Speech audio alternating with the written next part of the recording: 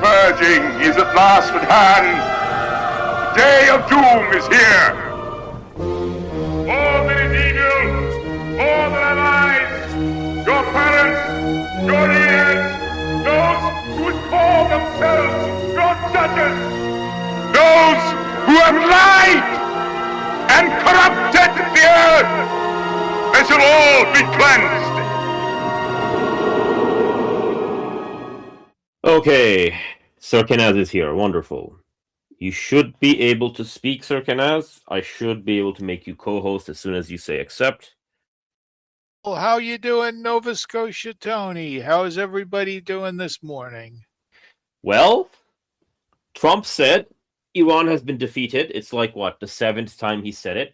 Sir Kenaz, he's been winning so much, right? He's won more so than much all the winning. other I can't wait to lose. Okay, so Dr. Kevin Barrett should get the link, and Sir Malcom should be around.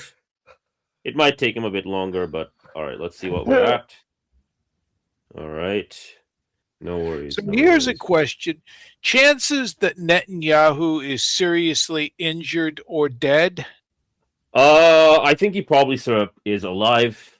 I think the reason he's not been seen, if I had to guess, is that his location was given away by that Indian reporter, and so now he's terrified of his life, and so he's like, I gotta hide for the next several weeks and months. I think that's what's going on.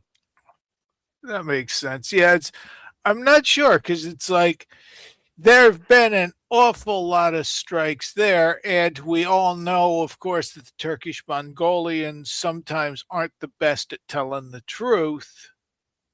Mm-hmm. So, but yeah, I'd want to see something more. Did you see the video of Netanyahu with 6 fingers? I mean, it's like, okay, if you're using AI to create stuff, you haven't talked in a few days. The thing about the AI thing is that any Tom, Dick, and Harry, if they spend 1 or 2 hours, they can make a video like that. It's actually very, very easy to make stuff like that nowadays. So unless it's from an official source, right, I would be like, okay, well, who made the AI video, right? If it's actually like the Israelis themselves making these AI videos, then that would be like a sign that, okay, something's up here. New Scotland Tony. What is this? Sprinter Press. Iranian missiles hit all designated targets within Israel. Network 12 of Israel estimates show 1 missile hit Tel Aviv a few minutes ago. Cluster. Yeah, so they're using the heavier stuff, basically. The Khorram Shar 4, which is 2 tons, and it's got 80 sub-munitions. They're using all the heavy stuff now. They're using all the heavy stuff for the simple reason that the bigger radars are down, and so now the Israelis have to use their local radars to try and figure out when the missiles are showing up, right? And so they only have 1 to 2 minutes on average of warning time, right? Eventually, you'll get to the point where, like Bahrain and Dubai and these other places, there's going to be no sirens whatsoever, right? Because they're unable to detect the missiles at all, right? And when that happens, I expect Iran to go up the escalation ladder, right? So that's kind of how I'm seeing this. All right, did Dr. Kevin Barrett receive my link? He should have. So yeah, we're just waiting for people to show up. In the meantime, Sir Kenaz, I thought, oh, there we go. Dr. Kevin Barrett is here. Perfect. Let's try and make him speaker. Invite to speak. All right. Just give it a few moments. Good sir, if possible, you can also send me a request, and then I can turn you speaker, right? So if you send me a request, I can approve you as speaker. Okay. Give it a moment. Hold on. Yeah. You can also try Sir Kenneth. There we go. Okay, am I unmuted and all of that now? There we go. Yes, loud and clear. All right. We're good to go. Assalamu alaikum, doctor. How's it going? Wa alaikum assalam wa rahmatullahi wa barakatuh. Ramadan Mubarak and happy night of power. Night of Uh, power, yes. Yes. Well, it's one of the odd days in the last 10 days, right? So Yeah. So we're somewhere around. Is it, where are we at now? Is it like, are we 25 now? I believe so. Let me it's double check. 26 today. It comes down on the 19th. Yeah. Oh, okay. Well, you're on the opposite side of the ocean, so so. Right. Okay, Yeah. So it varies a bit. Yeah. Yeah. Here in Morocco, people tend to sort of observe it on the 27th. That's when they go out, wander around That's the street. also, yeah. No, that's wonderful. That is wonderful. I mean, people are calling this the Ramadan War. I just call it the Third Gulf War. Simply because, like, for whatever reason, the orange buffoon seems to think that this was going to be like a 3 or 4 day thing, but he's getting the surprise of his life. Yeah. I was just writing about that. I'm just writing something to send out False Flag Weekly News with. Nice. Yeah. I said on one of the previous shows we did, and we do like 2 of these shows now a week, right? One on Saturday morning EST and the other one on Sunday morning EST. But like what I was saying was that if you took the big 5 wars that America did after World War II, right? So Korea, Vietnam, you've got 1991 Iraq, 2003 Iraq, and then you've got Afghanistan. If you add up all of the opponents that America faced and you turn them into a single country, Iran is actually stronger than that, right? Because it has striking abilities that none of these guys had, right? Like you can go to like North Korea 1950s, right? And oh well, look at all the artillery they have. Yes, that's impressive, but Iran has missiles that can go 2,000 plus kilometers, right? It's got drones of all sizes and shapes, right? And everything is underneath the mountains, right? So the funny thing about this war is that people talk a lot about what is being shown, but what I'm always focusing on or observing is what they don't show you, right? Because we kind of know, like 1991 and 2003, the Americans love to show videos and what have you of like, look at us blowing shit up, right? The problem is that this war, it's just like you go to the official CENTCOM account, right? US CENTCOM on Twitter, right? And what does he give you videos of? Well, he's giving you videos of like bombing a painting. Okay, here's a video of me bombing like a boneyard where like 70-year-old aircraft that are not fit for purpose are parked, right? Here's me bombing not just a painting but an inflatable like rubber thing, right? And you just laugh. I'm like, dude, you're the official government account of CENTCOM, right? And you're showing us videos of this. That tells me the war is not going according to plan, right? That tells me you've run out of targets. All of the Iranian stuff's underground, right? And you're just like, yeah, but I hit this like frigate that was decommissioned like 20 years ago and mothballed at the port due to like sanctions or whatever. And I'm going to show you a video of it. I'm like, okay, buddy, you're not fooling me. I mean, you might be able to fool a bunch of the Goyim, right? Actually, you know what? Let's talk about the Goyim, Dr. Kevin Barrett, right? Because remember all those Goyim who are saying like, yeah, I'm anti-war, I'm populist, nationalist, traditionalist, this, that, and the other thing. Whatever happened to them? Curious. Yeah. Well, the polls claim that Trump still has most of his base, but I think all the smart ones, to the extent there were ever any smart ones, have pretty much peeled off at this point. Yeah. I mean, but speaking of Goyim, it does make you wonder whether the Jews might have a point in calling the Goyim, a bunch of dumb cattle fit only to be manipulated. Because, well, I mean, look at them. These Christian Zionists who have gotten into this holy roller fit about Armageddon. Jesus is going to come back. All we have to do is get in this totally unwinnable war and just blow up the region and maybe the world, and that'll make Jesus come back.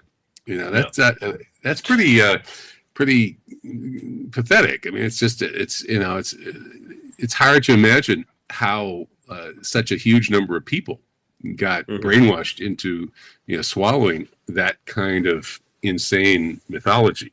I mean, I guess all mythology looks a little off and weird to people who aren't in it. But that, of all the mythologies in the world, I mean, that one I think is really about as stupid and crazy as it could possibly get.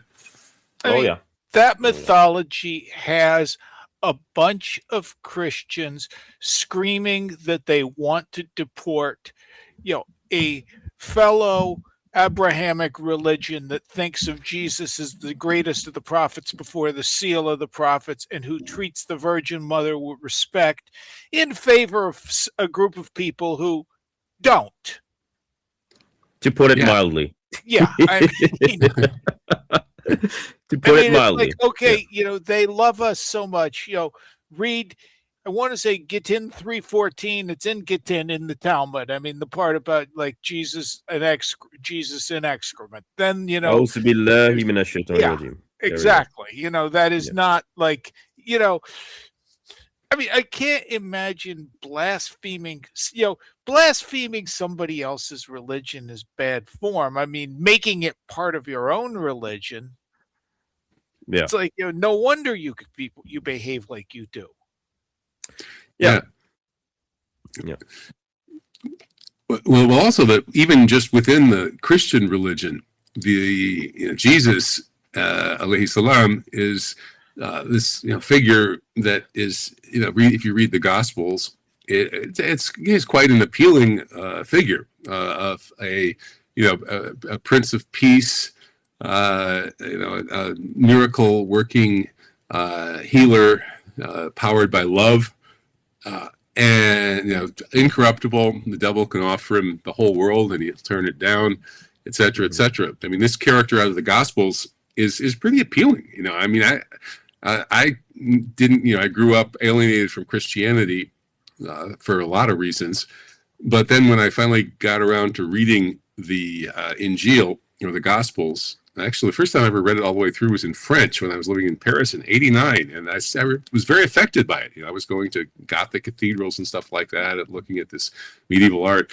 and then reading the Gospels, and I was pretty favorably impressed. I mean, it's a beautiful story. It's kind of weird and a little incoherent and stuff. And then what the Christians have made of it, that's another issue. But the actual Gospels are not bad as Scripture goes. And this figure of Jesus, alayhi salam, it's very, very beautiful and inspiring. And then to have these Christian Zionists in America turn this central character of this particular story into somebody who wants people to, commit these horrible atrocities and, commit mass murder on this off the charts scale. And, that's what he wants.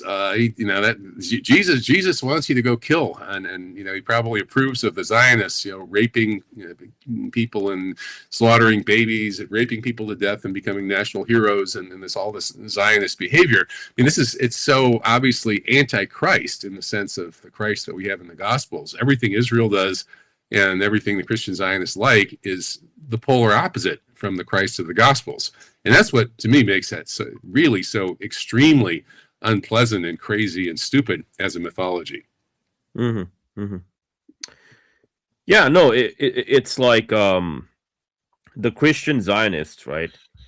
It's mostly an excuse for them to go to war and whatnot, and they kind of like view themselves as like, well, Israel, our greatest ally, this, that, and the other thing. I mean, you're just their goyim, man, right? Like, you're a golem, you're a Hebrew placing, right? All this other stuff that you call yourself, like nationalist, populist, patriot, this, that, and the other thing. Well, we all know what that is. It's like the poor man's neoconservatism, right? I say poor man's neoconservatism because unlike the traditional neocons who actually like got book deals and actually made money off of their, Islamophobia and what have you, right? Nowadays, the market's not so hot for, these like online personas on Substack and these other places, whether it's like John Carter and all these goyim, right? Like for them, it's just like, okay, the Israelis aren't even paying you $7,000 or whatever the number was, right? You're just pathetic, right? And the hilarious thing, Doctor, is that, it's not just an unwinnable war. You're absolutely correct. It is an unwinnable war. but it's going to be an actual military defeat. It's not going to be like, okay, well, America, we fought for 20 years or 10 years or whatever, and we just left, and oh, we didn't actually lose and whatever, right? That's actually not going to happen. What's going to happen is, right, like the Straits of Hormuz is blockaded, right? Eventually the oil is going to get to $150, $200, right? Just because of like basic mathematics, right? Depends on how much shortfall and what have you, right?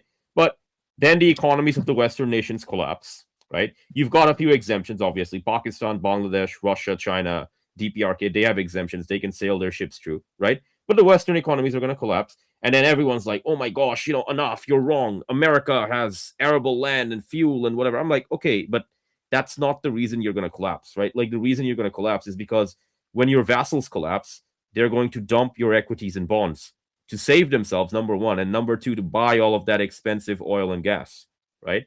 And so this is a direct attack on the petrodollar, right?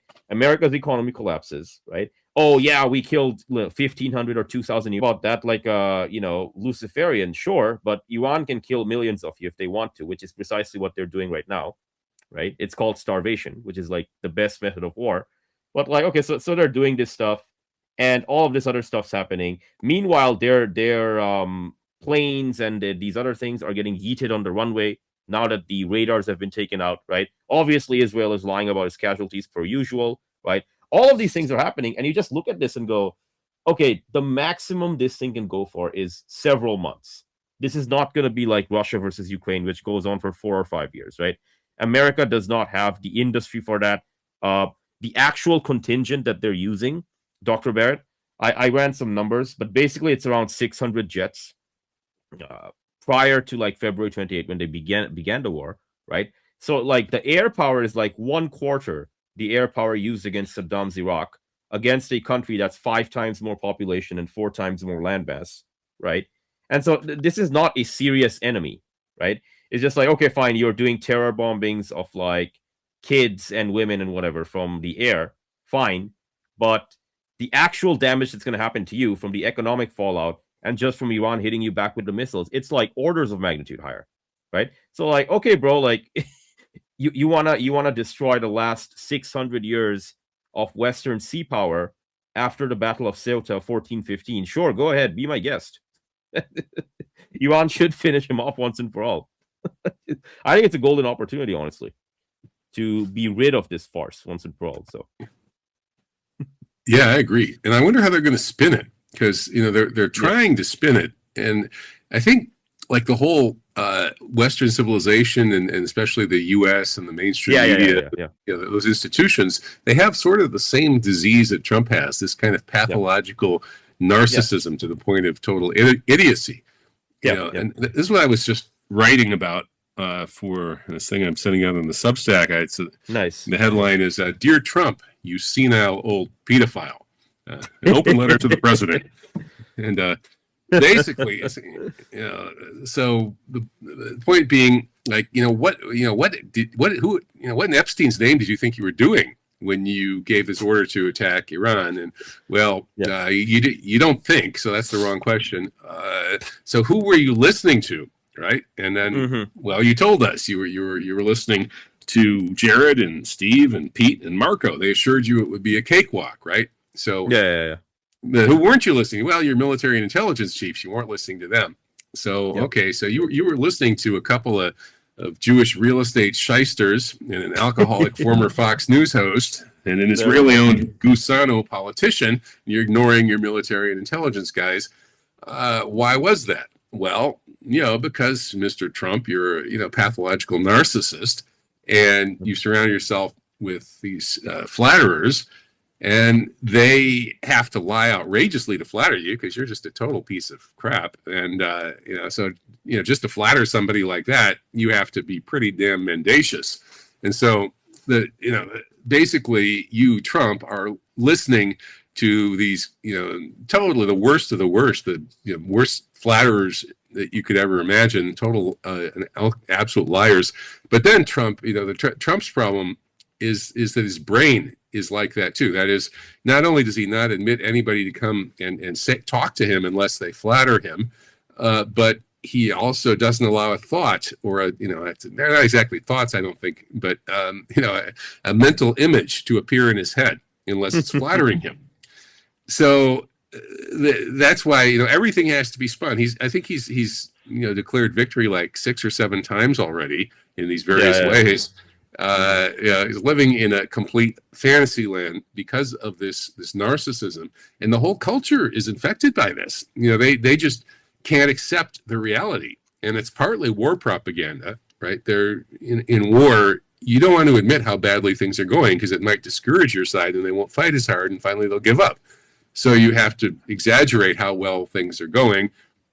But these people, they're believing it. They're this pathological narcissism.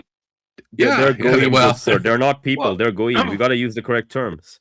There is a really big network of influencers for pretty much every political party. I mean, the Dems certainly have them. I mean, I've read through a lot of the stuff on the right. If you read nothing but right-wing pro-Trump influencers, you'd be convinced that we're winning this war big time. Look, the Iranian Navy has been destroyed. Iran has no more missiles. Iranian Navy, like the goyim on Substack are hilarious. They're like, yeah, we sunk the entire Iranian Navy, and what's their evidence?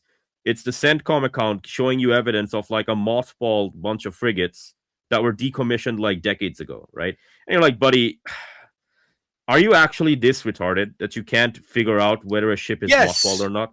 Yes, they are this retarded. They are this retarded. I mean, but we sank that unarmed ship off India that was coming home from exercising. And that was a great victory. Yeah.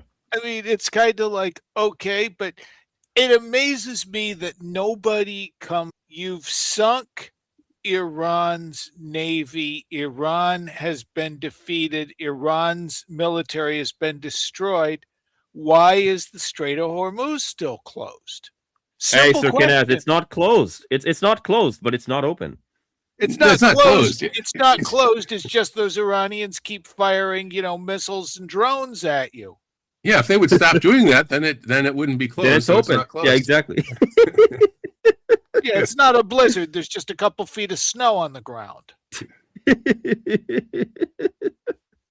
Yeah. So how far can this go? I mean, how badly can they be defeated and still be pumping out all this complete nonsense?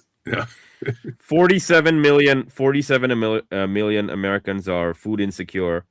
Like 20 million of them are outright starving. Once you get oil to $150, $200 and the economy crashes, we're talking about millions starving, food riots, the usual shebang, right? Orders of magnitude greater than any damage that they're doing to Iran, right? So at that point, it's like, well, enough. How long can this go? I think this only goes as long as the economy is intact, which is not more than a year, right? It's going to be probably much earlier than that. That's number one. Number two, it's only going to go so long as casualties can continue to be hidden, right? They're doing this ridiculous thing of like laundry fires, and there was a laundry fire on the ship. This other ship had like a maintenance issue. This other ship, it just happened to coincidentally, collide. This tanker hit this other tanker by accident. You can do that for a while, but let's say you try something even more stupid or retarded, like trying to land Marines on Karg Island or whatever. I mean, we all know what the outcome of that is going to be because we have the Russia-Ukraine war to study, right? If you try to land 2,500 Marines or 5,000 Marines or whatever, they're going to get shredded by drones, right? And okay, if that many Marines, that many Goyim get shredded by drones, I don't think they can hide that anymore because, like, whether it's video evidence or like photos or like videos of like their legs getting blown off or the Marines on the sands. We're gonna get like something whimpering. We haven't seen from Iran since 1979. We're gonna get videos of captives. Yeah. I mean, basically, congratulations. What are you going to try? Another Operation Eagle Claw to rescue your Marines? Yeah, well, there've been a couple of captives since then. Like like 15 years ago or something. I forget when it was. 10 years ago, there were those Americans that I guess their boat strayed into the wrong waters or something, and the Revolutionary Guard grabbed them. and took very good care of them, gave them really good Persian food. There are photos and videos of them like sitting around on these beautiful Persian carpets, eating really good Persian food, and seemingly looking pretty relaxed. And then they got all sent home. But this time I don't know if they're going to roll out quite as good food, given the way that the Americans have been behaving, and murdering their supreme leader. I think has probably made Iranians a little less friendly to Americans. On the other hand, they're such civilized people that they might very well treat their American captives fairly well. Certainly better than the Americans, much less the Israelis, ever treat theirs.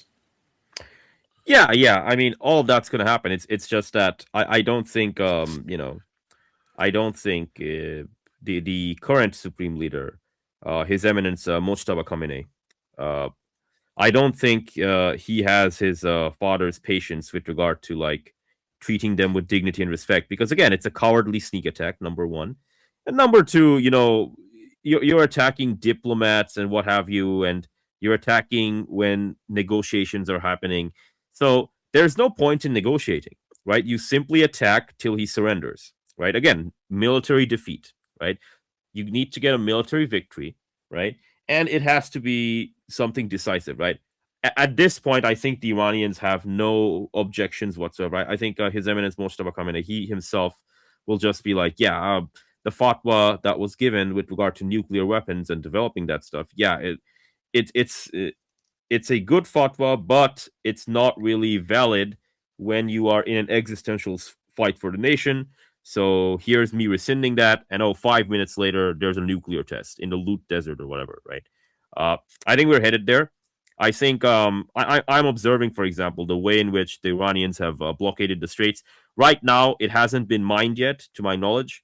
Sea mines, like modern sea mines, not like the World War I stuff that Saddam Hussein used in like the 1990s or whatever, right? Which the Americans still took like 51 days to get rid of, even with their like minesweeper fleet, which they don't have anymore. They scrapped their entire minesweeper fleet last September, right? So this time, if they try to do minesweeping or whatever, right, they won't have the ships to do so. And by the way, they got to deal with like Iranian missile batteries and drones and whatnot. So it's impossible, basically. It can't be done, right? What else? Right. So the Iranians are using cluster submunitions, 2,000 kilo load, 80 kilograms per submunition, hitting at like Mach 5 or whatever. At this point, I would not be surprised if the Iranians also use aerosols, right? People are like, oh, enough, why would they use aerosols? That's so inhumane. I'm like, you're in an existential fight for the nation, and you're up against the so-called superpower, right? The Epstein class. You're going to defend yourself. So if that's the case, and if Kuwait needs to be invaded to expel the Americans, even that's on the table. Everything's on the table, folks, right? Like, this is total war, right? This is total war, and everything's on the table, whether it's like the American bases in Erbil, Iraq, the American bases in the Kuwait complex, right? All of those need to be cleared, right? And right now, Iran's playing nice. Iran's telling the Gulf states that, look, if you want us to stop hitting you, right? And if you want like your oil and gas to make it to market, it's very simple. Just cut off relations with America and Israel, kick them out of your bases, right? That's the easy way. Or we can do this the hard way, aka the militias storm you, right? But that's where we're at. but wait, breaking news. President Trump said, Iran wants to make a deal, and I don't want to make it because the terms aren't good enough yet. He's just bullshitting. Yeah, he's just bullshitting. Oh, yeah, no, I mean, it's very well. Yeah, the terms are we leave the whole region, right? And Israel disbands. No, those terms aren't quite good enough yet. Yeah, you have to leave the entire Persian Gulf. You got to give us reparations, right?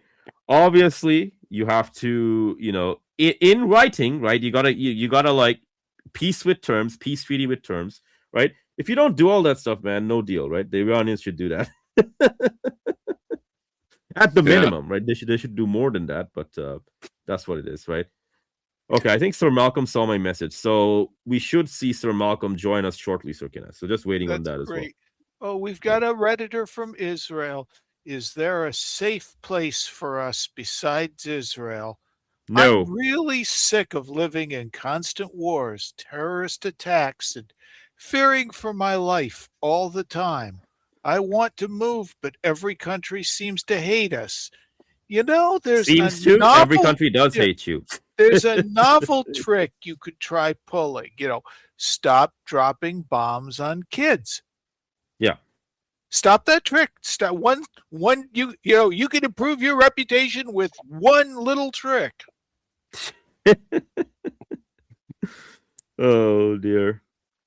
Yeah, that would help. There are a number of other things that they should probably do too. I want to mention though, you brought up the nuclear issue, and as I understand it, and I'm not exactly an expert on Shia jurisprudence, but I should call up my friend who is. I do have a friend, Blake Archer Williams. Oh, fascinating. Fascinating. Yeah, he's published like 50 books or something on these kinds of issues. He's in Tehran. I should check in on him anyway. But anyway, he's as I understand it, that nuclear fatwa and similar fatwas expire on the death of the jurist who issued them, and so. And the current supreme leader, actually, his ranking as a jurist is not as high as his father's was. Oh, I see. So it's highly unlikely that he really has the rank as a jurist to weigh in on that fatwa at all. But that in any case, the fatwa is null and void at this point because, again, as I said, these fatwas by living jurists expire when the jurist passes away. So currently, under that understanding, there is no nuclear fatwa anymore, and the brilliant Americans and Israelis eliminated it. That would,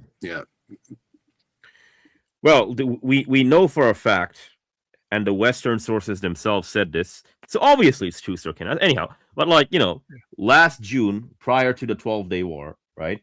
The Iranians had 440 kilos of 60% enriched uranium, right? If you want to make a first-generation device, like the device dropped on Hiroshima and Nagasaki, right? 15 kiloton, 20 kiloton, you can make around 10, 20 of those devices, right? With that 440, 450, right? If you want to make like a state-of-the-art third-generation design, which like has a bunch of these like boosters and these other things, you can make over 100, right? It has been several months since then. The Iranians probably have way more enriched uranium and way more other stuff.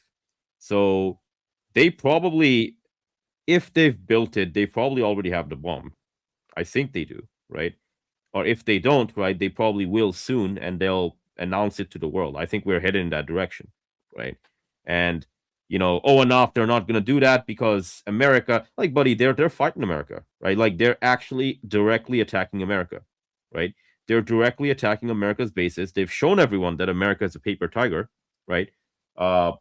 800 bases, 700, all meaningless, right? Because you can't defend most of them, right? You can defend at most one or two of the bases, but that's only after you use up all of your interceptors, and then you go to Pacific Command and be like, okay, the SAD battery in South Korea, the Marines in Japan, Okinawa, right, and all these other like SAM systems and whatever, we got to move everything to the Middle East, right? Okay, so you're a joke, basically, right? Like all this stuff about fighting China and North Korea, and it's meaningless. You're just gonna die over here in the sandbox, right? So I mean that's what this is. It's pathetic. I think what we're seeing, Dr. Barrett, is like a 1950s, 1940s Navy, a 1980s, 1970s Air Force against a 21st century military. I think that's what we're seeing here with regard to this particular war. Yeah, you're right. The drones in particular are so important, as we've seen in Ukraine, with Iran shipping huge numbers of drones to Russia. And obviously they have a whole lot themselves, which does indicate that, as you said, those 4,000 or 5,000 Marines that Trump is sending to storm Karg Island have a pretty pathetic fate awaiting them if they actually try that. I can't believe they will. But the thing is, these people, as I said, are so narcissistic, and they're trapped in their own fantasy world of propaganda. They're high on their own supply. So, you don't really know what they might try. And of course, that's the reason why Iran probably would be better off with a nuclear weapon as deterrence against any use of nuclear weapons against it. Of course, Iran already has the equivalent of a nuclear option, as you said, with long-term mining of the Strait of Hormuz, destroying all of the oil and desalination infrastructure in the region, hitting Dimona and spreading nuclear contamination all over occupied Palestine, etc. They already have something that's pretty close to the equivalent of a nuclear deterrent. But they'd probably be better off if they had the actual nuclear deterrent as well, because the people they're dealing with are, as I said, they're crazy. They're high on their own supply. They're not dealing with reality. Mm-hmm, mm-hmm. Well, but it doesn't, like, even if they nuke Iran, a nuke is simply a big bomb, right? Like, if all of your stuff is underneath the mountain, right, and it's like, okay, so you killed 2,000 people with a nuke on this like military facility, right? They could use it on civilian stuff, right? In which case they kill hundreds of thousands of people or what have you, right? But then MAD is active, right? Like, then the guy who used nukes first, the first use guy, right? There is an incentive on all the other nuclear powers to attack and finish him off, right? Which, I bring this up over and over again, but like, okay, well, you use the nuke over here, and now Washington, D.C. gets turned to glass. I mean, that doesn't really make your situation better, right? So you get a more humiliating peace treaty, right? And you also have the risk or the danger or whatnot of, like, your capital city getting turned to glass and this, that, and the other thing, right? But there's no options for them. Like, what are they going to do? Okay, well, the Straits of Hormuz are blockaded. We are going to lift the blockade. Oh, we can't lift the blockade. Oh, China, please help us out. Oh, UK, Japan, South Korea, help us out, right? And the hilarious thing, Dr. Barrett, is that the majority of them have already said no, right? The French and the Italians are directly talking to the Iranians in back channels, trying to figure out, hey, is there anything we can do to get our ships to pass? And Iran's like, yeah, of course, break relations with the Americans, kick their ambassadors and their diplomats out, and we'll consider it. Yeah. How will it be till some countries start doing that, I wonder? They're not gonna do it quite yet, but let's see when if they change their mind when oil gets to like $200. Well, enough. That's where I kind of wanted to ask you guys what you think about this, because I think what the plan will be for Trump is, and we're seeing it right now. Kenez read that post yesterday about Trump saying, hopefully China will come to help, hopefully the others. And then last night there was that tweet from him saying, we always had planned for a coalition to manage the strait. So what I think is happening is he's trying to keep the work from turning into a shoot, even though it's already a shoot. But in his mind, he can just flee the region and deal with the price of oil later, 2 months, 3 months down the road. I wonder what you think of that. Yeah, but that's not going to work, though, because, like, the issue with the Straits of Hormuz is not that I don't have enough ships or whatever to defeat Iran. The issue is that the ships are irrelevant, because the maximum depth in the Straits of Hormuz is 200 feet. Maximum depth. There's many other parts of it that are super shallow, right? If you try to sail a capital ship through it, right, you can look at the displacement and a couple of these other variables. Like, if you're like a ship nerd, you know what I'm talking about, right? 5 or 6 measurements, right? An aircraft carrier would go through it at like 15, 20 knots, right? Something like an Arleigh Burke, which is like the smallest destroyer, it would go 20, 25 knots. You're basically talking about like, light, like Usain Bolt running fast. That's what you're talking about with regard to like a giant ship, right? Through the waters. If that's what that is, man, you're just a sitting duck. You're an actual sitting, like, and by the way, we know this because the Americans themselves have parked all the way back in Oman. Sometimes they go out into like the Arabian Sea and what have you, or like the Indian Ocean, but they're not coming in close. Like, if they actually believed in their own propaganda that missiles miss 90%, but oh, don't worry, our pathetic paltry Air Force has like 10 times less ammo than we dropped during, like, 10 times less TNT rather than we dropped on Iraq, right? But we are going to somehow defeat Iran with that same ordnance, right? Like, just watch someone's actions. When they talk big, always watch their actions. What are they doing? Are they moving in the fleet closer? No, they're not. They're moving it further away, right? They're not thinking to themselves, okay, well, we are actually going to do this escort thing, right? the shipping guys, the Lloyd's List and these types of people who actually do like merchant marines and commercial ships, they ran the numbers. They said, okay, if the entire US Navy showed up to try and escort us, how many ships would get like proper escorts? And the number they came to was 10%. Only 10% of the actual daily traffic would get escorts, right? From like the entire US Navy showing up, right? If the entire quote unquote Allied Navy showed up, that number might rise to 25%. So 3/4 of the ships still wouldn't get escorts, right? And this is, by the way, just, meeting the numbers. We're not factoring in the Iranian response of like the drones, the missiles, the ASBMs, the artillery. People forget this. A lot of things are in artillery range, right? So it's going to be a complete bloodbath. I mean, if you I realize the math, like we always talk the rationalizations here, and I can't get myself into their mindset, but I always try to get myself into the Cape Shit Avenger mindset. I'm wondering if Dr. Barnett had seen that drone footage from Victoria Base yesterday, because that was something else. No, I didn't. Tell me about it.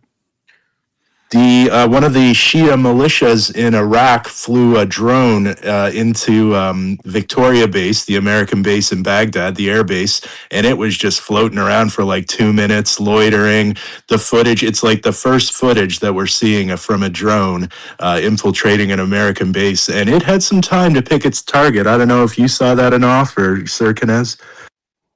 It was an FPV drone, like FPV drones, first person drones, right? You're going to see more of these because the Iranians, when they took out the radars and now they've taken out the smaller radars, they were doing it so that their militias can be activated on the field. And now they're beginning to activate on the field, and they're going to use these small, cheap weapons to take out the Americans one at a time, painfully, right? FPV drones are the bane of the battlefield, right? The Ukrainians have used them a lot. The Russians have used them a lot. What they do is they can hit you pinpoint, right? And take out 1, 2, 3 people at a time with their explosive yield, right? A lot of them have like these submunitions. A lot of them have like these metal pellets and what have you, right? It's only like 5 or 10 kilos of TNT, right? Nowhere near the Shahed, which is like 70, 90 kilos of TNT, but you can easily kill 2, 3, 4 people with it, right? And that's what they're looking for, man. They're hunting American soldiers down with regard to like, okay, well, do we see a clustering? Do we see this, that, and the other thing? And you have to understand something, right? The Americans built these bases over several decades. We're talking about 20, 30, 40 years of like American bases being destroyed by Iran within the first like 14, 15 days, right? We're still in phase 1, honestly. We are in the phase of Iran pummeling these places with missiles, right? Opening them up, using drones to like pummel them harder. And eventually what you're going to see is you're going to see smaller weapon systems, FPV drones. You're going to see militias like, actually storm the bases, kill all the Americans inside.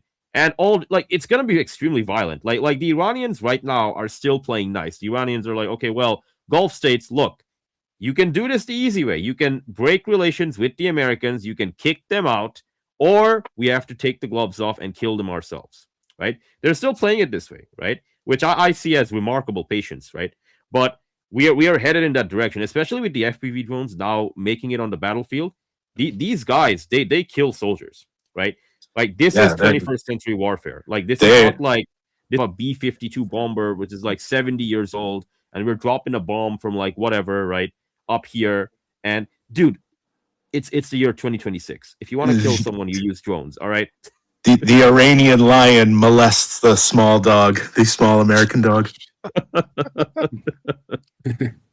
Oh man, the IRGC are just having fun, man. Like the IRGC, like they did a. I don't know if you saw this, but Dr. Barrett, but they put out a statement.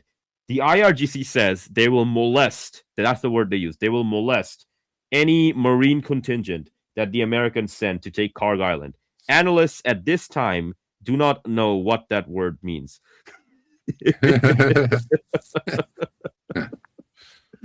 Maybe they're playing games with Operation Epstein Fury and Trump's molesting 13-year-olds. Yeah. So Kenaz, how well are you guys winning? Are you winning yet? Oh, we're winning so hard. I mean, we've won the war 6, 7 times already. I mean, if you count every time Trump has claimed, that we've won, we've defeated them completely, we've stomped them into the ground, what, at least 6, 7 times, maybe more? I mean, We need to have a victory parade. Every time that Trump declares victory, there should be a parade. America needs more like parades. seven victory parades, 7 victory parades already. Iran's been totally destroyed, 100%. Everything is gone, and yet you can't. Like, if he actually believes that, he should just, like sail the ships through the straits. I don't see what the problem is. Oh dear. I just got word from Sir Malcom. He should be here in about an hour from now, so we're good. But yeah, like it's just like, man, it's a complete basket case, and it's a complete laughingstock, right?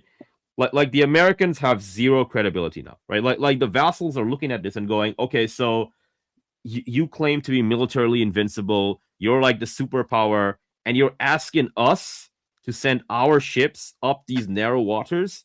Is that what's happening? Right? You're the guy who told us you don't need NATO, you don't need anything, you don't need allies, America first, blah, blah, blah, and now you need our help. And what kind of help is it? A suicide mission help. Suicide mission help, yeah. But Dr. Barrett, I was told that drones and missiles miss 90% of the time, so obviously the ships should be able to sail through. Yeah, as long as 10% never ever happens, I guess that might work if those numbers were correct. But I'm not sure they are. But even if they were, I don't think the math is very favorable to those ships getting through. But what do I know? Yeah. Sir Kenaz, how many casualties do you think the American public are willing to tolerate?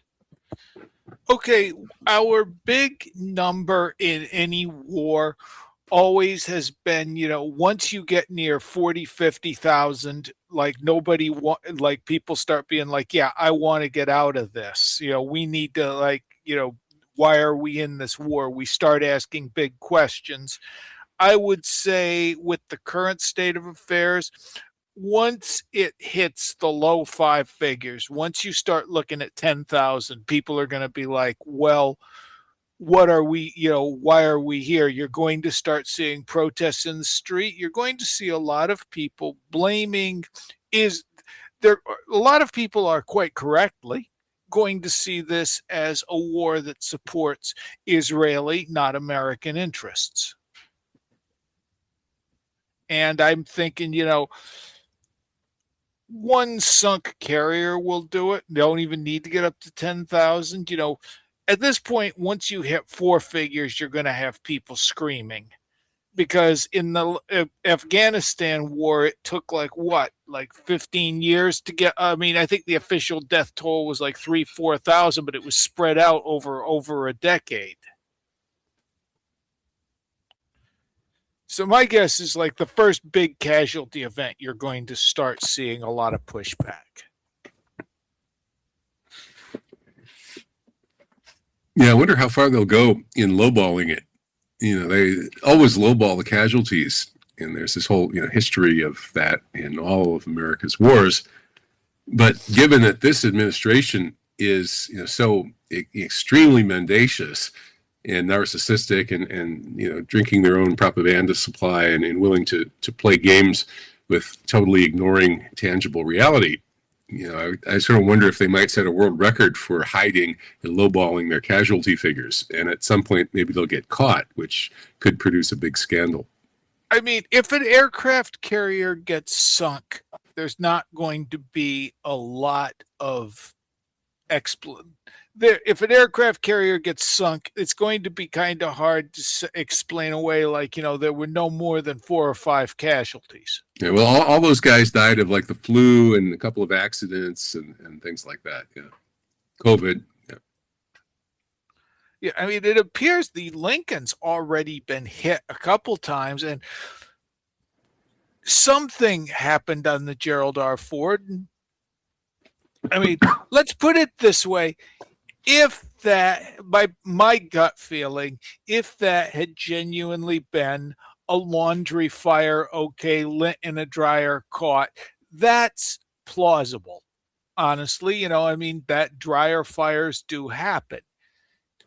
they wouldn't have announced it publicly any more than they'd announce, well, we have a casualty.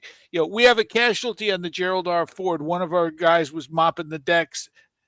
He slipped, he fell, he broke his arm. We're taking care of it now. You wouldn't announce that publicly.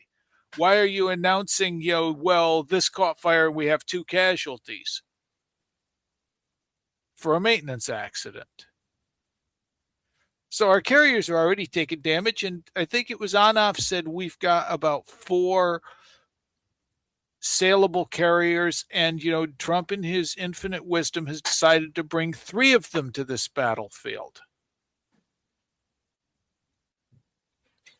Yeah, that leads us to the proposition that Ron Unz put forward maybe a month ago, I guess, and he's brought it back in the context of this war. Perfect time for China to blockade Taiwan and bring back that recalcitrant province into the fold, and thereby basically establishing Chinese dominance of the chip field. And just by blockading Taiwan, the Chinese would pop the bubble, the AI bubble that is keeping the American economy afloat. And that catastrophic economic implosion would bring the economic people in general and the Silicon Valley people in particular to bring pressure on the Trump administration to make nice. And so Unz thinks that China could basically win World War III without firing a shot by blockading Taiwan, citing Trump's blockade of Venezuela and Cuba as precedent, pointing out that blockading Taiwan is much more defensible because Taiwan is considered by the whole world as part of China, whereas Venezuela and Cuba are not considered part of the U.S. So it's much more, it's relatively legal in international law. There would be no violence. Whoever attacked first, in this case, if the Taiwanese or the Americans attacked first, would get most of the blame. And that, we've all been sort of wondering, is there a good argument against this, and what's the chances that could actually happen? Well, just the other day, the Chinese were lining up all of their, tens of thousands of fishing boats in the Pacific, all in like one big line, doing these very intricate maneuvers with their huge fishing fleet, which would be used in any Taiwan blockade. So maybe they're considering that. I don't know. Well, the thing is, though, like, they don't have to do that because, like, Iran's going to do that for them. They're just going to collapse the global economy with this blockade on the streets of Hormuz, right? And the hilarious thing is that it's actually going to affect primarily the developed economies, because the quote-unquote undeveloped economies like Pakistan, Bangladesh, etc., they have exemptions. They're getting the oil and the gas and the fertilizer or whatever. The ships are sailing through if they're owned by these guys, right? They're not sailing through if they're owned by like Italy or France or Germany or whatever, right? Like, hey, Taiwan, your overlord America is bankrupt. It entered a depression, an order of magnitude greater than the Great Depression of 1929. Come back to the motherland. We can do this the easy way or the hard way. I think at that point, Taiwan just folds, right? They're going to surrender because, like, the Taiwan thing is only really possible so long as there's American power projection. But there really isn't American power projection anymore. Sir Malcom, he's going to be maybe coming on the show an hour from now. But like one of the things Sir Malcom said last week was that America has this like very, very carefully crafted image of itself. It's built around the domestic population in the empire itself, but it's also like projected outward to like America's adversaries and people overseas, which is that America is just invincible, right? Like, America has infinite military power, and if it just set its will to motion or whatever, right, it can just, the black and brown Untermensch, like, there's no point in you even resisting, right? America's going to kick your ass, and, war goals, Clausewitzian framing, we don't need any of that. If we just start a war with Iran, and we just take off our, like, ankle weights or whatever, like an anime, right? It's just going to be a complete bloodbath, and the Iranians will beg for mercy in like 3 days, right? And so, like, okay, but what if that's not true? What if America has limited power projection, and Iran is going to attrition America and just outright militarily defeat America? Well, if that's the case, Dr. Barrett, then it's very obvious what's going to happen. Like, North Korea is going to attack South Korea, right? Other nations are going to make their moves, and the Americans are going to be overextended, right? And whether it's state actors, sub-state actors, warlords, cartels, militias, terrorists, it's just like a simultaneous attack, all at the same time, right? And why is it going to happen? Well, it's going to happen because everyone then sees, oh, like this lion with an impressive mane, and it just roars loudly, and the young challenger flees. Well, turns out it's an old lion, and it's got an impressive mane, but he just lost to a young lion, aka Iran. Hey, maybe the remaining 12 of us should just attack him, right? So, like that's where this whole thing is going, right? And it's like, well, enough, we're gonna use nukes. I mean, okay, then you get nuked in return, man. Like, you can't avoid this by appealing to nukes, man. Sorry, right? You're not in 1949 where like you're the only guy with nukes. Everyone else has nukes as well, right? So there's no escape at this point. I think like we are going to see the dissolution of the empire. This is the empire's last war, right? I'm 100% agreeing with Sir Malcolm here. This is the empire's last war. Like, especially considering how pathetic the sea power and the air power contingent is when you like compare it to like 1991 or 2003.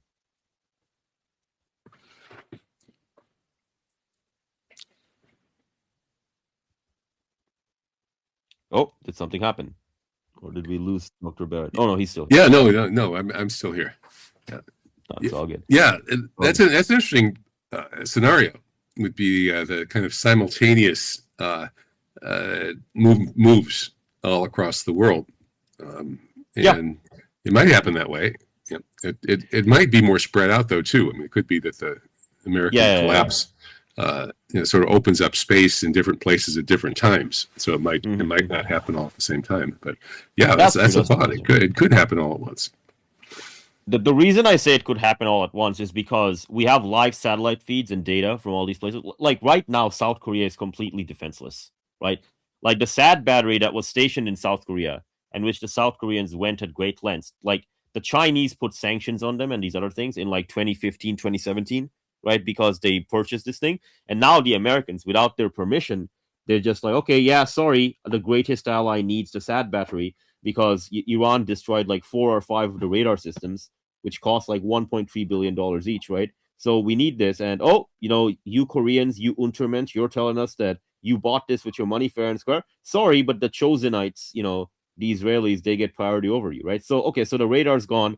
The smaller radar's also been moved, right? So South Korea is defenseless. If the North Koreans take out their 10,000 plus artillery pieces out of the mountains and they shell Seoul, South Korea, with like shells of like 8, 10, 12 kilos of TNT load, right? In less than an hour, they can shell Seoul with like several kilotons of yield, and they can just march downwards, right? They can march southwards, rather, right? Like that's where the world's at, basically, with regard to like America cannibalizing Pacific Command and sending everything they got towards Iran, right? Iran is decolonizing America, right? Not just like, decolonizing the world, but also decolonizing America itself. It's just like, all those trillions of dollars spent, and this is all you could achieve. I'm disappointed, America. You were supposed to be like the final boss, the big bad villain or whatever. But all this time, you were just a goyim of the Jews. And it makes you wonder what the Jews are actually thinking too. Neocon exactly. Jews have always thought that building up a very ruthless, powerful American military and then going around and beating up countries periodically to keep it in practice would give them this ultimate protection. They imagine that, we Jews, we took over America, we own America, as Netanyahu has reportedly bragged, and we've got their military backing us, and now we've finally gotten them to attack Iran for us, and it makes you wonder what do they really think is going to happen here? I mean, where is this going to go for them? In other words, like they're this giant bloated tick or parasite that's sucked up all the blood of the American empire, and now that empire collapses, and where are they? And I mean, it really makes you wonder whether those people thought this all through. I don't think they've thought it through. I don't think they've thought it through. I think this is just like like what was that example you love to use, Sir Kenaz, with regard to the zealots at the temple? They burned the food that people had stored for a siege because, well, if you have a siege, that means you want to negotiate the terms of surrender. The Mashiach is going to come. So we don't need this food. God is going to come in and throw the Romans out. Spoiler alert, God did not throw the Romans out. Yeah, well, that's probably it. I mean, it probably is that millenarian messianic madness in the the spirit of these Zionists. That's because that is ultimately the hidden sort of founding ideology of the Zionist entity is that Jewish messianic millenarianism, this eschatology that is their Messiah is going to come and conquer the world for them, and they've come up with all these spins on it. Where we're going to trick the Christians and the Muslims into fighting an apocalyptic war, then we're going to come in and clean up after they've destroyed each other. And of course, that project's been around for 500 years. Barbanel came up with that, and Netanyahu's father, Ben Zion, actually was his professor at Princeton, who was a big scholar of Barbanel, and his book on Barbanel is covertly cheers of Barbanel as like the first modern Zionist, because he said we're going to go back and bring on the Messiah, take over the Holy Land and do the return to Zion and all that stuff. But we're going to do it ourselves using this clever strategy of tricking the Christians and the Muslims into destroying each other. And back then he was imagining creating an apocalyptic war between the Ottoman Empire and the Christian world. But that plan has been updated a few times, including recently.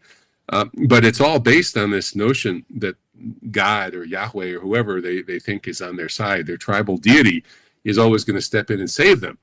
And I don't think he will. I mean, I think they're going to they're going to get to that point where they are suddenly once again finding themselves on the wrong end of the power equation and suffering the consequences.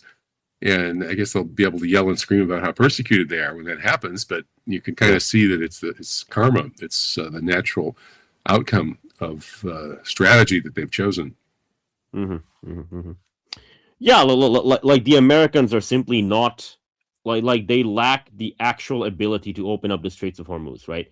And the Americans lack the ability to defend their bases, their embassies, the oil refineries, the gas, etc., etc. Yes, they can kind of do these like JASSM strikes from like Iraqi airspace. But again, you're up against a country that's enormous population, enormous surface area, right? You terror bomb a bunch of civilians. They're going to increase their attacks on you. Iran simply has firepower, overmatch, and escalation dominance, right? Like, and if any of these idiots, whether it's like Qatar or Kuwait or Saudi Arabia, they're like, okay, well, Iran, that's it. We're going to attack you, right? Iran's like, all right, man, look, you live in a society which is like flat desert. You have a finite number of desalination plants. We're just going to hit all of those, right? So back the fuck off, right? Which is basically like the threat. And it's going to work because like if you're Bahrain, right, you've got like one desalination plant in the entire country. Iran has to take that out. And then, look, your population, which is primarily migrant labor from Pakistan, Bangladesh, and these other places, right? They don't have water, and pretty soon they won't have food because we're going to hit your food stuff as well, right? So, well, good luck with that, dealing with dealing with the migrant labor population as they run out of food and water and what have you, right? They're either going to run or they're going to get really upset and do an actual regime change on you, right? So Iran has basically flipped the script with regard to what's happening, and I fully expect that like the outcome of this is just going to be like the Gulf states going, okay, America, you have to leave because we actually can't host you anymore. You're just more trouble than you're worth, right? I think that's a very, very realistic outcome. But do they have the power to eject the Americans? What will happen if they try? Well, the thing is, if the Americans are all running away to hotels and stuff and their bases are on fire, I think at that point they just have to kick them out of the hotels and put them in the airport, right? And then eject them that way, right? So it's not like the American it's not like the American bases are going to be used against them anymore, right? Because Iran is making sure that the bases themselves are getting deindustrialized. So you just eject them from the hotel. You bring in the hotel bouncer. That's basically. I mean, like in Bahrain, for example, Dr. Barrett, like Iran is doing these drone strikes, and then the American media are like, "Oh my gosh, Iran is so barbaric," blah blah blah, and the Iranian foreign ministry is like, "Buddy, your freaking soldiers, they ran away scared from the naval base, and they're hiding in the hotels among the civilian population. There's a bunch of these like grunts, like privates and corporals, that are still in the freaking like naval base, but most of them are in the civilian hotels, man. That's why we're hitting the hotels, right?" So yeah, no, the Bahraini king could just be like, "Okay, man, just get out of here, man. Your hotel reservation is out. Get out of here, right? Because I don't want the random Pakistanis and Bengalis rising up in revolt, or like the Shias or whatever rising up in revolt and like overthrowing me, right? I like my life, what, and if the Iranians can spare me, I'll take it, right? Because ultimately, what Iran is banking on is human nature, right? Like these Gulf monarchies are just a bunch of cowards, right? And okay, so if you're a coward, then we're going to take advantage of that. You're going to pussy out if we give you, like, you don't seem to fear God Almighty. So I guess we'll have to do this the old fashioned way. We got to give you like the fear of material realities, aka running out of food and water, right? So that's basically the strategy. Yeah, so I wonder if they'll find a way to try to dress it up and like say, oh well, we're temporarily withdrawing a certain number of Americans. Yeah. Planning to go back, as soon as the situation is stabilized or after we've finished off our glorious victory that I've already declared a zillion times. Yeah. Mission accomplished for the Right. 12th, well, for the 19th time, and we'll be back in like a few months. Maybe Trump will get a big, beautiful deal to provide security for the Persian Gulf region. And the big, beautiful deal will consist of having all those other people pay for it. Instead of us poor American taxpayers having to pay for providing security for the Persian Gulf, now, this consortium of, Russia and China and Iran are going to be providing security for the Persian Gulf, and they're going to have to pay for it. And we won the war. We forced them to have to pay for providing security. We're bringing all our guys home and declaring victory. Yeah, it's most beautiful. Russia, China, Iran, they're all going to work. They're working with us. We're talking to them right now as we speak. We're working on getting this. The biggest deal. You won't believe how big this deal will be. And they're going to pay for it. Well, oh dear. Yeah. I think one of the things I find kind of sad is that so many people hated Trump like virulently, and to be fair, not entirely without reason, but Trump is such a comedy gold mine. I mean, Trump is basically funny. I mean, the cadence, the speeches, you can, like, it's just, unfortunately, people got so angry about him they didn't realize laughing at him is actually a more effective tool. Yeah. Well, I've been doing satire, trying to mine him for laughs for years. But I sort of gave up like a month or two ago. I think I officially submitted my resignation notice as a satirist because he's one up to me. I mean, he's making fun of himself really better than I can. One he's done with me is every time I've said, well, there's no way this could happen. Not even Donald Trump could be stupid enough to try this. Yeah. Every time. Well, he can't be stupid enough to try to start a war with Iran. Well, he can't be stupid enough to risk closing the Strait of Hormuz. He can't be stupid enough to think we can win a ground war with Iran. Every time. Every time. Yeah. Yeah. Well, go ahead. He'll go down in history as maybe a great buffoon. Yeah, I mean, he's a great, he's a very, very funny buffoon, but I'd kind of like my president to be something other than a buffoon. Sir Kenaz, it's the Goyim, all right? Like, the Goyim are not going to be anything better than a buffoon. Sorry to say. I think just reading to be fair, they're paid influencers, so you have to expect this, but like we're winning in Iran. Look, Iran is going to collapse any day now. Iran has no more missiles to throw except those missiles they just threw at Israel. But never mind that. They're running out very shortly. They're running out very shortly. They're always about to run you out. mean this? Yeah. You mean like the Iranians who are like hitting Israel? Yeah. Since last night, Iran has attacked Israel every 90 minutes. These guys are running out of missiles and drones. Is that what you're telling me, Sir Kenneth? Yeah. Well, I think one of the problems Americans in particular have is our last several wars have started with a big shock and awe campaign where we, immediately we took Iraq, we established a beachhead in Afghanistan and like Kabul and a few other cities. And then a decade or two later, we claimed victory as we left. I mean, of course, it was not a victory at all. It was a stupid move that just gave us that. But we are inclined to think of wars as something that lasts a week or two. Mm-hmm. Mm-hmm. And I don't, Trump serious, I think a lot of people really took Trump at face value when he said, this is going to be over in 4 days.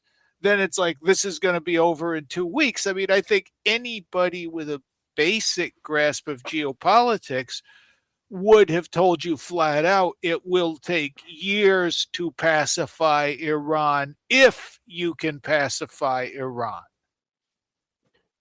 And if there is a no, because the troops you need, the ground forces you need, because again, it comes down to boots on the ground, is roughly 2.5 million. The entire American military right now is 450,000. And that's like counting the cooks, the janitors, and the HR people, right? Right now in CENTCOM, there's 40,000-ish, right? Quite a few of them already died from the Iranian missiles, right? But like 40,000-ish, right? This is nothing. I'm sorry to say, but like this is not a serious military. Like in 1991, Gulf War I, 950,000 plus troops from over 36 nations showed up, right? 2003, right? Over 500,000 troops, right? Obviously a very, very large Kurdish contingent, right? And a much smaller American contingent. But like this is like an order of magnitude, nearly 2 orders of magnitude less, right? Than what was available back then. And you're up against Iran, which is more than an order of magnitude greater in strength than Iraq. So this is not a serious military. Like they can do this terror bombing of civilians for a while, but like I said, Iran can kill more over time with like the drones and the missiles, and Iran can kill more in the absolute sense with regard to like starvation, right? Which is basically like the Straits of Hormuz. Like, oh, enough. Why does it matter if the global economy collapses? Well, okay. The global economy collapsing, especially affecting the developed nations, that's a big deal, right? This is like, okay, well, millions of Americans perish. How does that happen? Well, this is how it happens, right? This right here is how it happens, right? So very, very, very serious stuff, but I don't think the Americans just realize that, okay, well, we are not taking this seriously, but the Iranians are taking this as an existential fight. So it takes 2 to tango in war, obviously. So like they're just gonna shatter our glass jaw, right? Like that's the end outcome of all this. Yeah, I think that's a fair thing. It's where I've said on every episode of the third Gulf War so far, if only Donald Trump had subscribed to Eurabiamania. If only he had listened to us. We were saying weeks before this, months before this, no, that's a really bad idea. You really don't want to try taking on Iran in a global conflict. I mean, of course, we'd be panicans, doomers. We don't know what we're talking about, but you don't have to be a rocket scientist. You just need to look at the numbers and you could see that, okay, this is not a war that America can win with its current level of, with its current stomach for casualties. Mm-hmm. we're not used. World War II is outside of our living memory. At this point, yes, there are a few people left living. There, most of them don't remember World War II much better than we do. That's just the way. It's like, unfortunately, Iran from 1980 to 87 lost between 200,000 and 700,000 people. They're, they have mass casualty events in living memory. We don't. We're not prepared for what we're going to get. Yeah. I've been saying that since 2007, I guess, or even maybe a little before that. Back in my early 9/11 truth days, 7 on that list of 7 countries in 5 years that General Clark said that 9/11 was designed to destroy. And clearly, the Zionists who were ensconced in Cheney's office, among other places, were really pushing to go into Iran back then. But early on, not that long after 9/11, the Atlantic Magazine and a bunch of foundation types and military people put together a big exercise. Actually, it was an official exercise. I think it was Riper was the general who ran the Iranian side. They ran a U.S. war on Iran, and Iran won, easily. And they tried to blame it on this Riper, the general who was so good at running the Iranian forces. But they also realized that no, it was the outcome of the forces. It was the outcome of kind of the impossibility of the task. And so that since then, the conventional wisdom among American and all military experts and planners has been that this kind of war would not work. But today, it's much worse than it was back then, because the Iranians have had 2 decades to prepare for it, and they have prepared for it. They started preparing for it after 9/11 and the invasion of Iraq and Afghanistan, and they started stockpiling these missiles, and they built up their drone program, and so they are vastly stronger now than they were then. And back then, again, it was virtually unanimous, except among a few, rabid Netanyahu acolytes, that the U.S. war in Iran means the U.S. loses. And so today, a vastly stronger Iran is finally getting a chance to do this. And it does make you wonder, again, what were these people thinking, and particularly these Zionists who think that this is in their interests. John Bolton said war in Iran was a bad idea. John, I never saw a war I didn't like Bolton.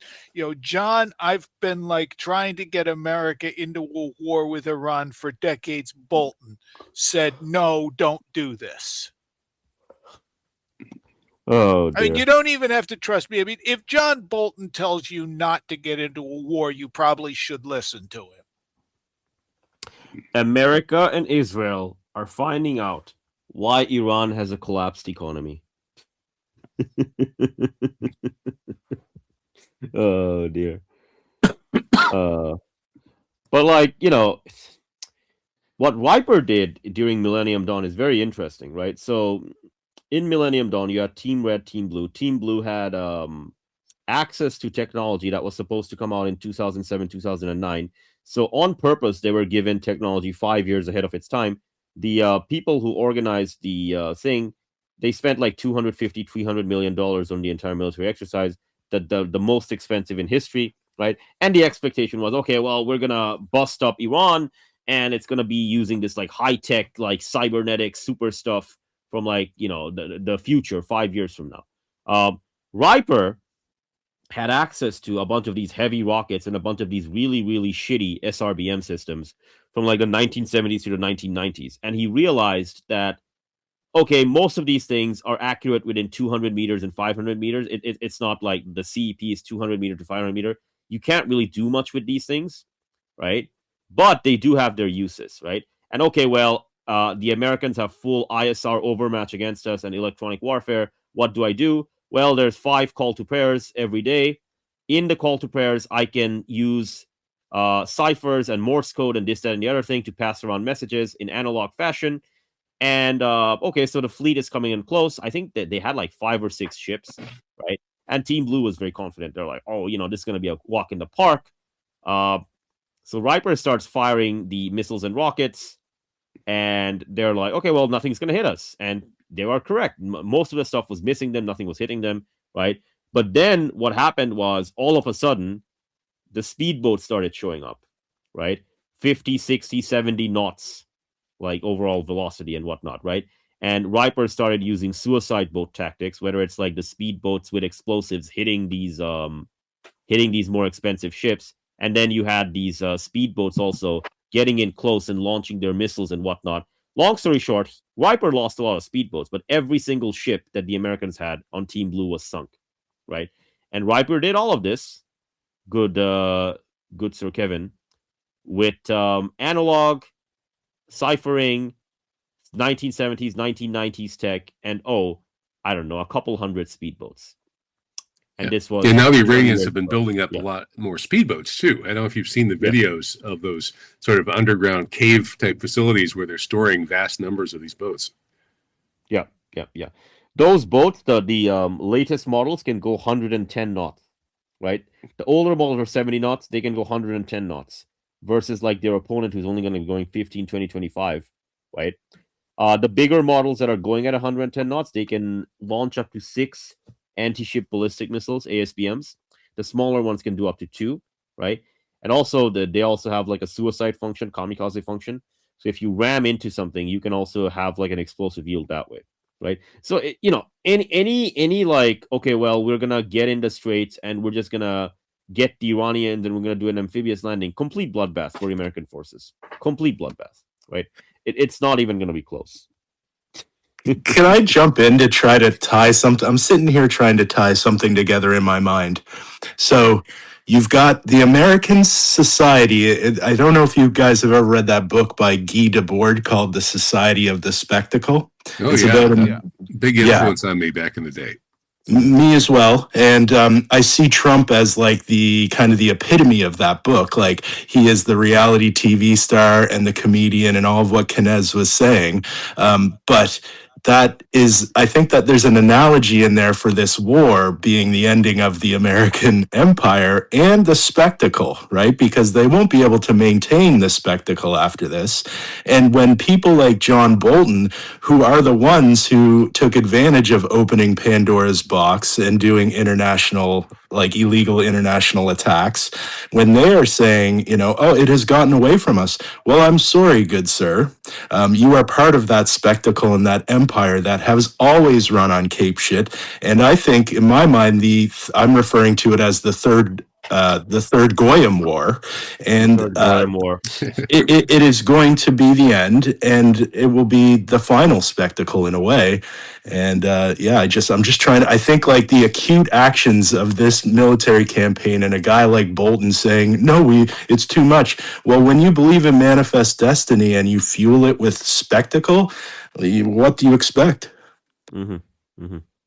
Well, that spectacle analysis seems even, where does that, how does that change with the new media? Because that, 1960s, late 60s idea from Debord was all based on the explosion of media, and particularly audiovisual media, but also cheap images of all kinds, including the posters and such. And now, of course, we're awash in even more images and of more sophistication, and the line between reality and image has been blurred, even more. Like I remember in the late 1990s, there was an issue of some local magazine that Stuart Brand of the Whole Earth Catalog put out in San Francisco, the picture of a flying saucer whizzing by the Transamerica Pyramid building. And the legend of the photo was something like, it's the end of photography as documentary proof of anything. Because, the kind of primitive version of Photoshop had suddenly arrived in the 1990s, and it became pretty easy to fake photos. And so today, the media environment is in some ways almost kind of more totalizing and hypnotizing than it was back then. The addiction to reels and short videos, of course, is this big problem that's the neuroscientists are worried about, where people's dopamine cycles and such are getting all out of whack from that. And then we've also got AI producing these videos that look pretty convincing until Netanyahu holds up 6 fingers or whatever. And so the media environment is creating a different kind of spectacle. And then what would ending the spectacle mean in a world where we have the kind of media we have now? Will that media all disappear, or will people somehow cognitively or spiritually mutate back into something more recognizably human? I mean, I just don't see how it ends. Oh, but Dr. Barrett, Iran's doing the first step in the process, deindustrializing the Western economies, so that when they rant and rave about, oh, they put women in garbage bags and this, that, and the other thing, and Africans are primitive or whatever. Well, my friend, you know what? All this time you had access to cheap debt and cheap energy. Let's take away one of those pillars and let's see how you function, right? With a society where like the average age is like 50 years old, right? Let's see how you so-called quote unquote superior Westerners function. And our iPhones cost 3 times what they do now. Yeah. It's gonna be hilarious, man. It's gonna be like the copes right now are so funny. Like there's actually like this entire movement of people who are like, actually no, man, the Straits of Hormuz is not closed. It's AI generated. Ships are passing through. They're just turning their transponders off. It is so funny. You just laugh at this crap. And Oh yeah, there's a YouTube account. I'll just interject by a guy. He's an ex-Army Ranger named Chuck Holton, and he fancies himself a war reporter. And I listen to him every day and off, and he is saying that very thing. Yeah, he's a retard. Why do you listen to the Goyim? I don't know. There's something in me that I just demand pain, I guess. Oh, man. Well, here's the big wild card though. What if like the new Larry Silverstein Tower in Los Angeles, gets hit by a plane hijacked by Iranians, and then it miraculously blows up. Why do Iranians have to hijack anything? They have missiles. They don't need humans to hijack. Yeah, but then you're thinking rationally. I mean, what if the media tells everybody that Larry Silverstein's building blew up, killing thousands of people in L.A., and it's all the fault of the Iranians, and so we need to muster an army of millions to go invade that evil land? Do you think that they're in a position where they could even dream of something like that? We need an army of groypers. Not even that's not going to work. Like if they tried a draft in the year 2026, like Sir Malcom wrote an entire essay about this, right? But the reason it would be impossible is because the bureaucracy and administration does not exist for this. Like they don't even know where the 18 and 29-year-olds live, right? Like a lot of these guys, they've changed their addresses multiple times, so they're not going to even find them. If they do, well, Peter Thiel knows where they live, doesn't he? He says he does, but like, let's just say I'm very, very skeptical that Palantir and Thiel and these other guys, like, they LARP as being like, oh, we're developing surveillance software or whatever. But it's like 3rd grade, 4th grade crap, right? It doesn't even work, right? But like, so you, Dr. Barnett, could I jump in and off just to say, I don't even think half the people would believe that false flag attack. Everyone would just be like, belief is not relevant. Belief is not relevant. I'm talking more about like the mechanics of it, right? Like, okay, we need 2 million, whatever, right?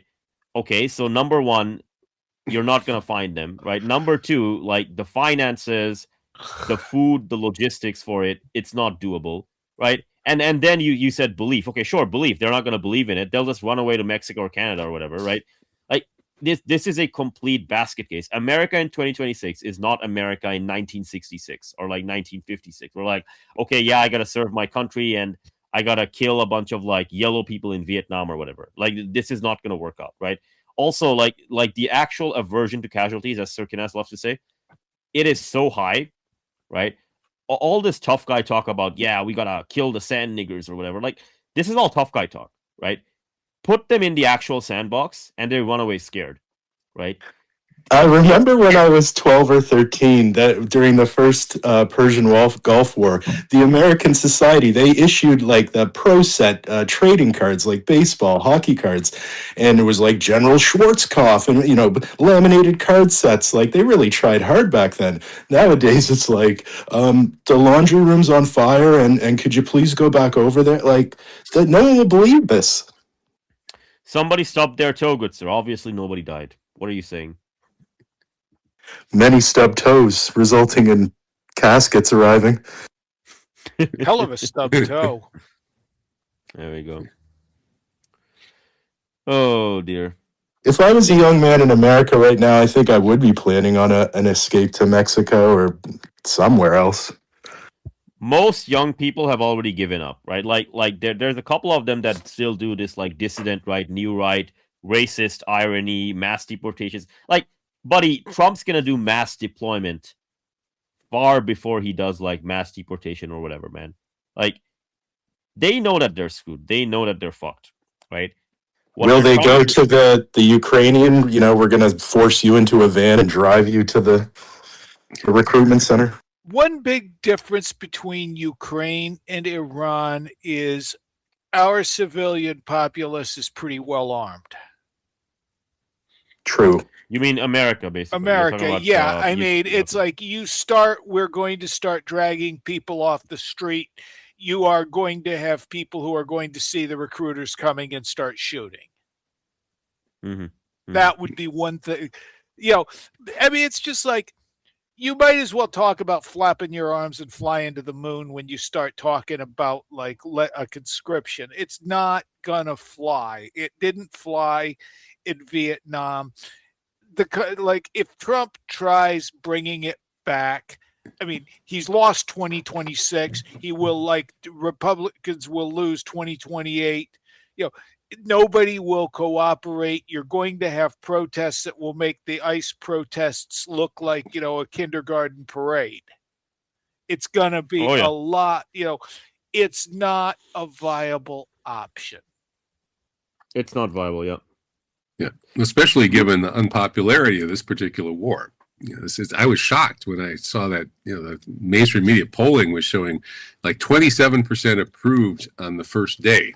I forget that the big majority that disapproved on the very first day. When a war breaks out on the first day, everybody's supposed to rally around the flag. It's supposed to be like 100% approval, or 95%. That's a little dubious. If it's only 90%, you could be in trouble down the line. But like 27% approval in the mainstream polling on a war on the first day, and it's like down below 20 now. It's like that's a non-starter. That's what I'm thinking. There's no false flag that could fix this. More specifically, the problem here is we're an aging nation. You need people 18 to 35 to fight. Among that group of people, the overwhelming majority of them see this not as a war for American interests. They see it, completely correctly, as a war for Israel. And, telling people like die for the homeland carries a lot more resonance than, die for this New Jersey sized country at the eastern edge of the Mediterranean that's run by people who hate you. You've got to have strong arms if you're going to be on that aircraft carrier plunging toilets. We need strong arms. Sir Kenaz, the Goyim exist to serve the chosen people. What are you talking about, man? Right? I mean, they're gonna. It appears they're gonna serve somebody. They don't seem to really be getting they seem to be eating the goy slop up. But again, Donald Trump. Okay. I gotta read this.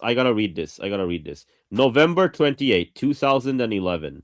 So 15 years ago, Donald John Trump. Once Iran gets nuclear weapons, they will shut down the Straits of Hormuz. Oil will be over $300 a barrel. And then, okay, let's continue. Hang on a second. Sounds like a smart guy talking here. Oh, but hang on a second. I gotta open this up because it's a very long tweet, so it got cropped. Wow, so he's prophetic. I guess we better trust the plan. Trust the plan? $300 oil when? 2026. Oh man, $300 oil, absolutely hilarious, man. It's just like, you're not. It's not just the draft becomes impossible if your gas price is like $8 or $10 a gallon, right? Like, you literally can't even do army logistics at those prices. It's like, okay, well, enough. We're gonna do bombing from the air using tankers. I'm like, okay, buddy, you should actually like open up your jet and see how much fuel it consumes, like before you talk nonsense like this. And how easy it is to shoot the other. Sorry. Yeah, obviously they bumped into one another. Obviously that one wasn't shot down. How dare you believe Iranian propaganda? Apologies to the Empire. Yeah, a lot of unfortunate accidents happening these days. Tankers and and people, soldiers. Just, I guess Tel Aviv is just one big city full of unfortunate accidents. Well, I was talking to a resident of Tel Aviv earlier this morning who was telling me, no, open for business. Everyone should be coming to visit. And I supplied some videos that had come from some of those every 90-minute strikes overnight. And she said, no, that's just, that's propaganda. No, it's probably a mix of both. That is that the people are on edge, diving into their shelters, and every now and then something blows up. But hey, life goes on, which is how it always is under bombing. That's why you can't strategically bomb anybody into submission, because one theory is it's because the survivors kind of feel, oh well, God made me, picked me to survive, and so I guess I'd better fight on. But the whole historical record is that you can just never really bomb anybody into submission. Hopefully, the Zionists will be an exception, but I'm not even sure if it'll work on them. You don't have to bomb them into submission, right? It's a society with single point failures baked into the cake, whether it's the desalination plants or the power plants. You hit those things, you destroy them, and then you just let the Israelis fight amongst each other for power, food, water, etc., etc. That's it. And everything else is just like, icing on the cake. Whether it's Hezbollah attacking from the north, the Egyptians attacking from the south, or whatever. Right? Like at that point, even a coward like Sisi would be like, yeah, you know what? There's like 5 different guys fighting a civil war up there. Maybe I should go in and pacify it or something. Right? Israel is one of the most Tel Aviv, rather, is one of the most heavily protected cities on the planet with regard to air defense. And yet the Iranians have been able to take out, multiple radar sites, right? The siren times are now down to like 90 seconds to 2 minutes instead of the 15 minutes that they used to get with like all of these different radar systems that they had, right? Pretty soon you'll get to a situation where they get no warning whatsoever and the missiles are coming in, right? And at that point, it's lights out, basically, right? Because then the Iranians can strike at will. I mean, the Iranians have already said that, the era of tit for tat, you strike me, I strike you, that era is over. From now on, it's just going to be continuous strikes, right? Okay, so continuous strikes, and the society falls apart, not because like it got bombed into submission, but because like food, water, and these other things ran out, basically. Sure enough, I have a speculative vision of tents in just fields and fields of tents in Tel Aviv, and people fighting for food distribution and water. Bro, they're going. Bro. The chosen people cannot put up their own tents, man. They need the goyim to put up the tents for them. All right, let's get that straight, right? That's the first thing. The second thing is they're just gonna fight amongst themselves, man. Like they despise each other. Like the settler, like the Kahanist Jews, they despise the liberal Jews. The liberal Jews despise the the lefty Jews or whatever. Like it's not a cohesive society, man. The Like Kahanists would be like, we need all resources. Yeah, we know Tel Aviv has been bombed into the ground, but we need all resources to be poured into the West Bank settlements. there was a Russian general, I forget his name, right? But he was doing an interview talking about the Ukraine war. And at one point, I think the interviewer asked him, what do you think about the Israeli military, right? And he basically said, it's a World War II era gendarmerie with a bunch of like stuff, and they've got a modern air force which is completely imported from the Americans and the Europeans. That's all it is, man. Like it's not a real military force. It's a military police type thing, right? Which beats up women and kids, right? And you don't like that? Well, here's our jets that we all imported from America. A lot of it was given to us for free by Westerners, and we're gonna use it to bomb you from above. It's right? all that with a skin mask of IDF babes posting accounts. Basically, that's what that is. Yeah. So So, Dr. Barrett, looks like Israel's not going to make it to its 80th birthday at this rate. Yeah, it could. I've always had a sort of a fluid timeline where I've been expecting it to end, but not sure exactly when. And he's usually been thinking it's somewhere between 10 and 20, 30 years out, but it could be a lot sooner than that. I mean, who was it who was predicting 2027? Was that which one of the Iranian leaders? I'm forgetting. Oh, he said, I think they're gonna die on year 7. Yeah. So yeah, it's totally unviable now, and it turns out this Al-Aqsa flood really did it. I mean that's what caused them to take the mask off and behave so insanely evilly and unstrategically that they're taking themselves down, and it's kind of strange. You'd think that more pragmatic leadership actually would have had a chance of having some long-term viable Zionist entity. And, they almost had the Saudis in their pocket. Almost. Yeah. Almost. Yeah. The problem they with won't take yes for an answer, I guess. Yeah. Well, the problem with the Saudis is that it's all desert. I mean, hit 5 or 6 desalination plants, that's lights out.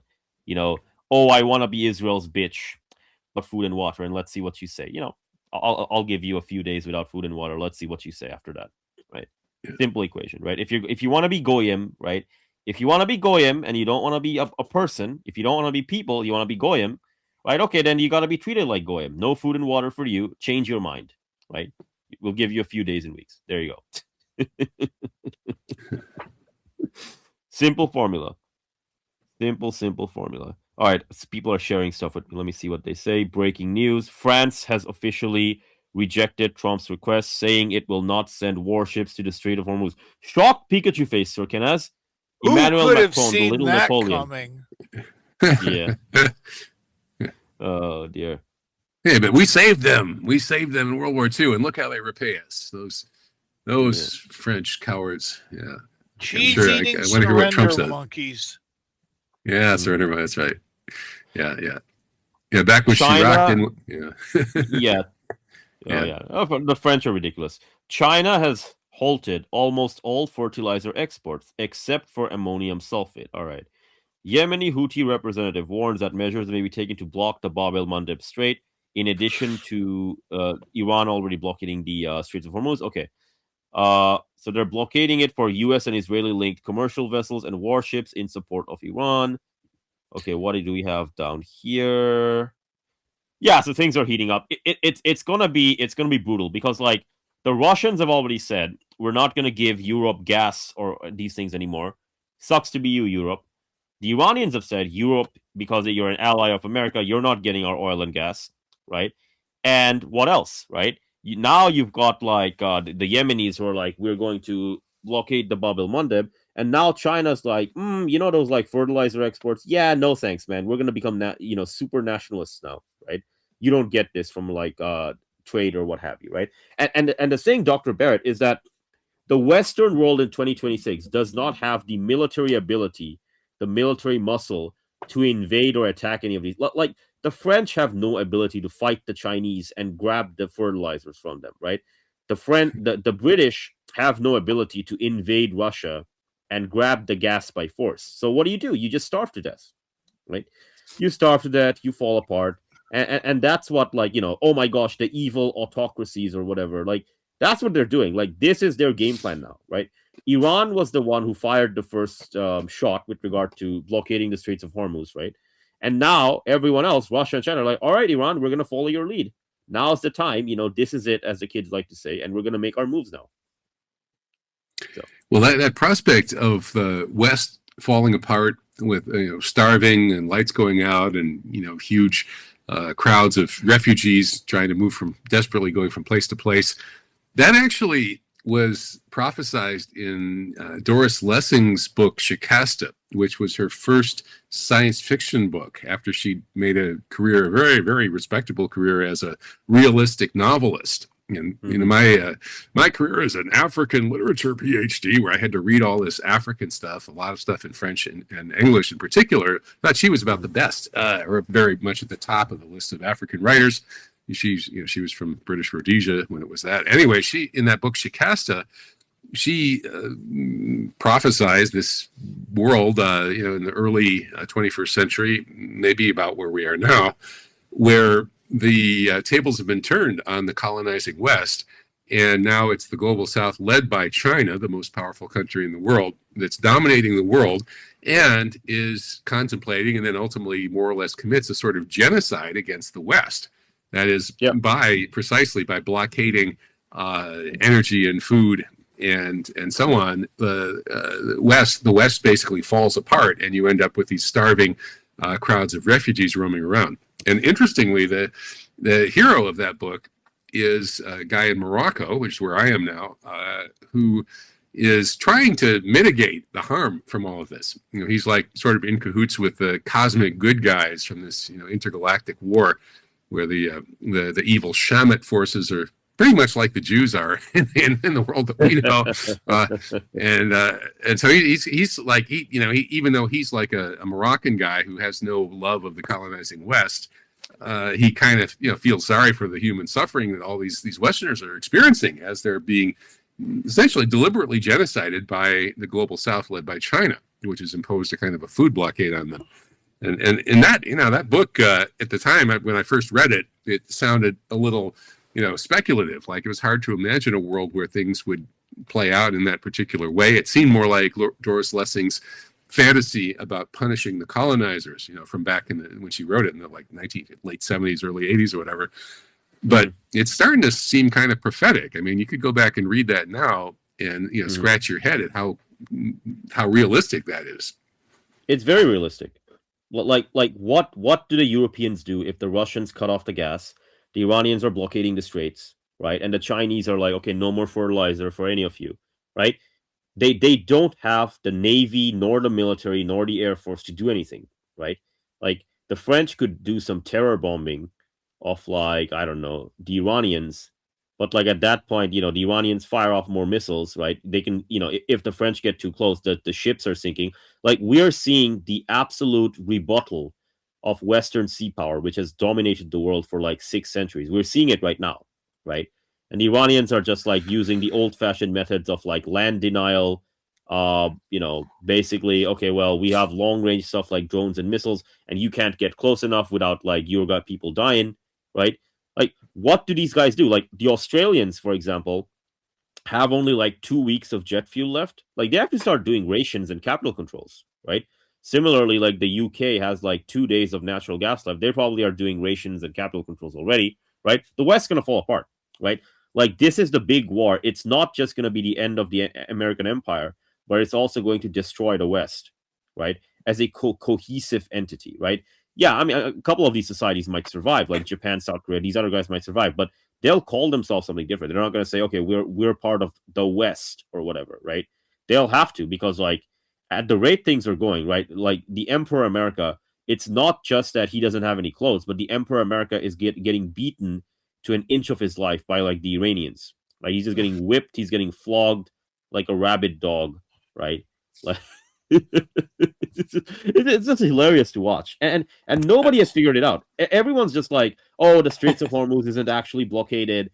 Oh, it's not actually happening. 2 weeks from now, it's going to end. It's just no, man. This is pure coke. Pure coke.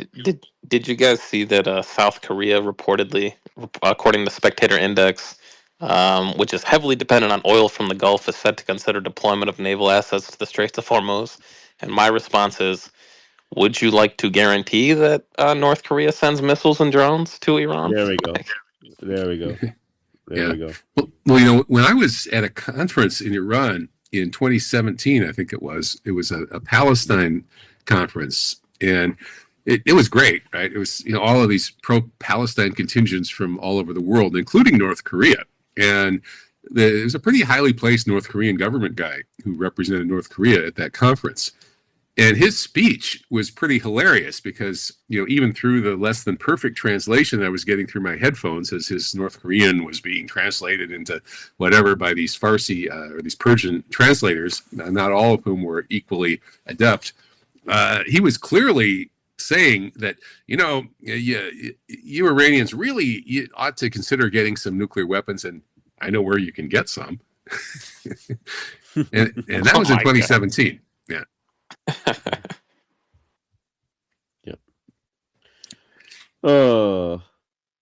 Yeah. Which does lead me to some point I haven't made enough, which is that having actually been going to Iran and being in contact with the Iranians and actually knowing people from the kind of the intellectual avant-garde of the principlist position, the so-called hardliners, who are always being smeared in the Western media, that it's just kind of mind-boggling, how completely wrong just about everything that the Westerners know about Iran is that, how that, I mean, I've seen propaganda, I've seen lies. Since I was in high school and figured out that JFK was a coup d'etat, I've known that we were living in a world of lies. But the lies about Iran are really off the charts, even in comparison with all the other normal lies that we're surrounded by. That, you don't even know where to start in talking about how the reality on the ground in Iran is just not remotely what you're seeing here. Because here they're getting all their information from these, Pahlavis and Jews, basically, right? These rich Iranians who left after 1979 and hate the current government and would, very happy to try and milk the rich Jews and the American taxpayers, take some money to come up with these harebrained schemes for how we're going to roll back the Iranian Islamic Revolution. So they're getting, that's the source of information. People in America say, "Oh, I know about Iran. I know somebody who's Iranian." Well, that's what they know it. Somebody who grew up Dr. in Barrett, the West. They're goyim. They aren't people. You got to use the Okay, so the goyim's notions of Iran are based on this, this crazy propaganda bubble that's product of these hateful exiles. These rich people, Persian language media, language media. And they're getting so much money from American taxpayers and from the rich Jews. And so all of that money buys this huge propaganda bubble that has it feeds on itself. And just like AI that feeds on AI output gets crazier and crazier and goes off into its own world. That's what this propaganda bubble has done. And the reality in Iran is, first, it's a very free society. People are quite uninhibited about expressing their real opinions, which run the gamut, including among the clerical establishment. It runs the gamut, and it's very diverse. It's got the division of powers, separation of powers that we have in the U.S. supposedly actually works a lot better in Iran than it does in the U.S. The democratic aspect works better in Iran. They elect everybody. Even the supreme leader is elected by the Council of Experts, which itself is elected by the people. And the public opinion in Iran is, it's true that there are some secularist types who don't particularly like living under an Islamic republic, just like there are probably some monarchists in the U.S. who don't like living under an American republic. But, those serious ones are a very small minority. And, if you compare the relative sizes of the pro-Islamic Republic demonstrations versus the occasion, the pro-West overthrow the government demonstrations, it's like night and day. It's every revolution anniversary, 4 million people come out to celebrate the revolution. And even with vast piles of money being spent on propaganda and paying people off and stuff, they can't get more than a few hundred out to protest against the government. And, I was actually at this square in Tehran where the biggest, anti-hijab protest had happened. And I think that got up to like 700 people. Like they almost filled this little square, which means about 700 people. That's the biggest one they ever had. And yet the mainstream media in the West was, making it look like this was all Iran, rising up. And so, you just don't know where to start, dealing with the reality of Iran from somebody who's actually been there. I've gone there 9 times since 2013 versus the, craziness in the Western media. Craziness in the Western media. Tell me something I don't it strikes me. It's kind of funny that the Pahlavist exiles are being given all this. They have been funded and been given all this money and clout and power and whatnot in the U.S. and in the Western world, and it appears they're not even they're being shunned right now. Right, the Pahlavi is being kind of thrown out, and it's sort of like. Are they not even going to be have the honor to be used like the Kurds? Like they're like lower on the totem pole. Like that's a hell of a disgrace. they are like they yearn to be goyim, right? but there's like superior grades of cattle and goyim compared to them. So honestly, man, I think they're good. They are happy and content with like being beef stir fry rather than being cooked as steak, if you know what I mean, right? I think that's what understand. it is. Yes, Yeah. that's a So good metaphor. I think the problem is what kind of popularity do the Pahlavis have in Iran? You know, before you decide you're going to make these people the new ruler of, like, you know, a free, fair, democratic, you know, insert like here, Iran, what do they have? Like, how popular are they in Iran? I mean, my understanding has always been that even the people who hate the mullahs hate the Shah of Iran. I mean, it wasn't Yeah, like they hate the Shah even more. yeah, I mean, it's Yeah. not like you're, hey, we're going to bring the Shah back. You know, it's kind of like, hey, Germany, we're going to get rid of this big problem you have here. We're getting rid of, like, you know, the EU. You know, we got this Austrian painter we're going to put in his place.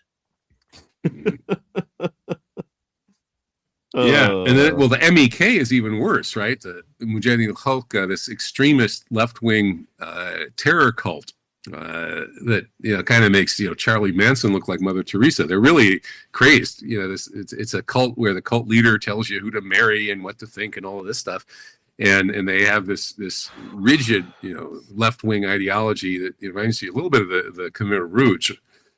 And they're like the backup plan to the Shah. But the only problem is that, you know, if like 95+% of the Iranians in Iran absolutely hate the Shah, it's more like 99% plus that totally hate the MEK. So they've picked the two most unpopular groups you could possibly imagine to, you know, try to replace the Iranian government with. If they had a plan to try to make the mullahs look good, I mean, this would be it. I've long said that's a great point about the MEK, and I guess I would ask a quick question about what the hell's going on in Albania that they're all hosting the MEK there. But before that, it's well, no, I'll just ask that question. Like, why is Albania Yeah. somehow? Well, very it's probably simple, the man. answer is money, with one word, money. Yeah. Gotcha. The answer is very simple. The answer A is very giant grift. like if you go to Eastern Europe, right? It's not just Albania. If you go to Bulgaria, Romania, all these places, these are like dead societies, right? Like they act like a bunch of tough guys. They're like, you know, we are like, you know, Europe for Europa only. We are like 99% white, 98% white, whatever. Like they say all this racist bullshit. But if you just like peel back the curtains a bit, these are societies which are like the young people are all emigrating. It's just a bunch of old people left. No one's having kids, right? If you live in the countryside in these big palatial estates and you're like engaged in nepotism because you come from family of like money, power, and influence, you might have a life there, right? But like these are dead societies, man. And so like if you're like a young person who's barely got anything and you're like lower middle class to middle class, what do? Well, you run into scams and grifts. What are the big scams and grifts? Well, the Americans pay you a shit ton of money for going into call centers and doing this like MEK bullshit or whatever, and like you know, whether it's like the troll farms or the man, that's what this is, right? Yeah. Like when I see like Polish and Hungarians and they're like the counter jihad stuff, right? I used to think that these are like serious people with serious beliefs, right? I don't think that anymore. I think it's just a bunch of goyim, right? And the way the goyim, like if you ever see cattle, right? Like, you know, how do cowherdsmen work, right? Like they got a stick, they whip the goyim at the back, and the goyim moves left or right or whatever, or forward, right? It's the same thing, man. It's just like you got a bunch of goyim in like Poland, Hungary, all these other places. You whip them around, right? They hate Muslims or whatever, right? Because they're told to. And then they do like these side hustles where they do like call center scams or whatever or whatnot, right? So like that's what this is. It's the West is not a civilization. The West is just detritus, right? And detritus, what I mean by that word is it's just a layer of dirt that needs to be rubbed away by the forces of history, by the other peoples of the world, by the global south, by other civilizations, and then something new needs to be built. That's what it is, man.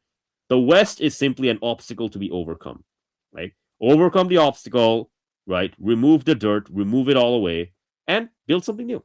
There we go. Fair enough. Fair enough. That is funny that they're all in call centers, like Yeah. in Pakistan and India. It's the only way you make do- money, man. Like, Yeah. it's the only way you make money. No, I'm serious, because like the Americans pay you. The Americans, honestly, man, when America goes bankrupt, even that's not going to be true, right? And you're going to see like the counter jihad. Oh my gosh, Islam is raping Europe or whatever.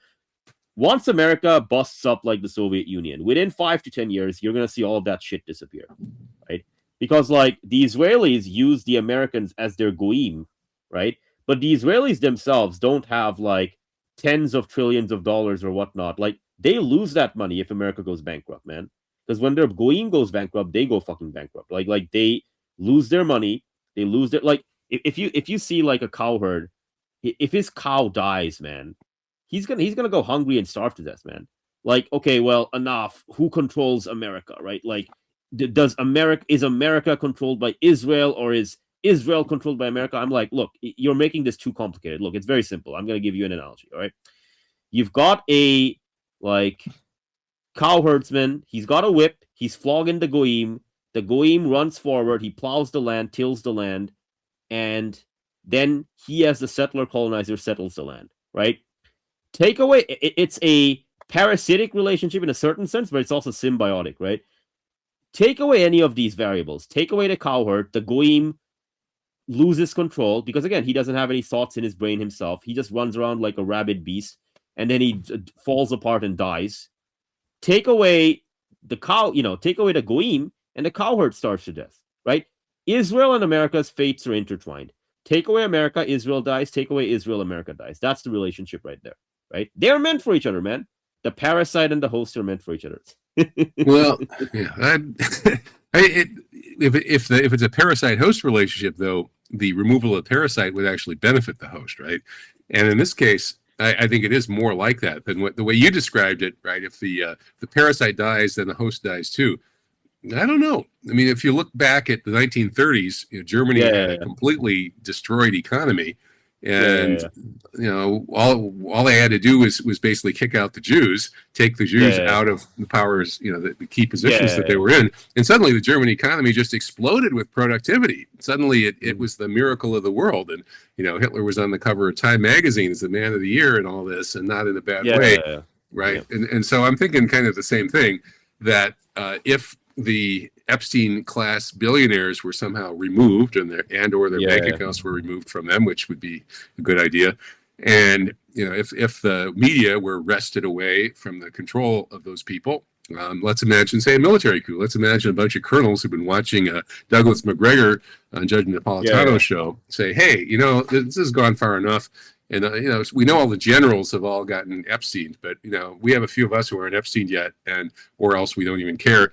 And so we're going to just, we're going to order the military to round up all of these oligarchs. And, basically every Zionist agent of influence in the United States is going to get rounded up. And we're going to put them in all those camps that were being built for the immigrants and stuff.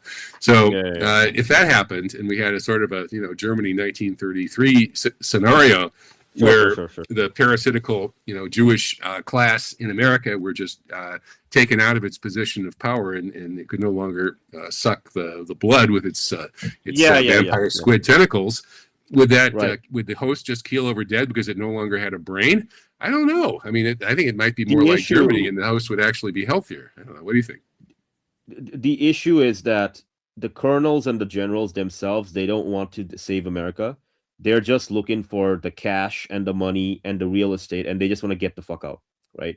Like, America in the year 2026 functions like an empire, right? And the empire's, so-called greatest ally is Israel.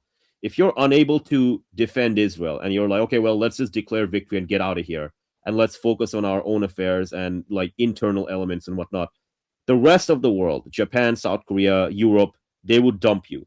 They would dump your bonds, dump your assets, liquefy you. And now you're like this, $40 trillion in debt. But in addition to that, our bonds have gone stratospheric with regard to yields. And we have no equities. And we have no money. And we're broke, right? So now, do I believe in the long future, like the successor states of like post America, are they going to do well? Yeah, sure. Texas has lots of oil. California has resources. There's going to be people who do well. But like the entity that we know as the United States of America, it functions as an empire, and the empire only works so long as there's an aura of invincibility and the vassals continue to recycle your petrodollars. If they stop doing that, right, we're talking about an order of magnitude worse crash than that suffered by the Soviet Union. So yeah, I mean, there's going to be pogroms against the Jews and all the other like stuff, all the other fun stuff. But like that stuff is only going to happen after the collapse, right? Like the 350 million people entity known as America won't survive, right? It's going to be smaller entities, and then people are going to be like, okay, golly gee, why have we collapsed, and why are we imploding, and why do we have no money? Oh yes, it was this stupid war that the so-called chosen people started, and yeah, we should go after them for that, right? That's my reading of where things are going to develop, basically. Yeah. Yeah, it could be. Well, what about the whole technology thing? With the AI bubble about the AI shit. yeah. But and Elon says that AI is going to save us. It's that we're all going to have the equivalent of lots of servants, like intelligent servants, and so we can all be pampered masters and lord it over our AI-driven servants and have live lives of luxury, doing whatever the heck we like. All economic problems will be solved forever, et cetera, et cetera. So there's that possibility, or that Elon's dream, and then there's the AI bubble that's about to pop and take down the economy. And so, where's the reality between those two? I mean, Elon says all kinds of stuff. I mean, he was telling everyone in 2011 that they'll be in Mars in 10 years, right? And now he's saying that AI will save the human race or whatever. Like it's this is all cope. It's all, it's slop for the goyim. That's what this is. Hey goyim, we're gonna give you some really, really nice slop to feed on, right? That's what this is. Well, like this AI, the AI stuff. The AI stuff, even today, it does not make any money, right? Even today, it does not make any money. It doesn't give you any profit. But like in a world where oil costs like 150, 200, and aluminum production is going low because Bahrain is shutting down the plant or whatever. In that world, it's just laughable. It's just like hilarious if you talk about like chatbots and this other stuff while you don't have like gas, oil, food, etc., etc. Well, can't AI tell us what we need to do to get the gas and the oil and the food flowing again? ChatGPT, help me out. I ran out of power. What do we do now? Hey guys, I'm starving. Grok, could you tell me how to get food? Like, am I really starving, Grok? Am I really starving, Grok? Oh man.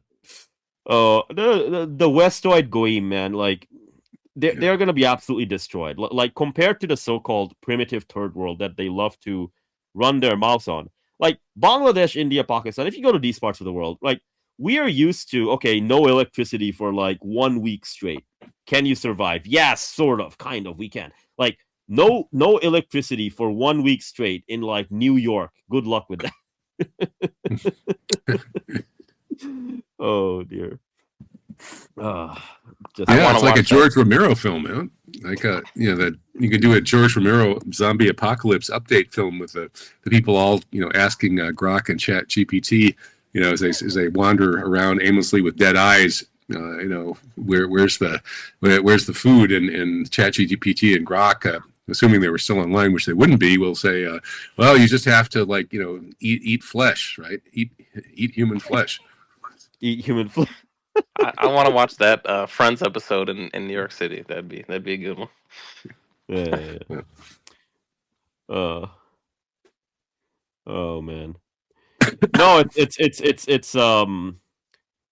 the empire is finished. At this point, it's like, the American empire is not surviving this war, and the Israelis are not surviving without the Americans, right? Like all these mythologies that we hear of like the tiny innovative nation against, the evil Saracen Muslim hordes and invaders or whatever. Like all this stuff is irrelevant. The only reason why Israel has survived this long is not because of innovation and whatever. It's because the Americans give you munitions, food, fuel, logistics, etc., etc. If you don't have that stuff, man, you're screwed, right? Which is exactly what I expect to happen.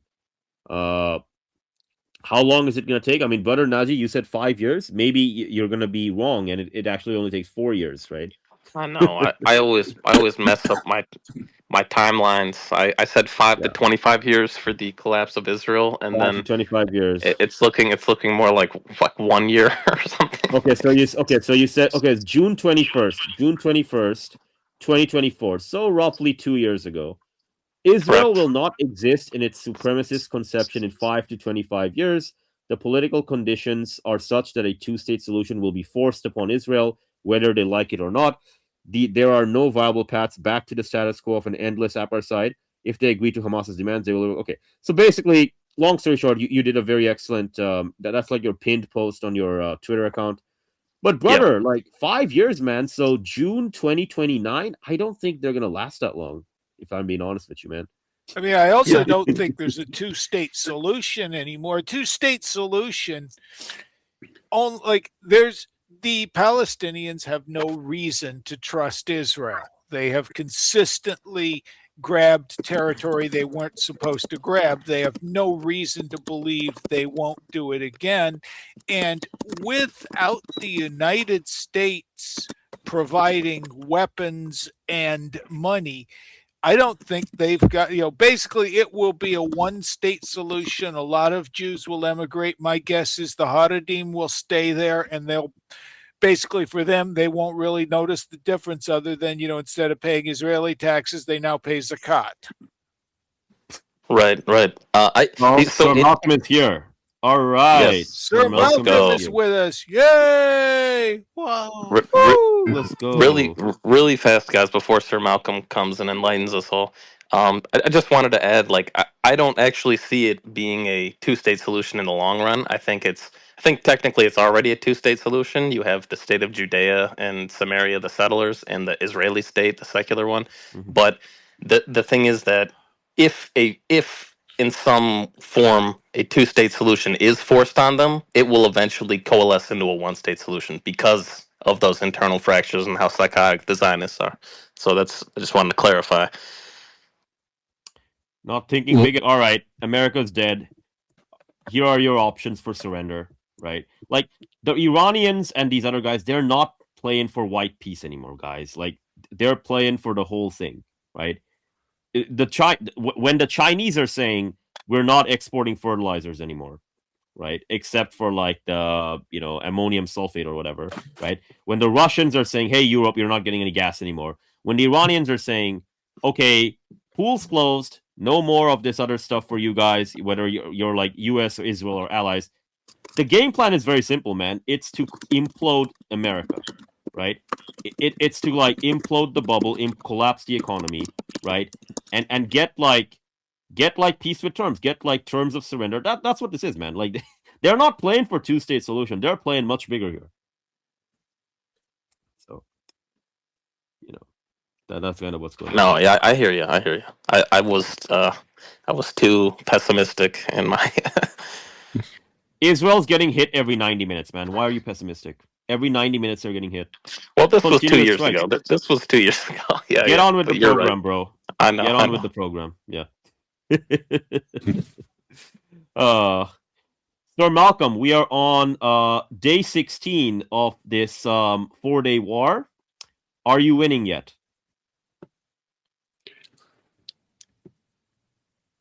No, something's wrong. Well, he is speaker, so I don't know what's going on. Back to being a listener. Okay, interesting. I'll try and make him speaker again. Okay, approve. Sometimes there's like technical issues with this format. Okay, he's speaker again, so he should be able to speak.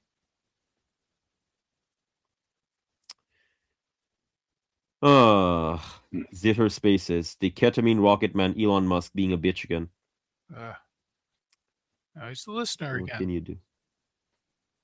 Okay, so something's wrong there. But anyhow, like Sir Malcolm will figure it out on his end with like the technical stuff.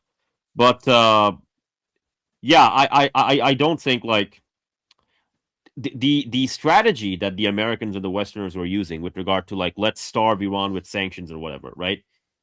Now they've just gone like, okay, we just have to defeat Iran militarily. And oh, by the way, we're gonna do it with zero planning or whatever, right? Because we're omnipotent, right? Like this is to Iran's advantage because Iran is now mobilizing the entire society, right?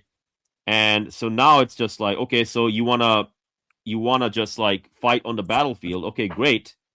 But if you're fighting on the battlefield, man, I'm sorry, but you don't really have the resources for making this a prolonged attritional contest, right? Unless you want to like gut out everything in the Pacific or what have you, right?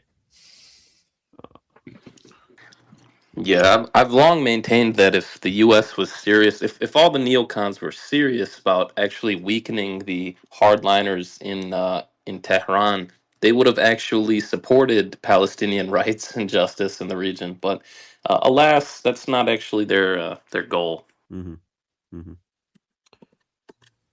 Mm-hmm.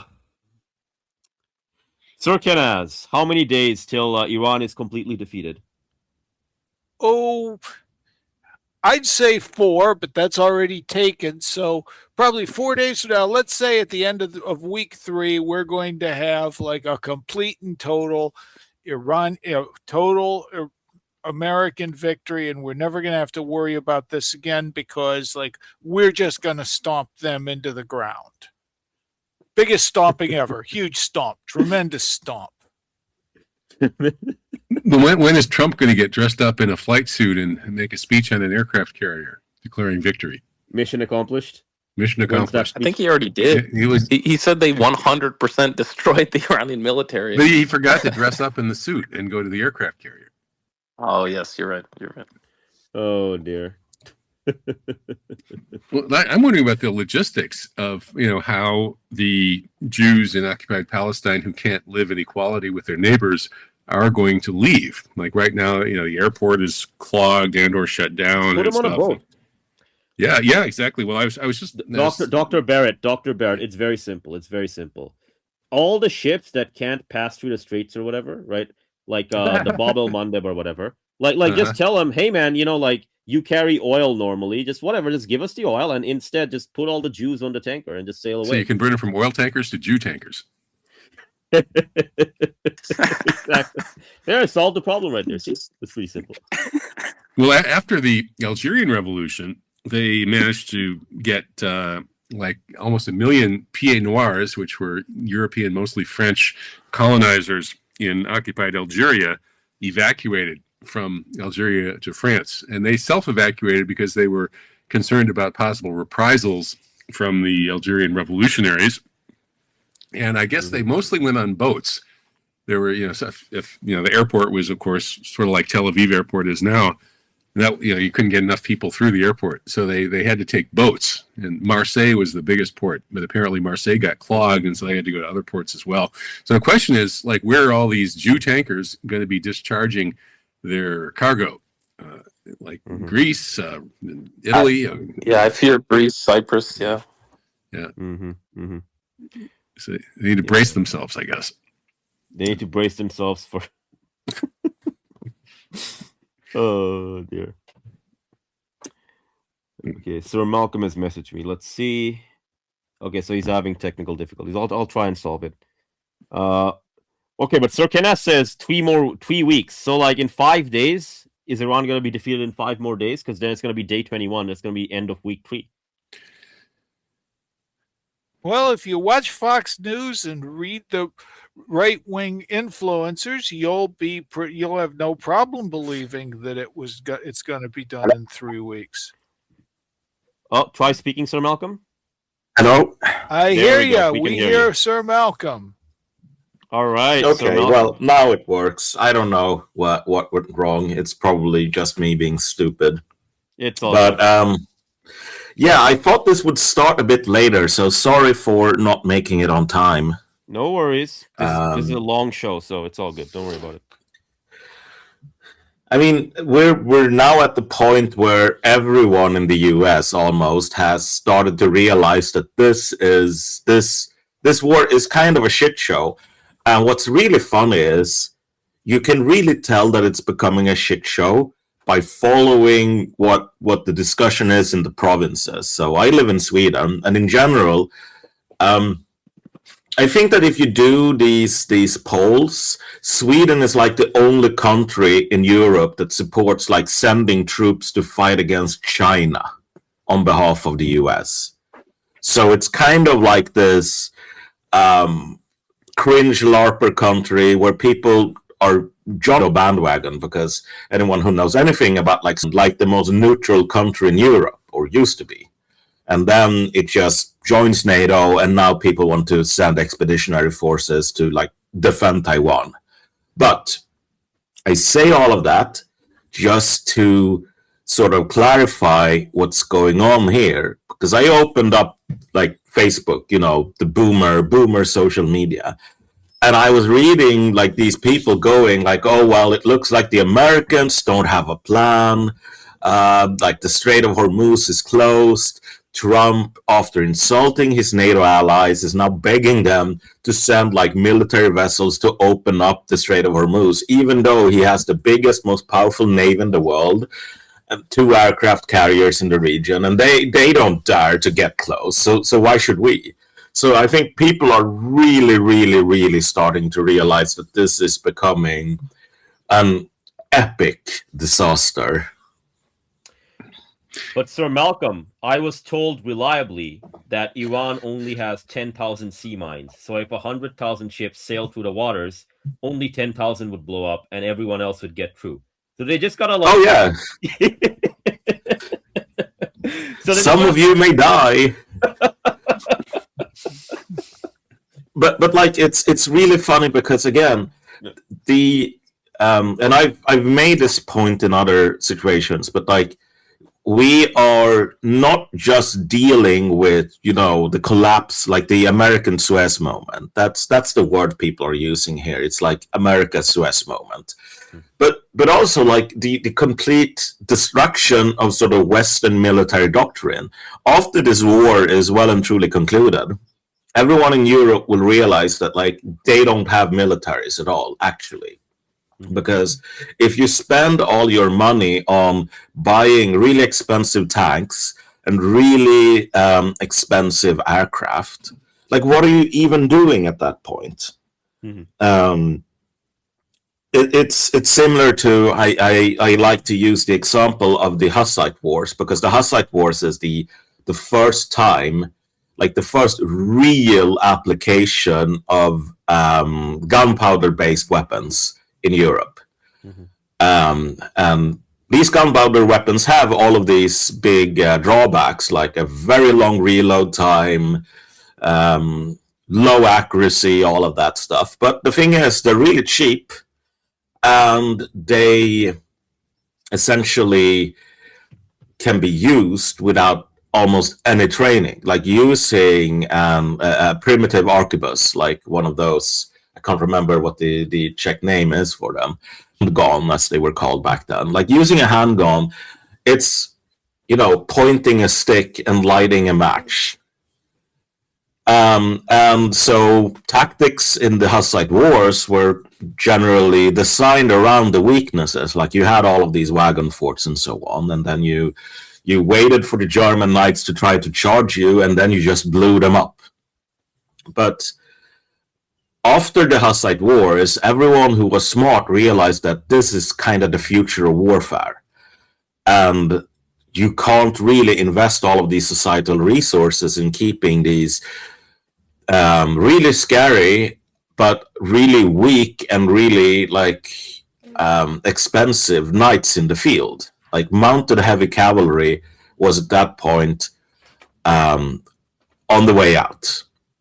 And like we're going to see the exact same thing here. Like if you think about the way that the US is bragging about destroying the Iranian Navy, I mean, there's a huge asterisk there, right? Because it's like we've destroyed Iran's major surface combatants. Like they have a bunch of frigates with like crews of 200 sailors per frigate or whatever. We destroyed all of those. Well, I mean, where did the US destroy them? They destroyed one, which was a war crime, like an unarmed one returning from an exercise, and not even returning to Iran, but like seeking a safe port so it could wait out the war, and the Americans blew it up. But then all the other frigates, they've been blowing up at the pier. So the Iranians haven't even been trying to use them in any sort of way, because the Iranians realized that using them would be suicide. Like, these really big platforms in an age of really accurate weapons that can be fired from long range, it's a losing proposition. And so Iran has, 10,000 speedboats and like minor boats that are very small targets, and where, the actual munition that it would use to destroy them costs 10 times more than the boat. And the US hasn't destroyed those. But again, what does the US Navy have? Only major surface combatants that are now like 1,000 kilometers away from the Iranian coastline, because if they get any closer, they will be destroyed. Like, these rings are completely fucking obsolete. Yeah. They are completely obsolete, but as you were saying on that show you did with like, I think Comrade Pilkington, as you love to call him, but like, it's all like, well, our country has this many aircraft carriers. How many do you have? Oh, you don't have this many. That means we are more powerful than you, right? So like, the normies are still going to behave that way, right? Until you see like the sinkings happen and like, oh, they're in the water or whatever. Yeah.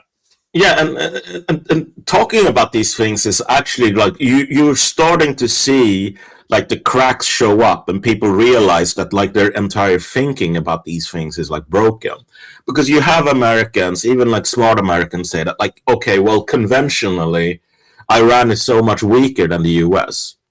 And then you just ask like, okay, what does that mean? Well, they have like less aircraft carriers, or less, in particular, like less air refuelers and less fighter aircraft, and so they're weaker.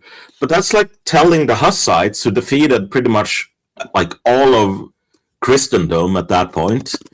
They went like 10 versus 1 in Europe, and they won every time. Telling the Hussites that you are so much weaker because look, you have like 30 fucking heavy cavalry. Yeah, you have wagon forts. You have like the only sort of military doctrine on the planet right now, built around using gunpowder weapons. And you have a ton of gunpowder weapons, and we have 0 of them. And you have like cannons, and we have 0 cannons. Yeah. And you have a ton of crossbows, and we have very few of those. But you don't have heavy cavalry. And it's like, okay, well, every time you try to use the heavy cavalry, they get their asses kicked. So they can't actually win any battles. But still, like, conventionally speaking, like, you are the weaker military power. But by that measure, you could just say that America today is weaker than, Northern Saxony in 1400. Because Northern Saxony in 1400 had like more heavy cavalry than America has today. America has 0 heavy cavalry, man. So if that's just the standard we're using, without any sort of concern about, okay, is this weapon system actually effective? Does it actually work in some sort of Clausewitzian sense? Is it like a proper means to achieve like desired political military ends in the year 2026? I mean, for heavy cavalry, we would say no. Like, you could have 10,000 of them, or 100,000 heavy cavalrymen, which is more than any state at any point in history has ever been able to field. And it wouldn't really matter. Like, these would be completely useless because heavy cavalry doesn't work on the battlefield today. Well, you can say the same shit about fucking like manned airplanes. Yeah.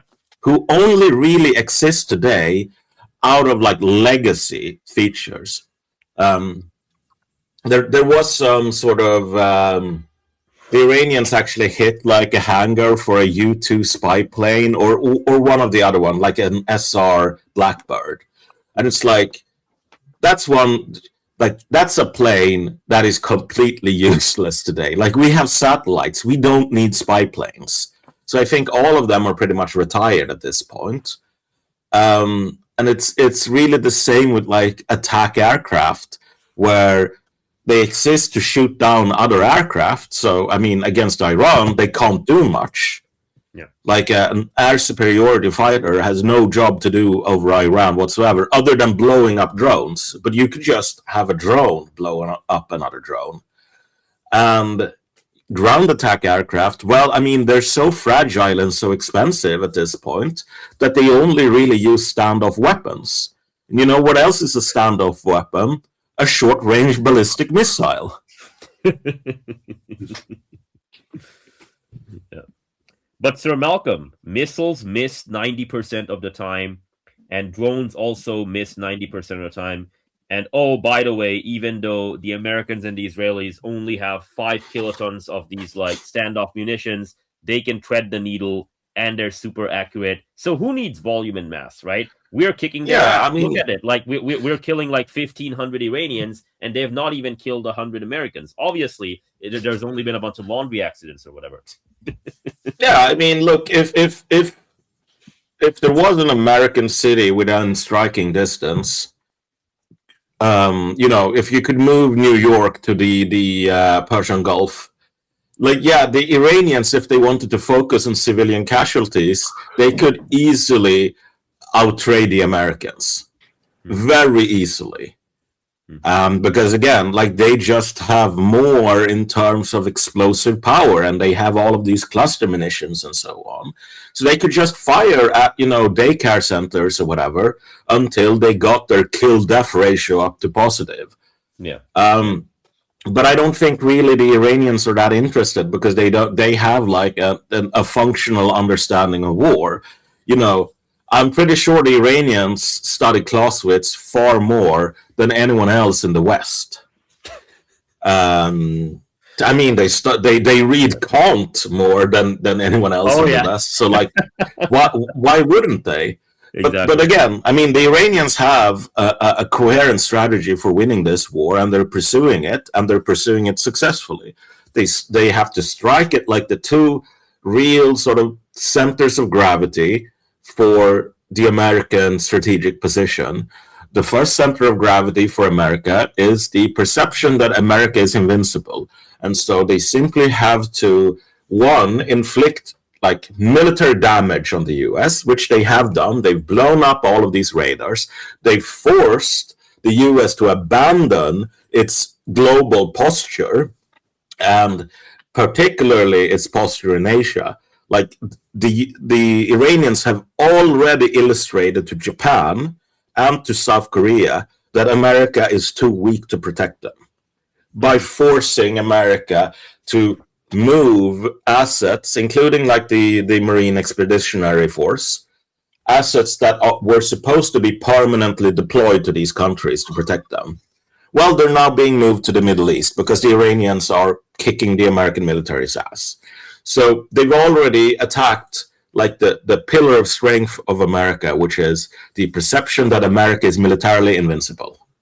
Yeah. And the other pillar of strength is just like the fact that America is supposed to be the guardian of the world's trade routes, number one. And number two, America is completely reliant on borrowing money to fund its massive deficits. Yeah, yeah. Well, they've closed the Strait of Hormuz. Trump is now begging for fucking China to come in. He's begging he's begging the French to come over, man. It's like, it's humiliating. Yeah. And the French are just saying, yeah, sorry, no thanks. Like their foreign ministry just went out on Twitter and said, yeah, that's not going to happen. Fuck off. And like everyone kind of realizes that this guy whose entire shtick was, I'm a big bully, like America doesn't need anyone else, is now going out there and saying, oh, we need the rest of the world. The rest of the world needs to come in and help us. Like, we can't do this alone. Okay, well, like, what's the point of America then? Yep. So the Iranians only have to continue the way things are going right now in order to win. Yep. Their victory is more or less a foregone conclusion. And Americans will say, well, they didn't really win because they used like other tactics than us, that worked differently. And we killed 10,000 Iranians. We killed 10,000 Iranians, therefore we won. We didn't actually lose. Yeah. It wasn't an actual military defeat. Yeah. Yeah, but you could say like you've heard the same things being said about the Hussites or like the Battle of the Golden Spurs, where it's like these damn peasants, like they're hiding behind fortifications. That means that we can't just charge them with our heavy cavalry because we'll get impaled on spikes. But if they removed the spikes and just went out into the open field, like we could run them down super easily. So if we had fought another battle than the one we actually fought, we would have won, and therefore we won this battle that we lost. And it doesn't really work that way, my dude. It really doesn't work that way. I mean, the Japanese won World War II by that metric because, I mean, if the Americans had fought in a way where the Japanese would have won, then the Japanese would have won. So, what else can you say? But, like, for the Americans, I mean, there's not even a win condition here. No, there isn't. It changes every 5 seconds, right? Like, and it's like, well, Trump has declared victory 7 times already. And then he's like, well, Iran has been 100% destroyed, but the Straits of Hormuz, like, they're still lobbing missiles. I'm like, okay, so it's just wrong that Iran has been destroyed, right? And then he's like, oh, but any second now, France and Japan are going to show up and the Straits are going to be opened. Okay, but then 5 seconds ago you said it was actually open. And so it's just completely incoherent. It's completely incoherent. And like, you know, Pete Hegseth's not telling anyone what the real casualty numbers are, right? I don't know if Benjamin Netanyahu is dead or not. He might be, but I think he's probably alive like a rat somewhere. But this is the situation. The so-called superpower, right?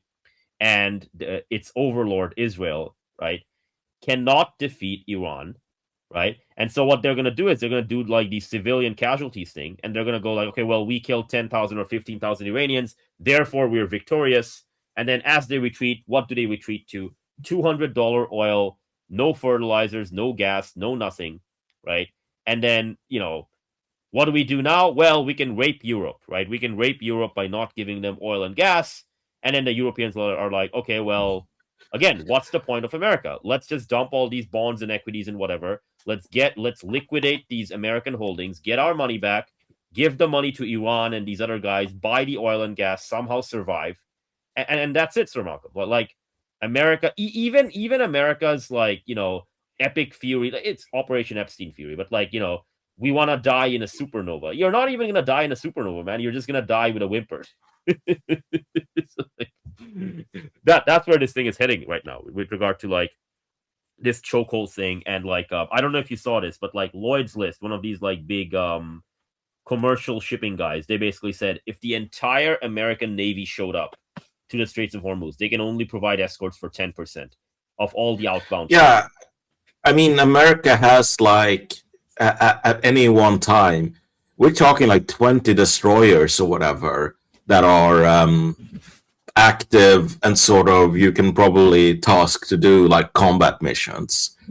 It might be like 25, whatever, but it's not a lot. Mm-hmm. Because the total sort of number of active ships in the entire Navy at this point, it's around 60 ships. In theory, like you have this model of 1/3 of the fleet being in sort of deep maintenance, 1/3 of the fleet preparing to deploy, and 1/3 of the fleet being deployed. So in theory, you would have around 100 ships.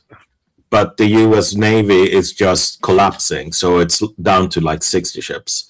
And I mean, they don't even have any sort of mine clearing capability in theater right now. No. The supposed mine clearing ships, the literal combat ships, which by the way can't do the mission. They can do the mission of mine clearing probably about as well as the F-45 can do like ground support in like the A-10 role, which is on paper but not in practice. But I mean, these ships are off in Malaysia right now, so they're not even available to do anything. And I don't think the ship crews are even trained to do mine clearing because that's probably the mission in terms of like training deficits. This is going to be one of the missions that gets deprioritized the fastest. So, I mean, it's completely impossible for the US Navy to actually go into the Persian Gulf at this point. I mean, it's completely impossible even if you ignore the mines, because once you go into the Persian Gulf, you are at point blank range for a ton of different munitions, and large surface combatants are not survivable. I mean, Ukraine doesn't even have a navy at this point. Like, they scuttle all their ships at the start of the conflict, from what I remember. They don't have an actual navy. They've managed to sink several large Russian surface combatants simply by using drones. Yeah. So, I mean, if Ukraine can do it, which is a far smaller country, far weaker country than Iran, I don't think Ukraine had some sort of naval doctrine that was particularly well thought out before the start of the war. It's kind of the operational strategic center of gravity for them. Obviously, the Iranians are going to be able to punch 5 times harder than the Ukrainians by default. Yeah. If not 10 times. So, but even if you could ignore all of that, even if you could ignore the USVs and all of the drones and artillery fire and sort of short-range ballistic missiles and submarines and so on, even if you could just remove them, the Iranians can mine the strait with artillery, and trap the fucking Fifth Fleet inside, and then they can't leave without getting blown up. Yeah. So, what do you even do at that point? Yeah. Just use the speedboat fleet. Yeah, but they could just trap all of these ships with mines, and then they would be bottled up there until they did mine clearance, which is going to take forever. So obviously there's not a single military vessel like a large surface combatant that's going to get anywhere close to the strait, because they're just going to be lit up, and then the last sort of shoe will drop where people realize, okay, so we have this massive 300 ship United States Navy, and 300 out of 300 ships are completely worthless. Yeah. Well, I shouldn't say that. I mean, they have a bunch of submarines, which are useful. But every large surface vessel, it's just not it's not useful in an actual conflict in littoral waters at all. It might be useful out on the high seas, but with the advent of satellite surveillance, these ships are just targets for subs. And American anti-submarine warfare has been known to be shambolic, let's just say, for decades at this point. Yeah. Oh yeah. But, Sir Malcolm, they're Westerners, so obviously they have magic talismans. Whoops. My bad. I used the wrong word. I mean, they're Westerners, so obviously the brown savages, aka the Iranians, they're gonna miss 99% of the time when they fire their stuff at them. So obviously nobody will die, and it's just gonna be a bunch of laundry fires. Oh yeah, the laundry fires and all of that stuff. It really is interesting, because again, they have this completely unspecified, non-friendly fire, non-hostile fire accident over Iran, over Iraq. That's not about hostile fire at all. It's just this accident because we made a whoopsie. And then if you look at Flight Radar, at this point all the refuelers have their transponders turned on, and they're avoiding Iraqi airspace like the plague after this completely safe, non-threatening accident. So why aren't you flying over Iraq anymore? The problem that you have with all of these American sort of analysts at this point is that they are trapped between narratives. Yeah, they are. They don't have there hasn't been any sort of cultural preparation or accommodation for the narrative where it's America uses obsolete weapons and an obsolete doctrine, and the American military on top of that is deeply dysfunctional and deeply corrupt. And so it can't win real wars because it's not geared for winning real wars. People can't accept that. But even so, they are aware of all of the problems I just laid out. Mhm. So I had this discussion with a guy who is kind of in the loop, and I just pointed out that the U.S. Air Force, and I think I mentioned this before, but like the U.S. Air Force at this point, it's kind of institutionally weighted towards bombing decoys. Like even if you know it's a decoy, you're still going to bomb it because you have superiors and they need to write reports to their superiors saying we hit X amount of targets. Mhm. And if you just bomb a decoy, there's not going to be anything left after it. Like there's just going to be plastic wreckage. So you can say, well, that was a real drone that we destroyed. Look at the wreckage. Mhm. And so I talked to this guy, and he he brings up like more supporting evidence for my thesis. Like he points out that you did these battle damage assessments in Yugoslavia, where the Air Force reported we destroyed about 120 out of the 17 SAM batteries that the Serbs had. Mhm. So they actually destroyed like 10 times more actual AA batteries, or at least they claimed 10 times more destructions than the Serbs even had in inventory. And then when they look at like the Serbian inventory after the war, it's like, okay, well, 80% of these SAM batteries are still completely fine. Yeah. So they overstated the amount of kills by like 3,000% or something. Yeah. But then he goes on, like this guy who just brought up that like American air campaigns, even back in the day when the American military was far stronger than it is today, was, completely incapable of actually like using air power to achieve military ends because institutional culture, like chasing KPIs. Even so, like after he brings that up, he then goes, well, we don't know if the Iranians are going to survive. Like they're militarily outmatched. And I'm like, bro, look, use basic inductive reasoning here. You yourself pointed out that under much better circumstances, the US has been unable to actually like pursue some sort of effective air campaign. Like 40 years ago, the US military was way better trained, and we have objective metrics for this. It had way newer planes. It had a much bigger technological advantage. People were much less accustomed to actually fighting against air campaigns because there weren't a lot of them around that you could sort of study and use to develop countermeasures. So on every sort of objective metric, the US had a 10 times stronger hand to play over Yugoslavia. And they played the hand the best they could, and it was just a busted flush. Like they couldn't actually suppress any air defenses, even if you gave them 70 days to do so.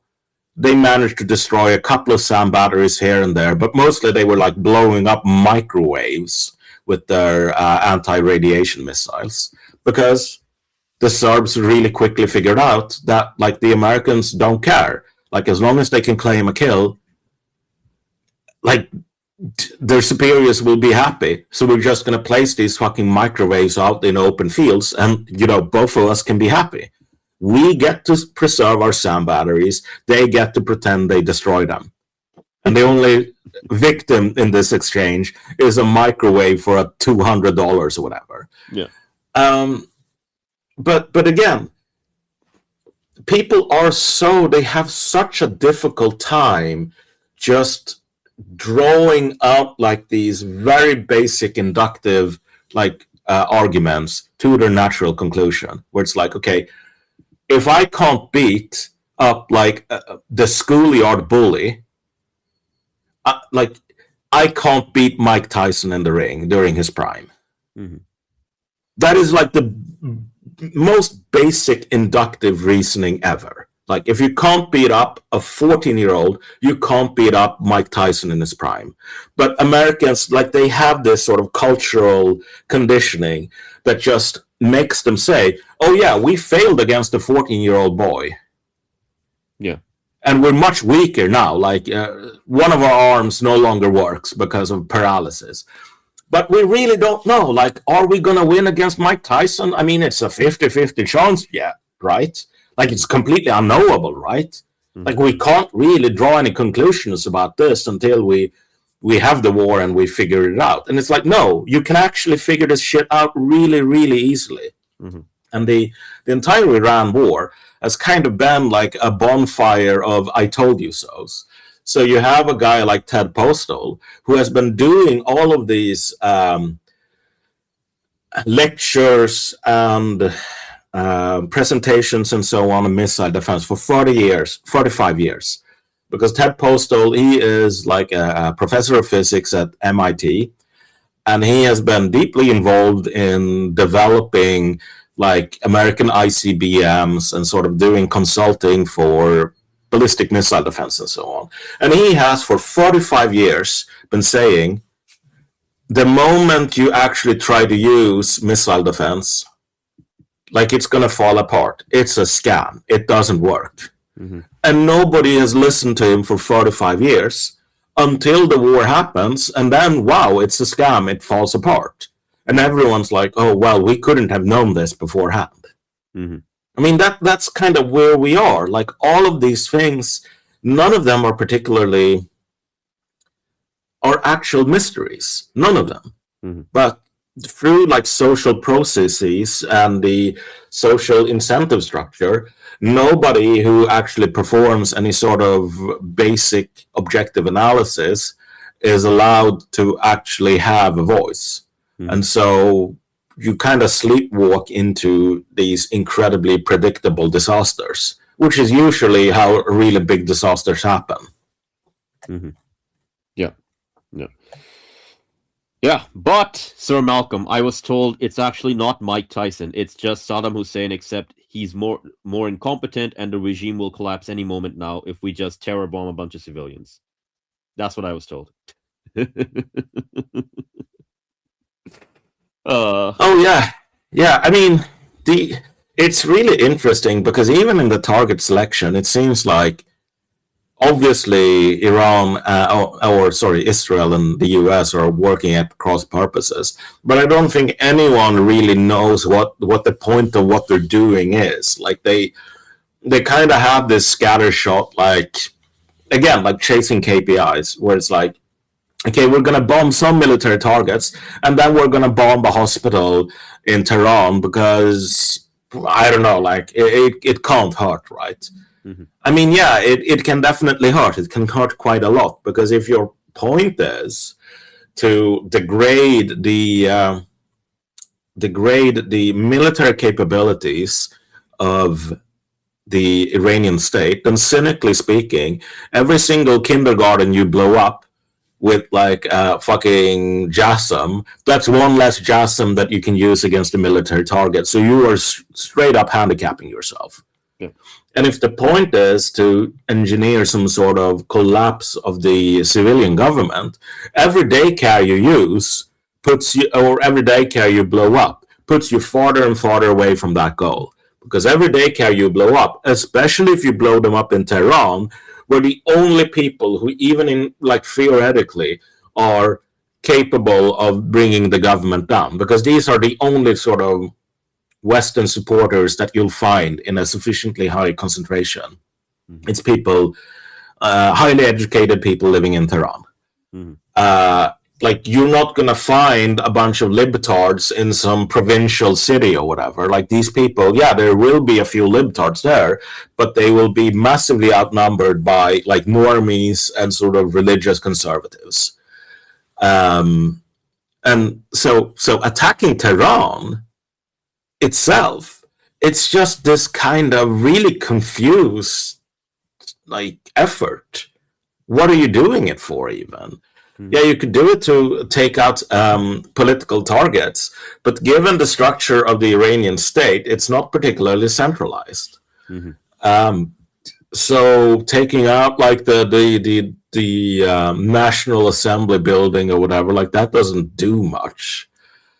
And you kind of get this sense of like deep confusion And this is like there is this guy that's been doing the rounds lately, like one of the, I can't remember, like Professor Pape or whatever, who has this concept he calls the smart bomb trap. And I think it's a very useful concept because the problem, like the seductive, like quicksand like attribute of smart bombs is that a smart bomb is really, in some ways, it's really smart, like, but it makes you, if you try to use it, extremely dumb. Because the smart bomb always hits its targets within, a circular error probability of like 2 meters or whatever. Yeah. So 50% of the time it hits the target in a 2-meter radius, which is very little for, a 500 kilogram bomb. So tactically, you get like 100% success rate almost. You pick a target and then you press a button and the target blows up. The problem is that the ability to pick a target and blow it up with like 100% or 99% certainty makes you feel like you are in control of the war. Yeah. But you never stop to ask, okay, but what does this explosion actually do for me? And so you end up blowing up all of these, like you end up chasing more explosions because you have forgotten, like your brain has degraded to the level of a lizard or whatever, where you think that more explosions equals more winning. Where, in fact, if the explosion is at the wrong target or a decoy, then every additional explosion just means you are slowly losing the war. Yeah. And like the American military today, it's not really an organization built to actually fight and win wars. That's not the purpose of the American military. Like if you use that famous dictum, the purpose of an institution is what it actually does, not what it says it's supposed to be doing. By that metric, the point of the US military is very simple. The point of the US military is to order precision-guided munitions and then to fire them off, and then to buy more, and then to fire them off, and then to buy more. This is a machine for buying extremely expensive guided munitions and blowing up, I don't know, like sand pits and Toyotas. Yeah. That is the purpose of the US military. If you try to get it to do something else, like win a war against Iran, like they will simply not do it. Like there's an old French joke where you ask a guy from the Navy and the Army and like the artillery how to screw in a light bulb. And all of these like military officers say, of course I know how to screw in a light bulb. And then like the artillery officer starts talking about artillery. And the Navy getting a firing solution for a naval cannon. And the army officer starts talking about like lining up the musketeers to fire. Because like in their own sort of minds, they have like the knowledge that is applicable to everything. And so, of course I know how to screw in a light bulb. It's like this. And then he describes like, sighting an artillery piece, because sighting an artillery piece is all he knows how to do. And so the American military is exactly the same. Of course I know how to win a war against Iran. I buy a JASSM and I fire a JASSM at a fucking Toyota in the desert. And I keep firing JASSMs at Toyotas until the war is won. Of course I know how to open up the Strait of Hormuz. I buy a JASSM, I fire the JASSM at a Toyota in the desert, and then I keep firing JASSMs at Toyotas until the Strait of Hormuz is open. So of course I know how to defeat China. Yeah, but like Iran's going to run out of Toyotas, Sir Malcolm. That's what I was told. They actually believe this, by the way.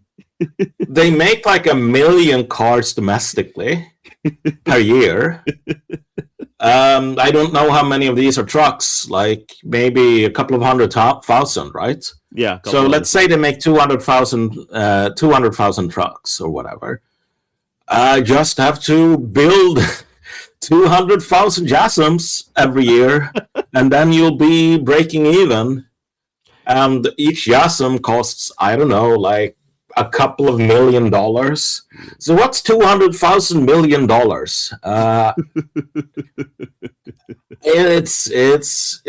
It's a lot, unfortunately. Yeah.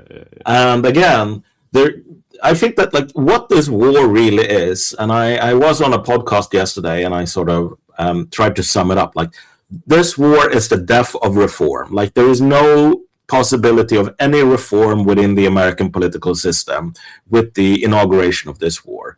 There's no way to reform the financial system because the U.S. today has been is now committed to 1791 style like fiscal collapse, like a French Revolution style fiscal collapse. That was baked in the cake, arguably like way before this, but we are now officially past the point of no return for that stuff with this war because it can't be paid for, and like all of the weapons that are being used can't be replaced, and all of the economic damage on through the Gulf states withdrawing investments and so on, none of that can be compensated for. The money that the US needs to borrow every year to fund its deficits, that money won't be able to be borrowed at anything close to current rates after this war is over. So reforming the economic system is dead. That means that reforming the political system is also dead. Reforming the military, the Elbridge Colby's pivot to Asia, good luck with that. Yeah. I mean, all that's happened now is a pivot from Asia. Oh, yeah. And there's not going to be a pivot back because if you say to the South Koreans today, we're going to move another radar to South Korea, and it might trigger the Chinese again. So you might lose like $100 billion or whatever through Chinese economic sanctions and so on. But don't worry, you're going to have another radar. Like the South Koreans are just openly going to say no thanks. Mm-hmm. We tried this with the previous raid to the Middle East to get destroyed. Yeah. If we do another radar, you're just going to move it to the Middle East and get it destroyed again, or it's going to be destroyed by China. Like this isn't worth it. So, I mean, the US at this point is 100% committed to crashing and burning, even worse than the French monarchy. And the timeline for that, it's not very long at all. Mm-hmm. But, Sir Malcolm, obviously the South Koreans are going to cuck like they always do, and they're going to keep giving us money because we are American, we're special. Oh, dear. It's like the copes you read on Substack with regard to how any second now, Americans are going to get like a bajillion ships show up to help them in the Straits of Hormuz, even after Trump did all of this to like disparage NATO and his allies and whatnot. It's just funny, man. It's like Americans are the most solipsist, the most ethno-solipsist rather, goyim on the planet, right? It's like, well, forget about the fact that I treated you like shit, and forget about the fact that you gave me all your money to buy obsolete weapons that don't fucking work, and forget about the fact that I looted that weapon, sent it to the Middle East to get blown up. Forget all that, man. And now give me your money again. Oh, China, like forget about the fact that I'm calling you like a competitor or whatever. Please send some ships over to Hormuz and open it up, man. Please do it. It's just like, what a bunch of fucking cattle, man. Holy shit. Yeah, I mean, at the end of the day, the like there is something very interesting about Americans that I think will cause quite a lot of problems. Where there was this interview done by Fox News or whatever, where they interviewed a guy and he said, "Of course, I support killing the Ayatollah because he was a thug." And it's like you're talking about the religious leader for several 100 million people here. Yeah. And you don't even know what an Ayatollah is, number one. And you can't, if I ask you to explain why he was a thug, you would say, well, they don't let women go to schools. Really? In Iran, they don't let women go to schools. In Iran. Yeah. The country with 70% women engineers, that Iran, yes. yeah, like it's kind of one of the most lopsided countries in favor of women in terms of their education system. Yeah. So No, sorry. The problem in Iran is not that women aren't allowed to go to college. Like, I'm sorry, that's just not the case. But of course, he doesn't know anything because he's a fucking American. Yeah. But then his litany of complaints starts, which is, of course, I support killing this guy, whoever he is. Maybe he's a religious leader of a world religion or whatever. But whatever. America is super powerful. America #1. We should kill him. But now my gas costs 40 cents more per gallon. And nothing is worth that. That was verbatim what he said. Like, nothing is worth 40 cents a gallon. Yeah. Nothing. Yeah. So now America has to stop. And it's just this really disgusting, like, it is really, really, like, unchristian and really, really dishonorable. Like, this kind of attitude. We have the right to do whatever we want to everyone else, but if someone does something to us, that is unfair, and we are Literally victims. Jewish. It's basically the hilarious thing is that their goyim, their cattle, right? Their master, like they're a Hebrew placing for their Jewish masters, but they themselves are goyim, man. Like they behave spiritually Jewish, but they themselves are goyim. Yeah. I mean, that's kind of there is this famous speech by Malcolm X where he's like criticizing the house Negro, and he goes on this tangent like the field Negro hates his master, he wants nothing more than to kill him, but the house Negro, like he wears the master's hand-me-down clothes. He lives on like the attic or the basement of the master's house, and so when the master gets sick, he says, "What's the matter, Masa? Is we sick? We sick?" He uses "we" to sort of identify himself or his own interests with that of his master. But I mean, that's Americans today. Yeah, like Israel. It actually it's is. like, "What's the matter, Masa? We sick?" Yeah. Like, we need another war against Iran? Yeah. Like, you try to sort of identify with like this incredibly parochial, like, we are the chosen people. What's the matter, chosen people? Like, we sick? No, there's no we here. I'm sorry to say. Like, you are just playthings. Yeah. You are goy. Like, you will be abandoned. And Laura Loomer going to India to try to like get India to be the next sort of sugar daddy for the chosen people. But apparently people detect, like, they found her old tweets where she said that Indians were subhuman. And like 60 IQ and whatever, and dirty and so on, and people got mad about that. But I mean, Laura Loomer doesn't believe in anything other than the sort of her own ethnocentrism.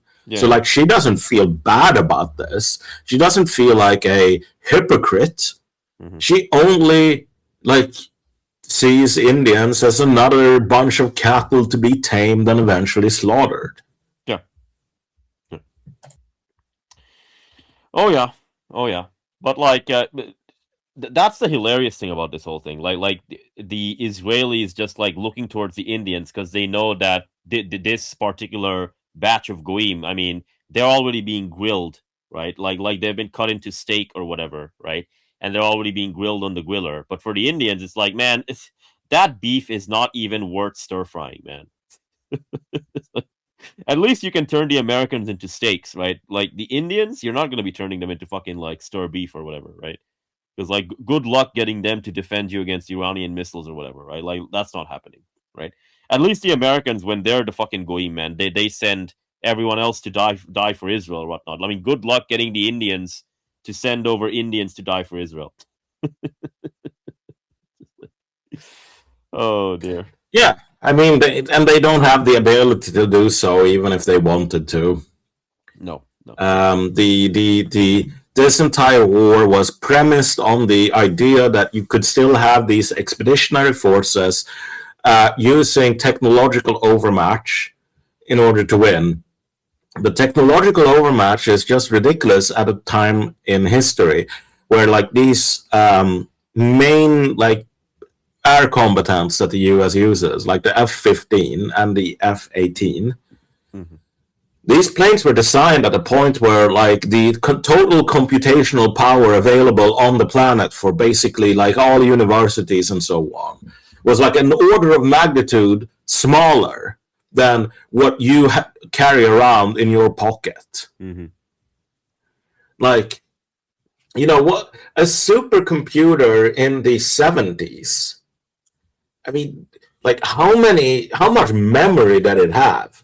Like 42 kilobytes? Yeah, something like that.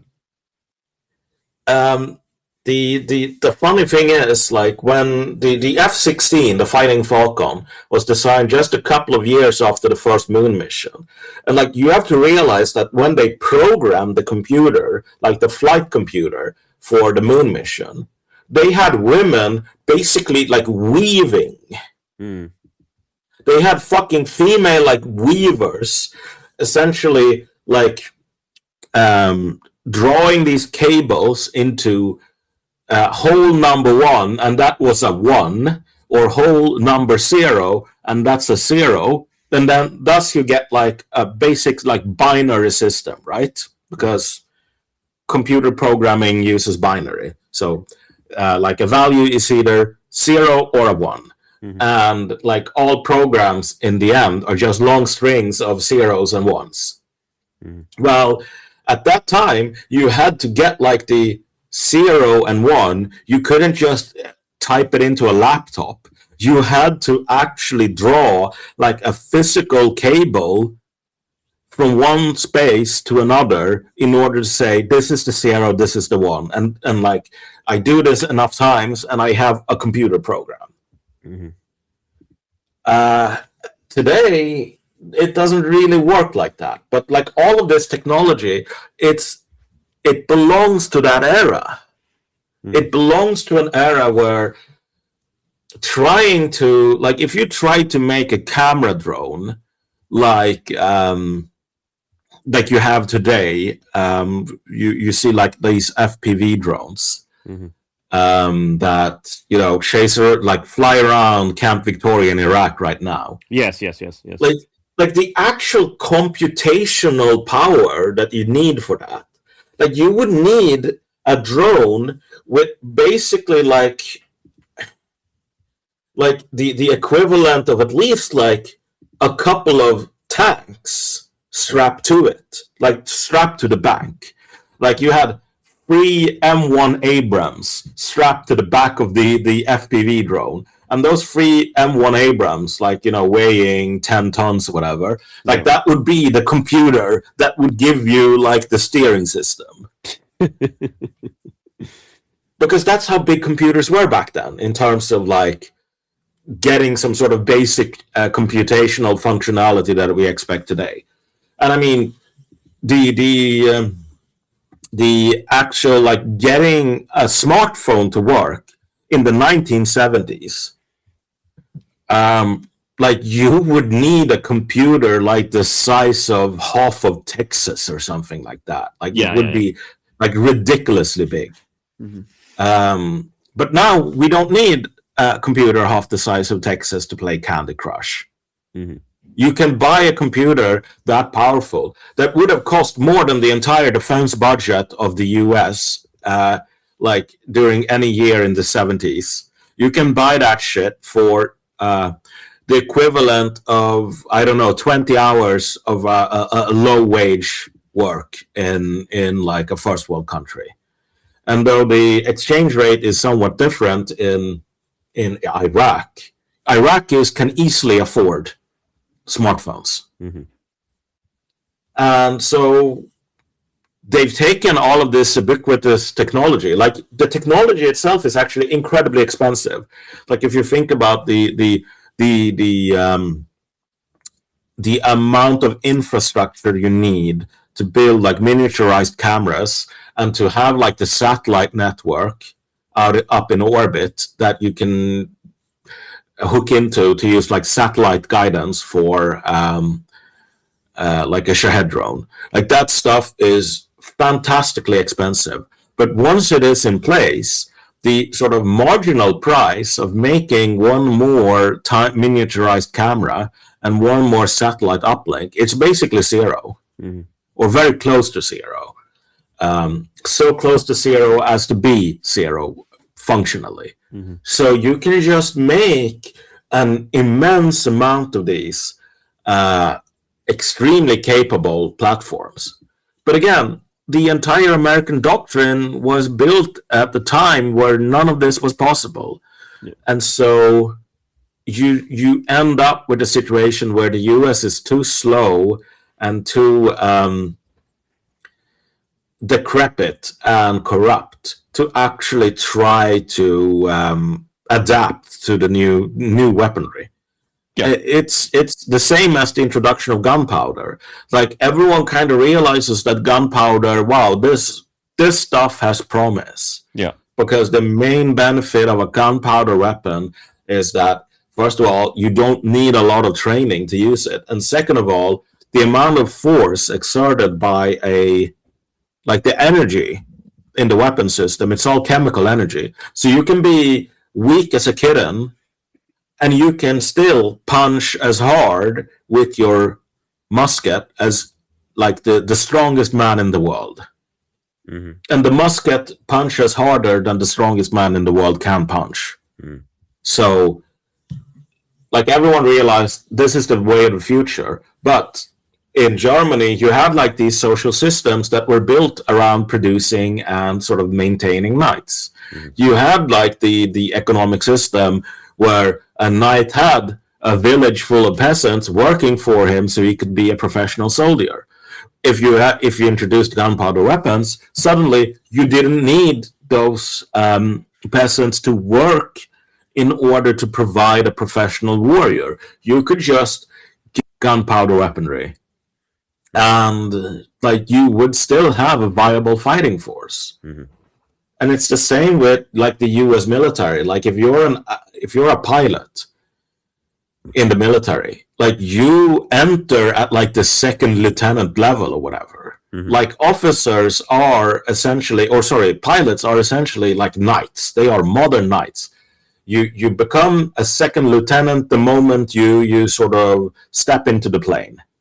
And you have a really fast track towards promotion normally, and like the prestige of the office of what you're doing is super high. Mhm. Like if you are a fucking janitor or whatever, or a drone pilot, even if you're a drone pilot, you're like a private today. Yeah. And you sit in some sort of container in the Las Vegas desert or whatever, and you get like you get absolutely crap pay. Yeah. But if you're a pilot dropping a bomb, you get much higher pay and much higher prestige. Mhm. So obviously you could replace a shit ton of like the work of dropping bombs with from these highly paid pilots, these lowly paid, like basically serfs, Mhm. peasants, these 17-year-olds with like old hand-me-down PlayStation 3 controllers. Mhm. But like what would happen to this entire social class? It would disappear, and they don't want that. Mhm. And so the military doesn't get reformed. Mhm. Yeah. But I was told, Sir Malcolm, that America has the biggest, baddest military on God's green earth. It always innovates. It's always a step ahead. Secretary of War said that this is not going to be Iraq. It's going to be uncontested air supremacy over Iranian skies. This, that, and the other thing. And the social institution stuff. America's gonna make the F-47, and it's gonna make all these other new things. And there's gonna be a Trump class of battleship. And I was told all these things. You're telling me that none of that's going to happen? Well, I mean, no. We are at the bonfire of the illusions right now. Like, I think that I'm starting to see more and more Americans basically say that they expect some sort of Soviet-style collapse in fairly soon. Mm. And not people necessarily who are sort of constitutionally inclined to make those kinds of predictions. I think this is becoming like a normie point of view. The thing about like stuff like civil war, for example, is that if everyone in your country believes you're going to have a civil war, that is the objective evidence that you're going to have a civil war. Because, I mean, perception in this case is basically all that matters. It's the only thing that matters, in fact. Like, if nobody says they're willing to have a civil war, then it's not going to happen. If everyone says they're willing, then that means they're willing to do so.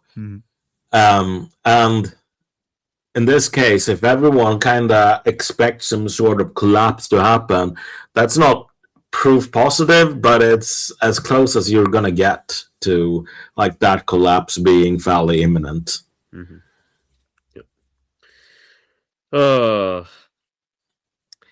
it's not gonna be a 1,000-year American Reich, and no one's going to Mars, and America's gonna die to Iran, which has like 3% the military GDP. I mean, the cope I usually saw, I don't see this argument at all anymore. But if you roll back the tape 2 or 3 years, so we're talking like 2024 or maybe even 2023, people would just have this post this quote from this British statesman where it's like, my boy, there's a lot of ruin in a nation. Like there's a lot of space for ruin, essentially. Like, yeah, you think that America is falling apart. Sure, it is. But like, a nation can fall apart for a really long time before like the final collapse happens. And people were saying this in like 2022. And it's true.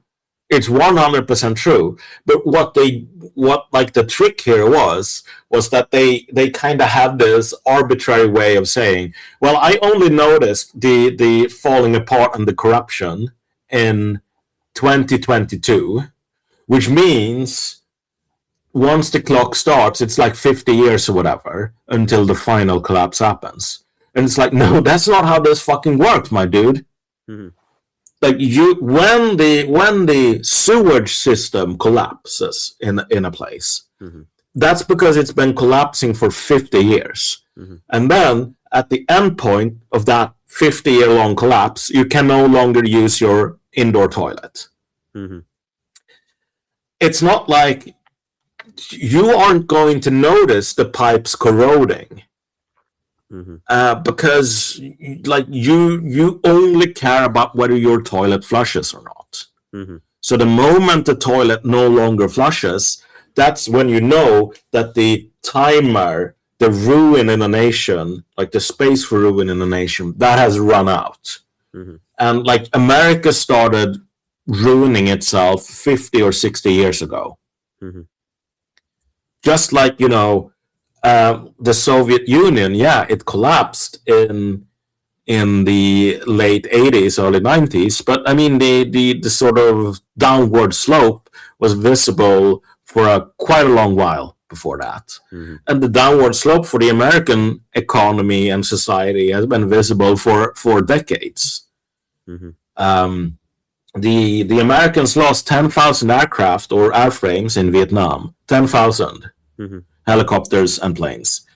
Today, like the actual number of working airframes that you can use in some sort of military, with any kind of military application, that's like 1,000. Because the US has like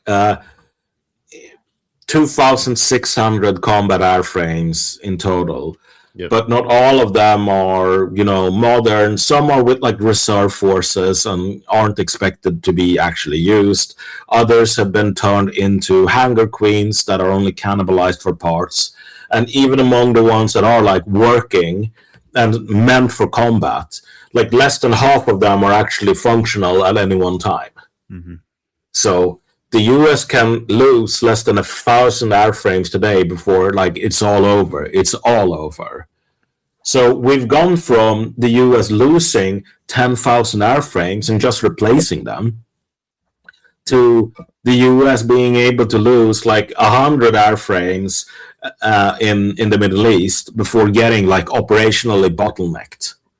And like none of those airframes can even be replaced. Well, they would get operationally bottlenecked, like, without the tankers. I think they only have, like, 30 tankers. One of them was shot down outright. 5 or 6 of them are damaged. So they're already getting bottlenecked. Because, like, without the tankers, where do you take off from? Like, you need the tankers if the jets are taking off from, like, the Israeli airbase, and then you refuel over Syria or Iraq or whatever, and you fire the JASSM from there. But if you don't have that option, man, like, you gotta, like, what? Are you gonna go to the base in Erbil? Iran's just gonna pummel that place.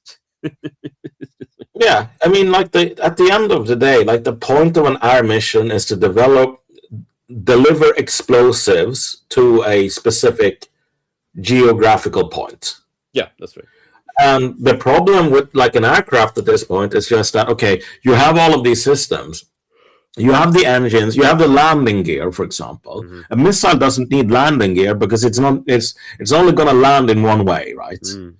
And so, like, the landing gear system is actually really complicated. It weighs quite a lot, and it has to have all of these fail safes, and you have to do like maintenance checks on it, because if the landing gear refuses to work when you're taking in the aircraft for landing, you've just lost the aircraft. Oh yeah. At the most, you can sort of ditch it in the water and maybe pick it up before it sinks. Mhm. But that's generally not going to happen. It's just a write-off. Like the entire aircraft is just a write-off if the landing gear refuses to work. Yeah. But you also need like an oxygen system for the pilot, and you need an ejection seat for the pilot, because otherwise, if the engine stops working or whatever, the pilot just dies. Mhm. And so you need all of these systems to protect the human pilot. The human pilot weighs, I don't know, like 120 pounds or whatever, which is 120 pounds that you could just turn into an explosive warhead or something. Yeah, that's right. Yeah. And at the end of the day, you've piled on like tens of thousands of pounds, or thousands of pounds at least, in weight to keep like the human in the loop. Yeah. A missile doesn't need any of that. Mhm. Which means that a missile, generally speaking, doesn't need a bunch of in-air refuelers either, because the missile can be provided with enough fuel to get where it's going, and no more fuel than that. Mhm. And sure, I mean, in theory, if you drop iron bombs from a plane, which the US doesn't do anymore, but like theoretically that ability still exists. Mhm. If you drop iron bombs, you actually save some money. Yeah. Compared to making a ballistic missile for every explosive charge you want to deliver. Mhm. But I mean, you only really save money if you don't have to involve like sequencing 3 air refuelers for a single like strike mission. At that point, like you're in the red. Mhm. But even if you can avoid that, like given the cost of airbase infrastructure, given the cost of pilot training, given the cost of like the lifetime cost for a plane, which is, several times higher than the flyaway cost. Mhm. Like you would have to drop like 10,000 iron bombs or whatever to even reach a break-even point. Yeah. And no fucking plane is gonna survive dropping even 200 iron bombs before it gets shot down. Yeah. Yeah. I mean, we kind of know this from historical experience. Mhm. Like we kind of know how many sorties a plane could do over Vietnam, for example, before statistically it got shot down. Mhm. And that those kind of the math just doesn't work out. Like having a manned aircraft to deliver explosives to a place, I mean, it's about as ridiculous as having, delivering mail using horses today.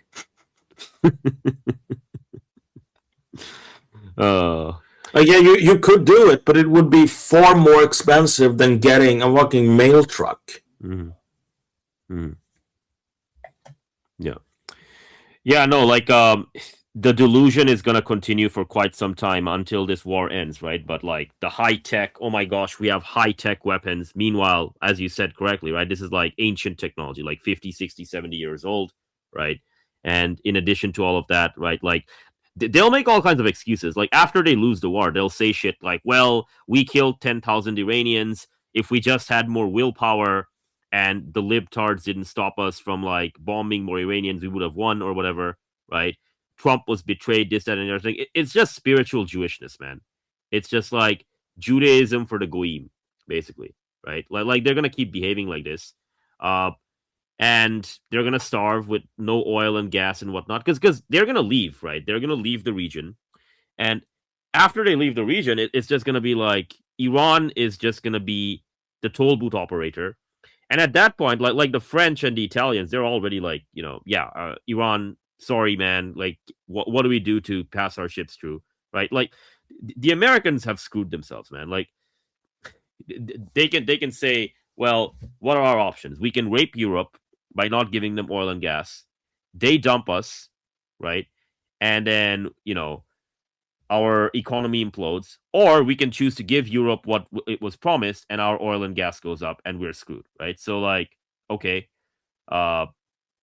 no way out, basically. And well, air campaign, well, we only got this many jets, and I think like what they're losing like 1 or 2 jets every 2 days or so. They're losing like one MQ-9 Reaper every day or so, or like higher than that, right?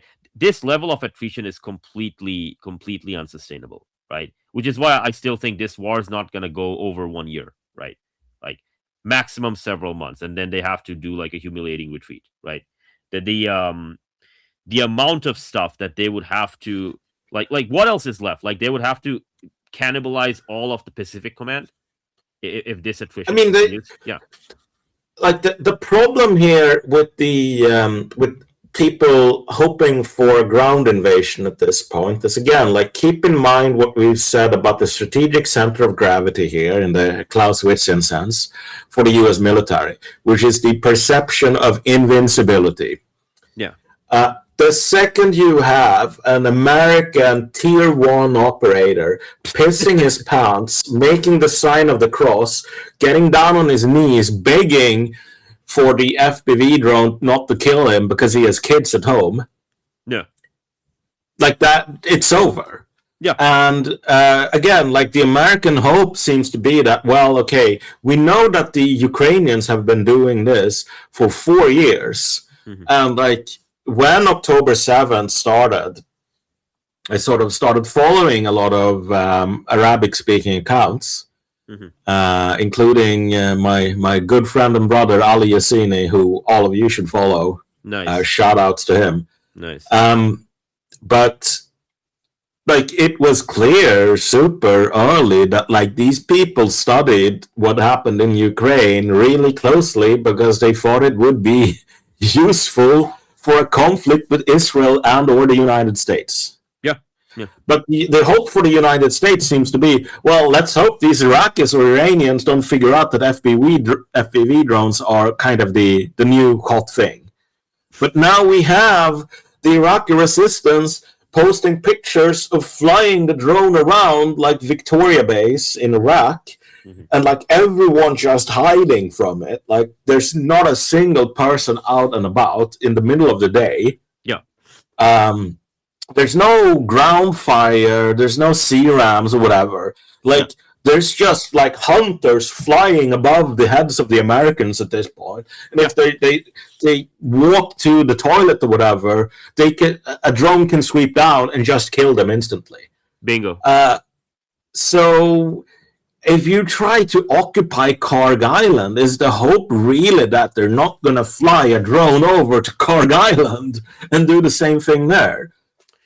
It's again like you can't really have a ground invasion because the way that wars are fought now, you will simply have like 4K video showing that Americans are just flesh and blood. And if Americans are just flesh and blood, you have just proven that like a war with Iran is impossible because there's not enough flesh and blood Americans to make the math of a war of attrition work out. Bingo. Yeah. I think especially like Sir Kenaz loves to talk about casualties and pain points, and okay, well, historically Americans needed 40, 50,000 casualties and they run the fuck out. I think this time around you don't even need that many. Like a couple dozen of them with like 4 HD video, and he's begging or this, that, and the other thing, and you see his leg get blown off and he's screaming in pain. Like that's enough to get the Goyim to be like, okay, yeah, we're gonna fucking lose, right? And that's enough to get like okay, well, America is actually just weak, right? Like, what's that scene in like Rocky 4? Like, he's up against Ivan Drago, and then he gets a punch, and Drago starts bleeding, and then he's like, he's cut, the Russians cut, right? And then like Rocky starts fighting, and then when he's in the corner, and then the black dude's like, you see, he's not a machine, he's a man, he bleeds, right? I mean, since Americans can't understand anything other than like fucking movies, I have to make a movie reference, right? Because that's what the Goyim understand. But there you go. But that's basically what would happen, man. America would be exactly. Like yeah. Like at the end of the day, you kind of have to realize that there has been no ability for the U.S. military to develop some sort of counter-drone doctrine, because I mean the Ukrainians and the Russians, they have to. Because they're fighting a war, and like war is the mother of invention. Yeah. But like the Americans, for institutional reasons, they just can't. Like they removed, for example, parachutes from KC-135s, which was the so-called Stratotanker, which is what the Iraqis probably shot down. Yeah, that's right. You know why they removed the parachutes? Because the tankers have an excellent safety record, Sir Malcolm. Yes, and because training the crews to use parachutes would cost too much money.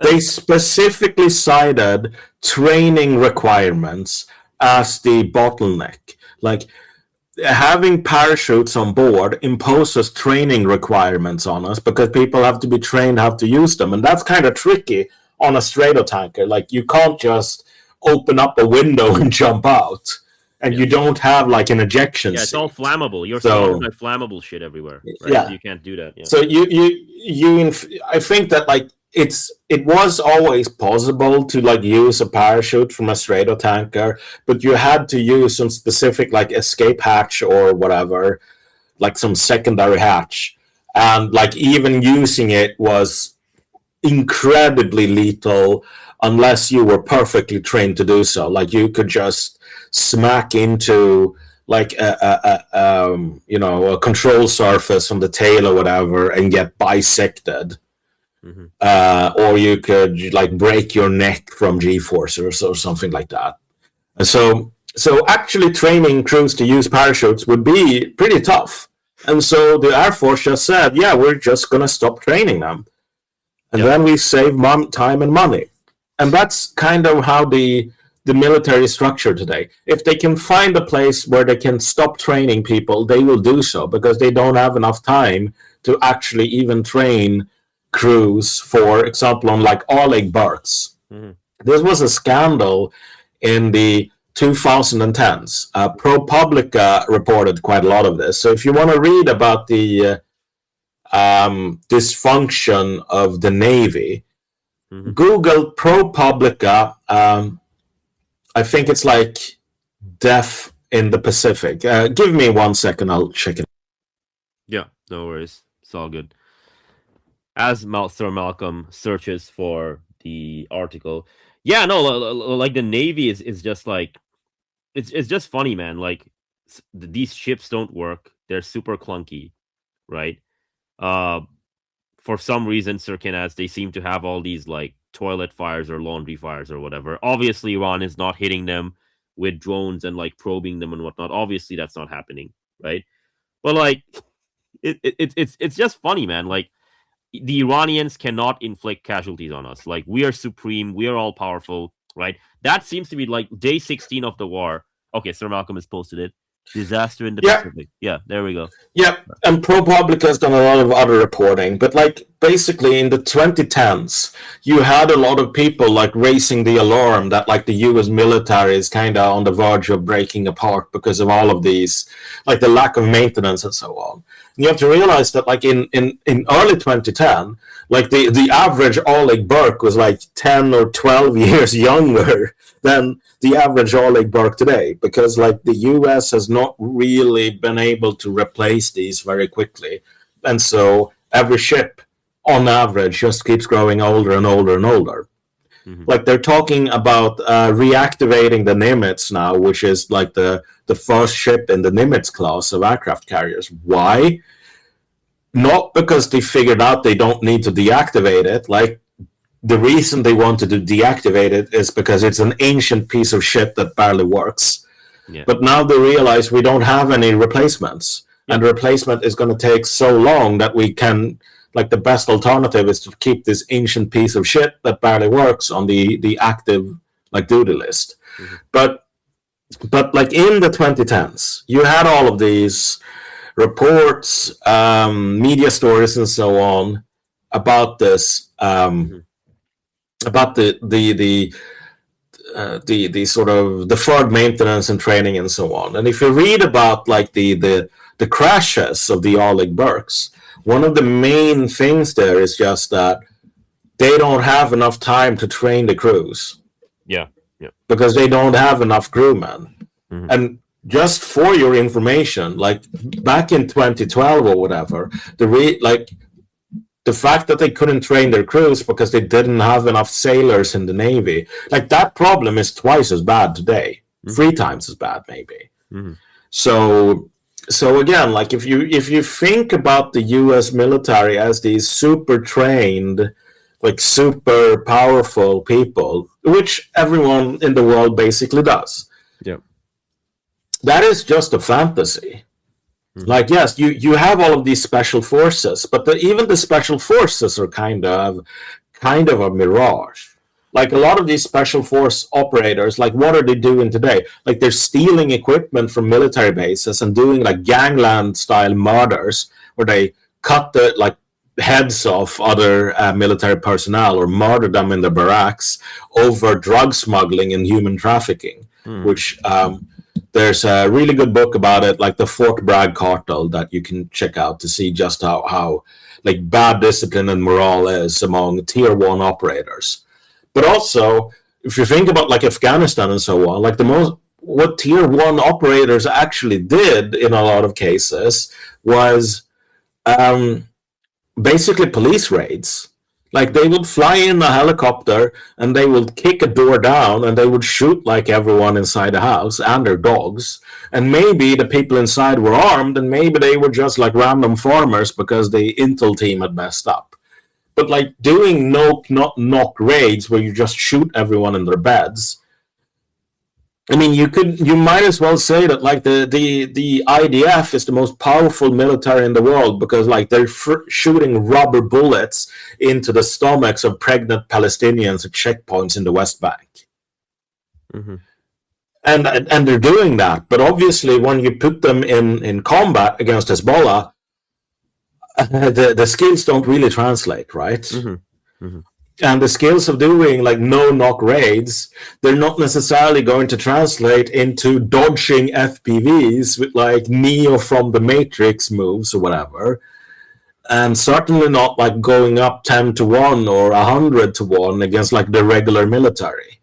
Yeah. And the regular US military, it's not trained very well at all. Like if you compare like the regular US military, like an infantryman, to a Hezbollah infantryman today. Like the Hezbollah infantryman is probably going to win because the Hezbollah infantryman has a shit ton more time for training and a shit ton more dedication.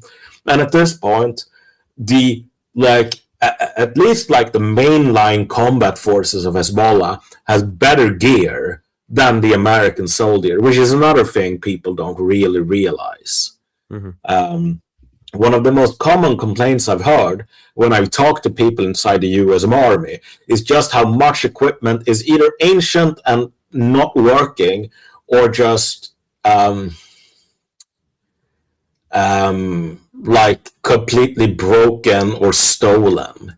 So one guy who was like a colonel in the Marine Corps before he retired, his son was like a lieutenant colonel in the army before he retired. And what his son told him was like, for a weapons company, like 2/3 of the formation was a ghost formation, that it only existed on paper.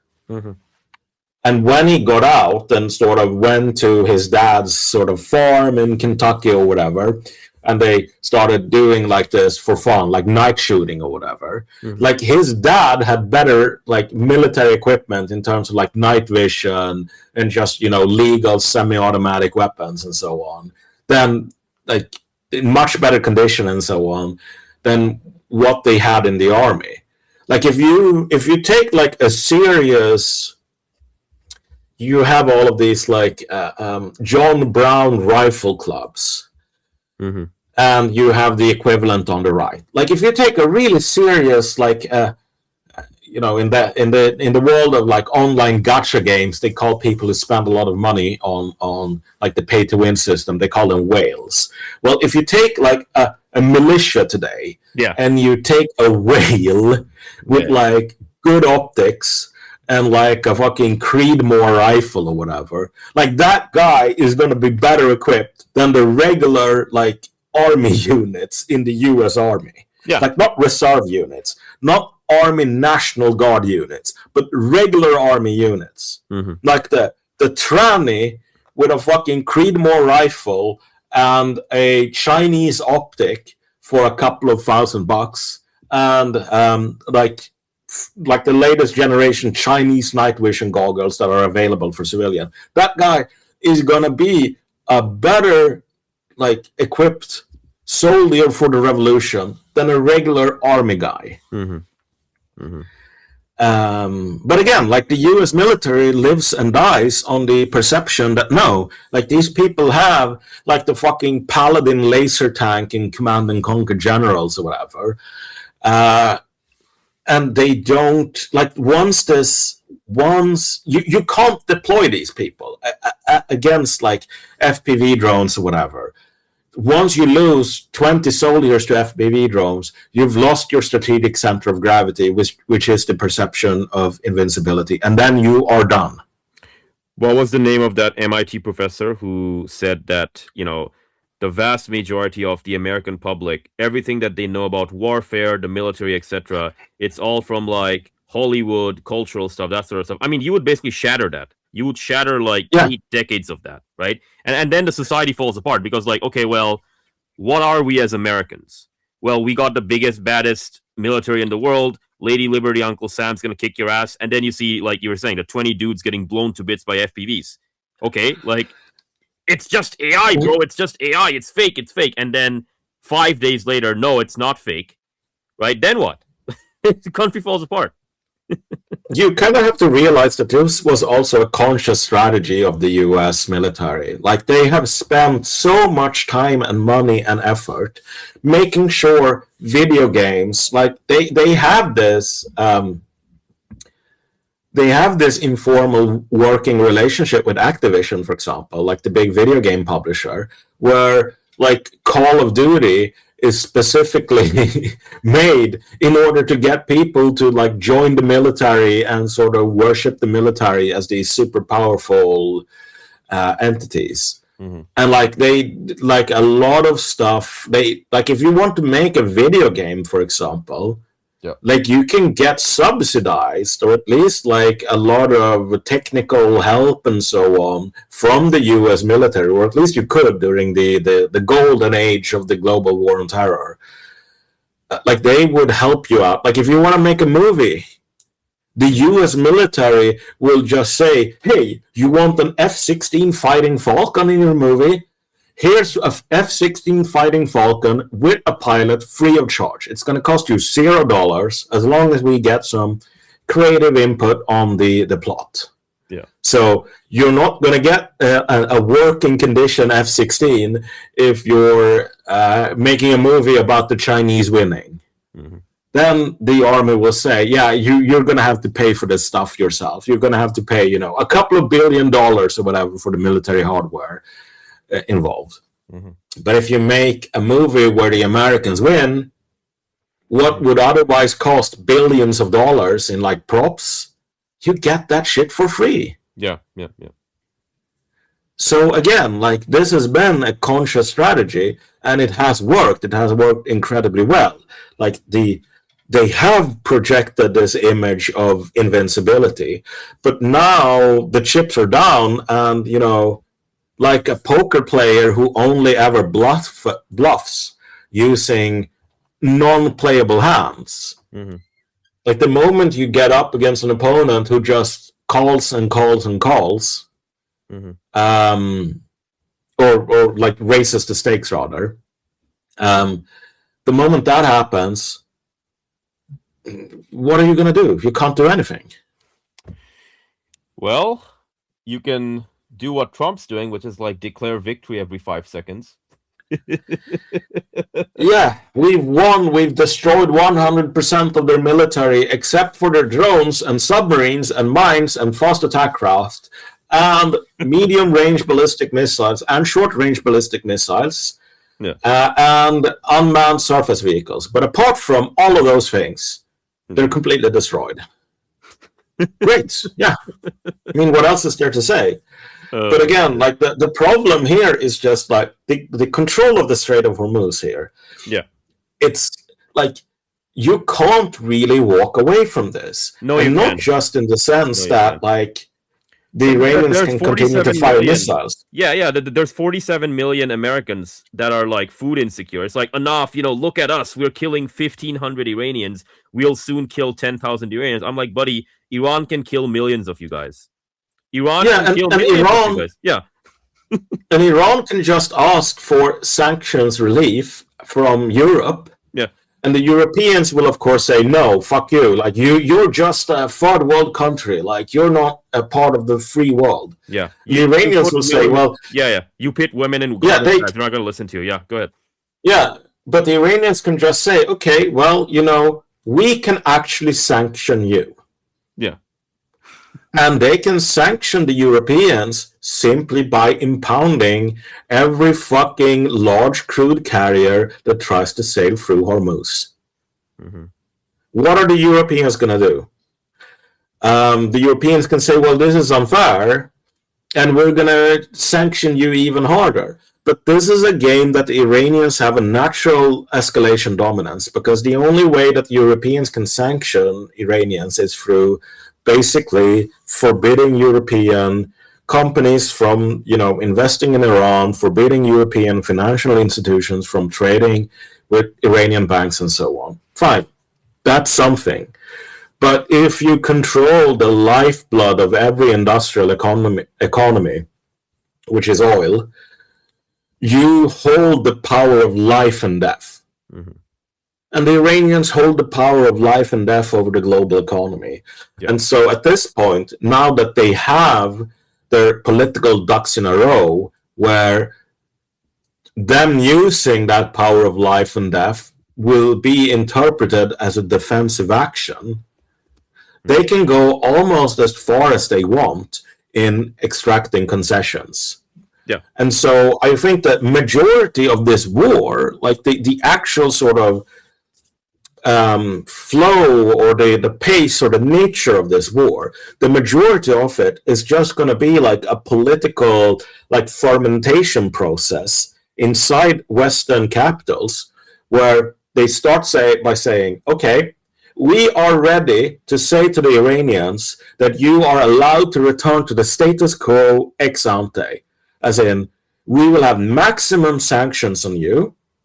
And we will have these bases where we can immediately plot to attack you through perfidy whenever we feel like this. But we will stop attacking you for now. This is what we're willing to accept. And then a week of economic starvation later, the Western position will be, okay, well, we're willing to sign a piece of paper saying that we'll give you 1 week's of notice before we attack you. Mm-hmm.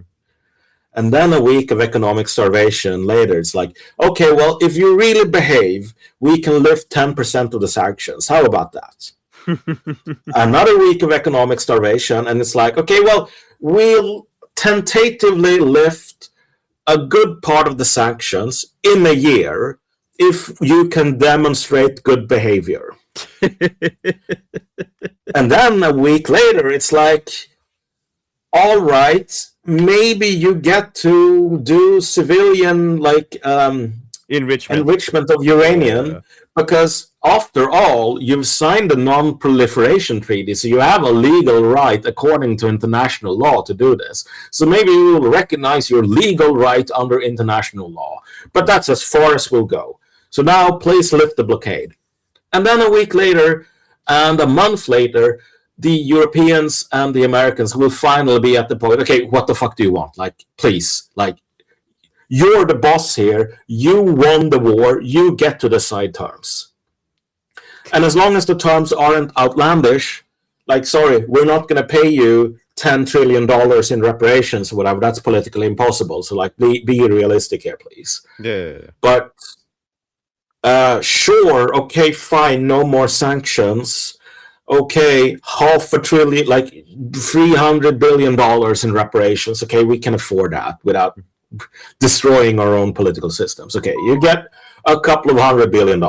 Fine. Mm-hmm. Please stop. Like the entirety of the war, apart from these first few weeks of kinetic action, is just going to be a waiting game where the Iranians wait until the energy markets implode. Yeah, and the psychological reconfiguration here, like the waking up to and smelling the coffee, as the Yankees like to say it. Like, they simply have to wait for that process to play itself out.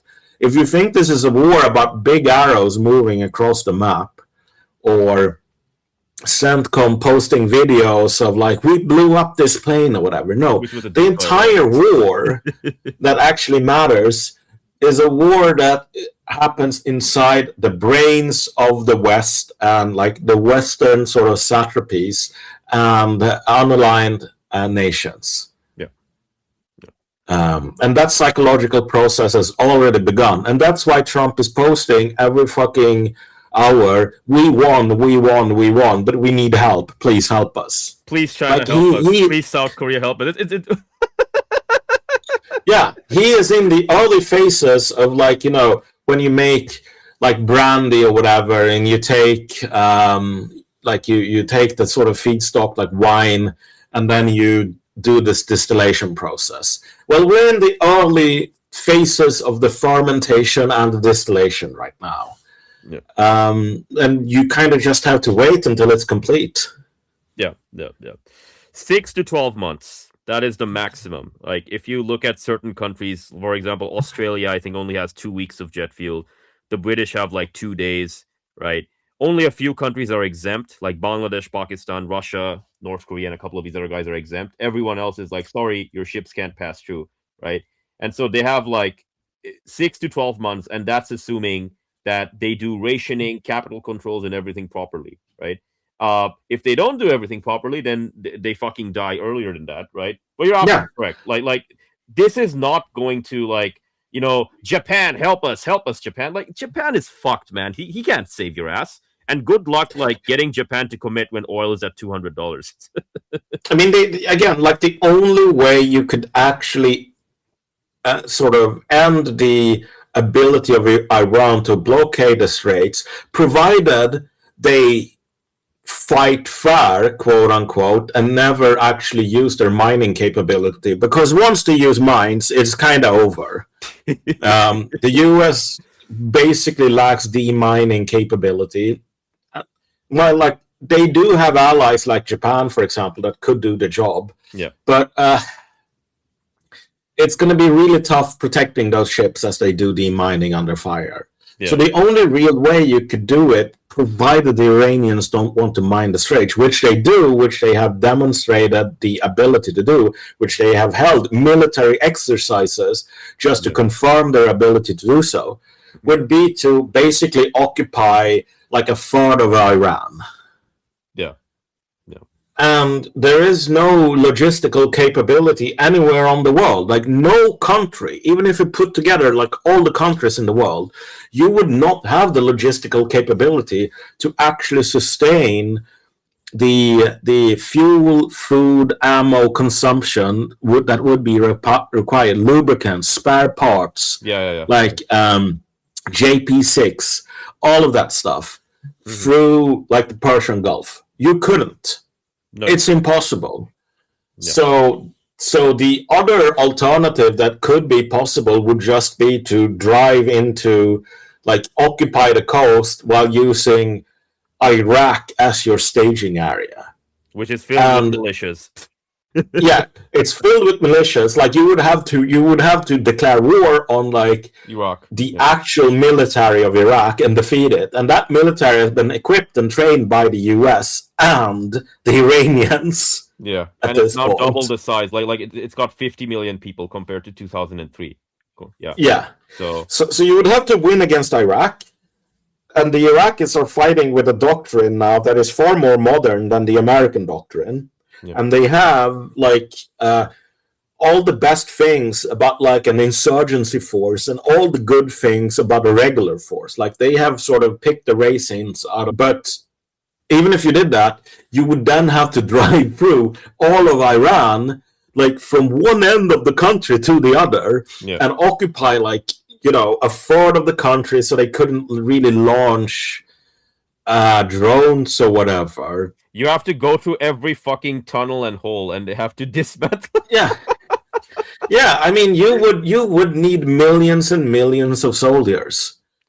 So it's completely impossible. I think it was like Larry, what was it? Larry Johnson and Colonel Lawrence Wilkerson. They were having this like numbers, and he's like, if you magically had 500,000 troops, you know, like teleported to Iran, they would not last even 6 months. The entire country would eat them up. They would be killed, amputated, captured, etc., etc. And this would primarily happen from like the modern landmines that Iran uses in their doctrine. And then you've got like the drones and the SRBMs. And then obviously, you know, enough. What about the fucking like Lut Desert? Isn't that a flat? Well, yes, it is flat.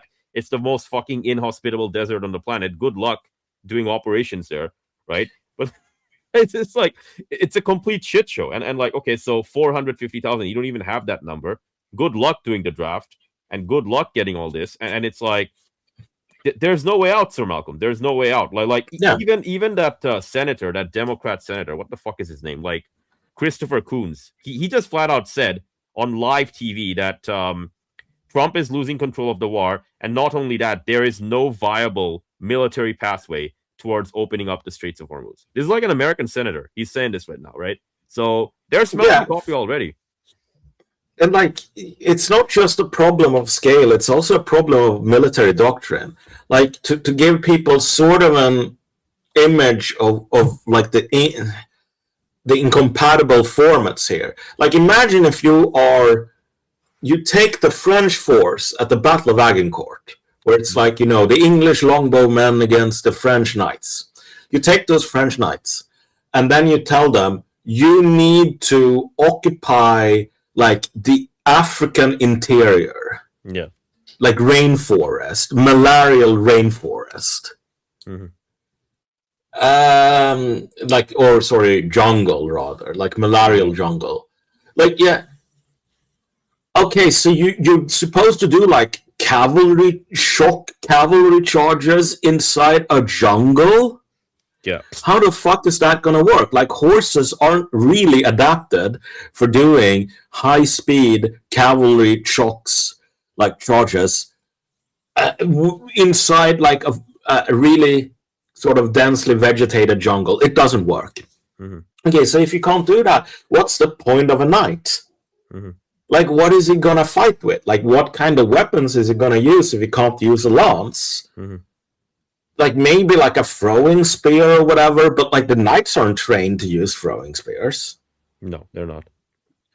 And like the knight's armor is a liability. Like, it's gonna rust in the high humidity. It's gonna slow him down. And it's gonna be impossible to maintain. Yeah. And then you have the malaria. So, like, just by being inside the jungle, 20% or 30% of the French knights are going to die every half, like an annum, just from malaria.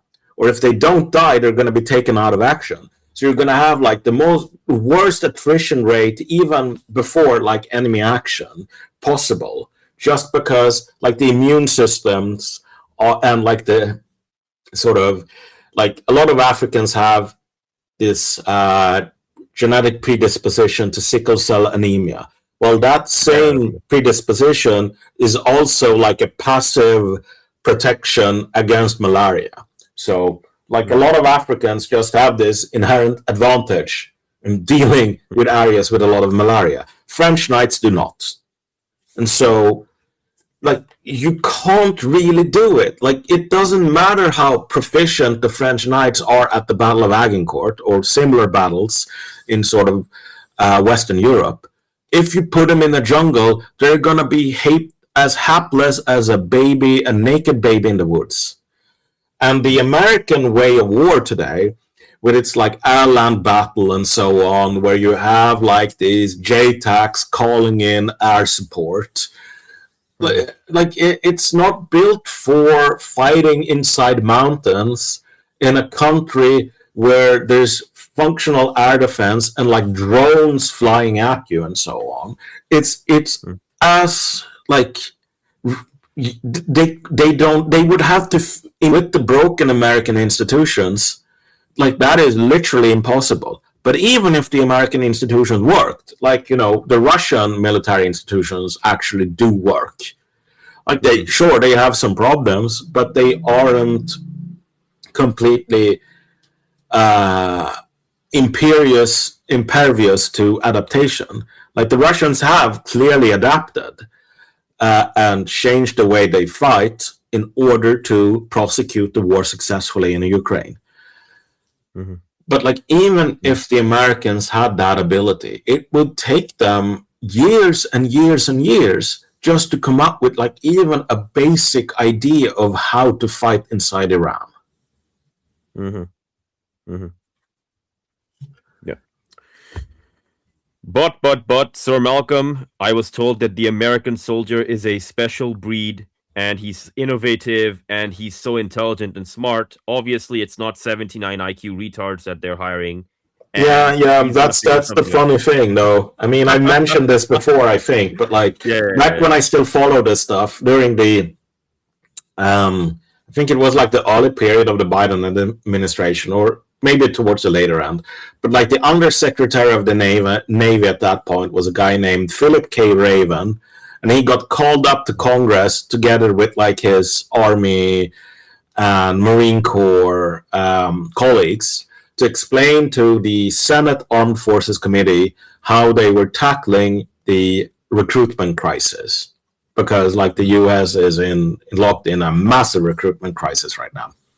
And so Philip K. Raven, he gives this canned speech about how, the American Navy is, of course, technologically far superior to the Chinese. Like, it's not even a contest. And the Navy, in terms of its weapons and its capabilities, it's like 10 times better than any other fighting force on the planet. But then Philip K. Raven dramatically adds, none of that actually matters. None of it matters. Because the real secret weapon of the U.S. Navy is the U.S. sailor, which is better trained and better led and smarter and more adaptable and all of these things than anyone else on the planet. And after he gives the speech, he then says, this is why we're opening up the Navy, certain positions within the Navy, to Class 4 applicants on the ASVAB, like the Armed Forces, like aptitude test. And for people who don't know, a Class 4 person, if you take the military standardized test and you end up in Class 4, you may be entitled to a medical diagnosis as a sort of certified mongoloid, like a certified retard. The state will give you a paper saying you are of such low intellect that you are entitled to special benefits. because you cannot handle your like normal life because you are so unintelligent.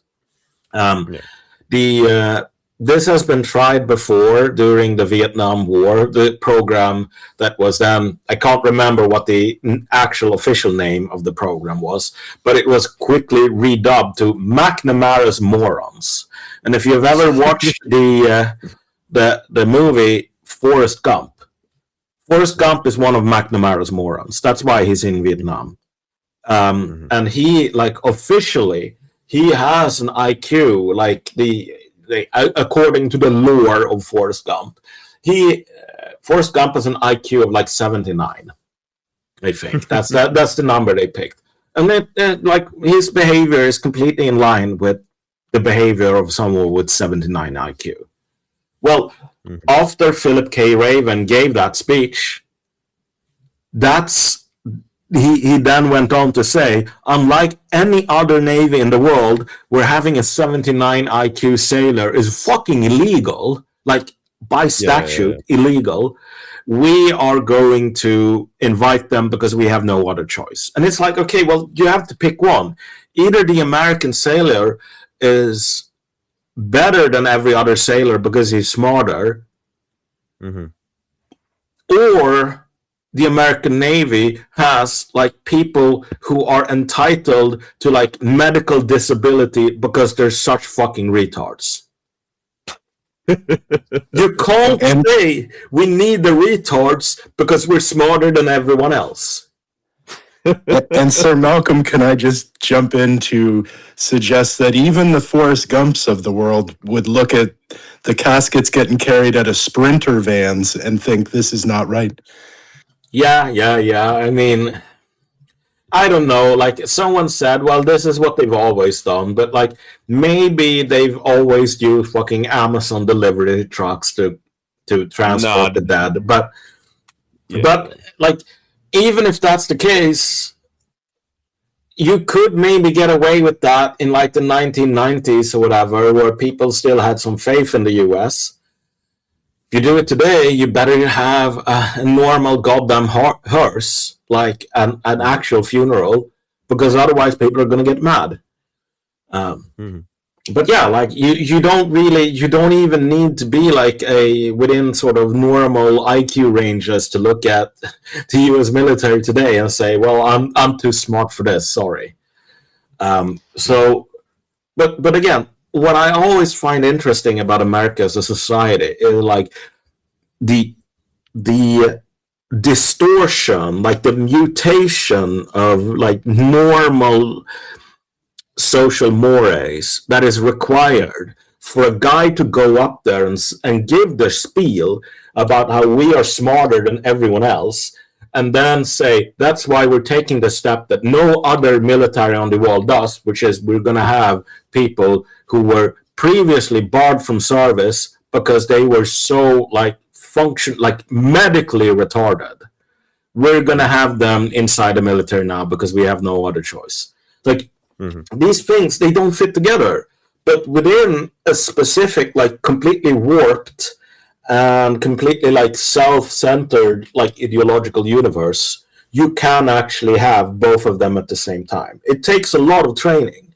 Like there's this saying, like you hear the truth from drunks and children, but like the US system is a system where drunks and children have been like surgically removed, and like all of these people who would look at like the naked emperor and say like, why don't you have any clothes on, they have been educated and re-educated again until they say, oh, look at that nice suit. And if they don't say that, they don't get anywhere. And if the rest of us don't agree that retards bombing children is a good thing, then well, there's something wrong with us. Well, yeah. I would like to just jump in with a quick comment, guys. It appears to me that the U.S. is headed towards essentially a massive amount of battles of Kamdesh in Nuristan province. I don't know if you guys remember C.O.P. Keating and the battle there. They put up, and this, the U.S. is so the motivated rationale that they have is so strong, and the just follow orders to get by, all of that is absolutely true. So they sat in Afghanistan for decades doing literally nothing without the proper amount of troops to even pacify a couple of provinces, let alone the whole country. And if they want to repeat that in Iran, it's going to look like something like the Battle of Kamdesh, where some U.S. Army officer retard, as you pointed out, decided to put a outpost in the middle of a valley, and then the Taliban just said, "Oh, look at that! It's there. We're on the cliffs. They're down below. We can just hit them with mortars and RPGs." This is all Bro, combat footage. bro, bro, they're not using mortars and RPGs, man. They're I gonna use exactly, fucking they're This gonna is use my point. fucking drones and SRBMs, bro. Right, right. the That's my point. the Afghan army did like the Taliban in 2001, or I think Kamdesh was 2008, 2009, right? But 2009, yeah. yeah, Iran has like 10x the firepower, 10x at the minimum, and Way more, it's way more than more accurate. 10x. Yeah, Way more than 10x and way more accurate, and all these other things. Like Kamdesh was what, like 8 dead? You're gonna get like fucking 80 dead or like 100 dead or whatever, man. Like you, this is just, it's gonna be a fucking bloodbath, right? And correct. remember by the way, the invasion of Iraq. Oh my gosh, Bush is so amazing, right? What was the initial point when the American public started to sour with regard to the Iraqi war? It was the Battle of Fallujah, right? Where like 113 Americans and allied, like it was like British or whatever, right? So 100 something casualties, and they're like, oh my gosh, maybe this is not a good idea. Like the Goyim, the American fucking Goyim, who are spiritually Jewish, man, like they can't take casualties. Like once the Iranians start inflicting like 80 dead, 100 dead, 120 dead, right? And it's like on a fucking 4HD FPV drone, and they can't just say this was a laundry accident, and they can't just say, oh, he just died from a fucking stub toe. Like this society is fucked, man. Like this is a society where the video games, as Sir Malcolm was saying, the video games teach everyone that, yeah, America always wins, they're so innovative and whatever, and this, that, and the other thing. And then people see with their own eyes, and then for 5 days they'll say, oh, it's AI, it's not true, it's AI, it's not true. And then they're gonna have a mental breakdown. Mental, psychotic, sociological breakdown, man. That's the end result of all of this, basically. Yeah. Like, Can I ask Sir Malcolm a question? Maybe. Yeah, go ahead, man. I heard him talk, or Sir Malcolm, I heard you speak a couple months ago about how you thought this was all going to affect the Europe's position on Ukraine may change because of all of this Iran stuff. And I wonder if you might speak on that, or what you think this means for Ukraine right now. Sorry, say that again. I was just asking, what do you think this will mean for Ukraine? Like, is this how does this change that? Like, does Europe's position on that change? Like, being that they're the vassal left in the wind, and now they're going to be expected to pick up this Ukraine slack? I mean, Ukraine is very interesting because I think that it can go a couple of different ways. Like militarily, the situation is hopeless, and like strategically, the situation is also hopeless. And this is being expressed now by like heads of government. Like the Dutch prime minister just said, like, okay, we can't really send weapons to Ukraine because we have no weapons to send. And also the weapons we would send would be weapons we would be ordering from the Americans and paying for. But like that is just completely hopeless at this point, because if you order weapons from the Americans are going to take the money and they're going to send them to Israel. So like there's not even any point. And like if you think that the domestic military like industries in Europe can actually do anything to move the needle, I have an overpriced piece of shit Gripen to sell you. So, like, please don't think that. But so you can't really exercise leverage against the Russians if you do that by threatening to like send military equipment, because like the warehouses are pretty bare at this point. And you can't really do some sort of economic warfare at this point because, like, the Americans have gone and fucked it all up. They've fucked it up completely. At current oil prices, which are, if you look at like oil futures and so on, they are massively manipulated. Like the Brent is massively manipulated downwards, and which will cause a lot of problems in the near future, I think. But like, if you look at the Urals benchmark, it has gone from trading at like a discount versus the Brent at like $65 to a premium, like a $5 or $6 premium at Brent at like $100. So in terms of like the daily or monthly or whatever, I don't have the exact figures, but basically like the just the added benefit to the state budget in terms of the increased oil prices is now like in excess of what the entire Russian military budget. So they've gotten like an extra military budget for free out of this price action on oil. And that And is and Besant mentioned opening some sanctioned oil as well. Yeah. So like sanctions are gone. The Russians are making money hand over fist, like more money than they would need to, one, prosecute the war, two, pay for all of the military expenses that aren't directly related to Ukraine. So they can hold out forever. Like the entire point of an economic siege, it's now gone. So that's why the Dutch foreign minister said, like, the only thing that remains is like going to the table and trying to sue for peace against Russia, because like we are checkmate. Like the Americans have checkmated us. There won't be any more weapons, and the economic warfare is over. But the way that this can translate, like politically and socially, that is what I find pretty interesting. Because if you think about like the status of the Ukraine war, it itself is like the result of a very chaotic and like unpredictable process. So Macron, to take just one specific example of a French politician, he was one of the most vocal opponents of the Ukraine war. Like he's been in office for a pretty long time now.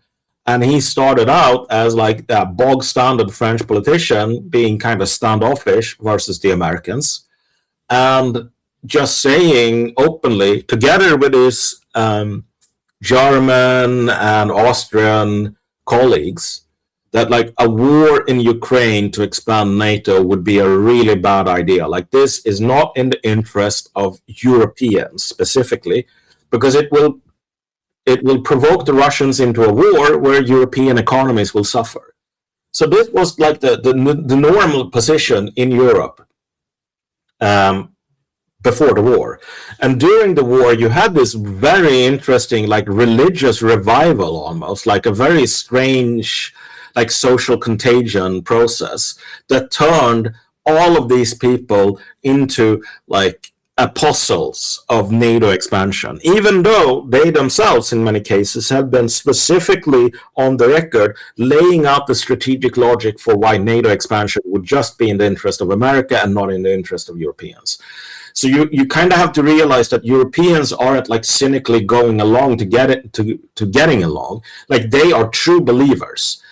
And then the Americans who started the war as like true believers then eventually became like cynical opponents in a lot of cases of like further Ukrainian involvement. So there's been an incredibly like hilarious in a way, and I guess it would be hilarious if it hadn't ruined the nation of Ukraine, but like a very strange way, like a game of musical chairs.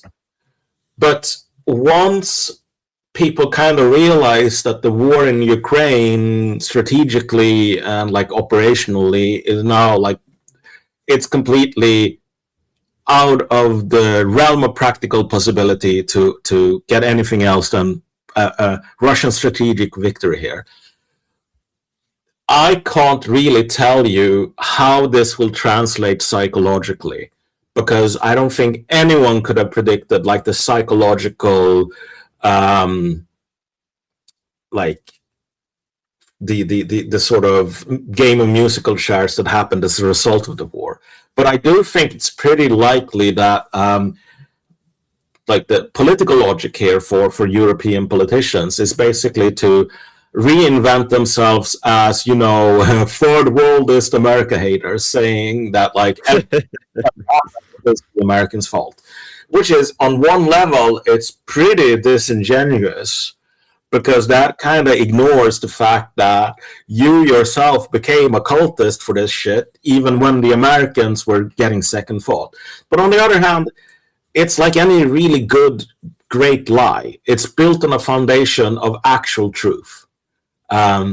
It's built on a foundation of, like, objectively speaking, this war was not in Europe's interest. And for the Ukrainians themselves, they can probably, I would expect them to go from where they're at right now, where it's like, we need more pride parades in Kyiv, like we need more homosexuality, like that's how you know you're a free nation, and like changing the date of Christmas from what they've always used, which is like the Orthodox calendar, to say that Christmas, it's like December 25th, because that's what it is in American. We're Americans.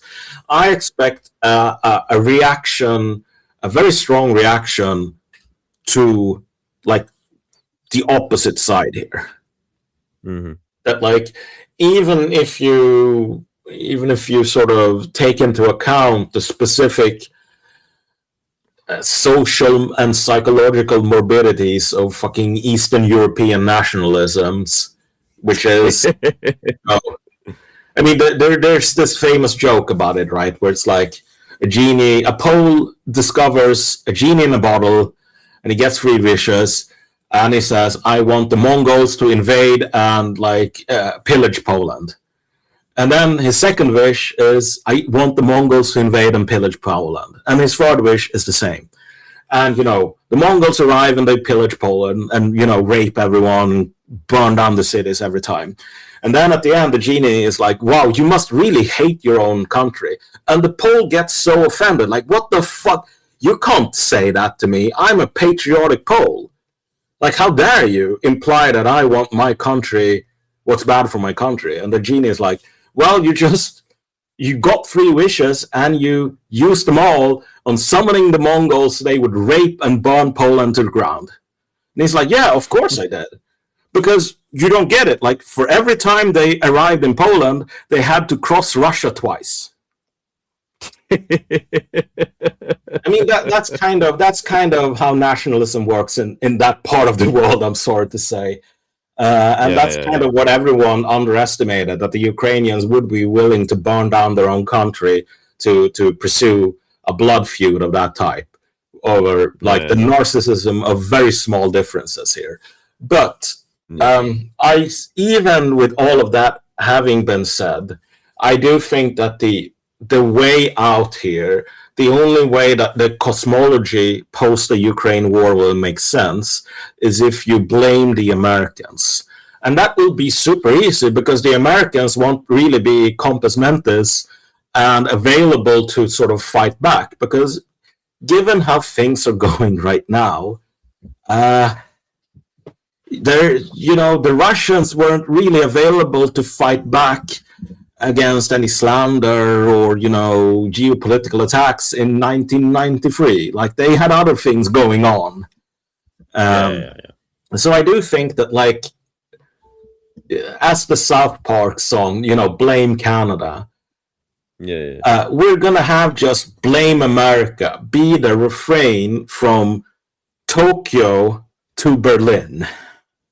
Yeah, basically.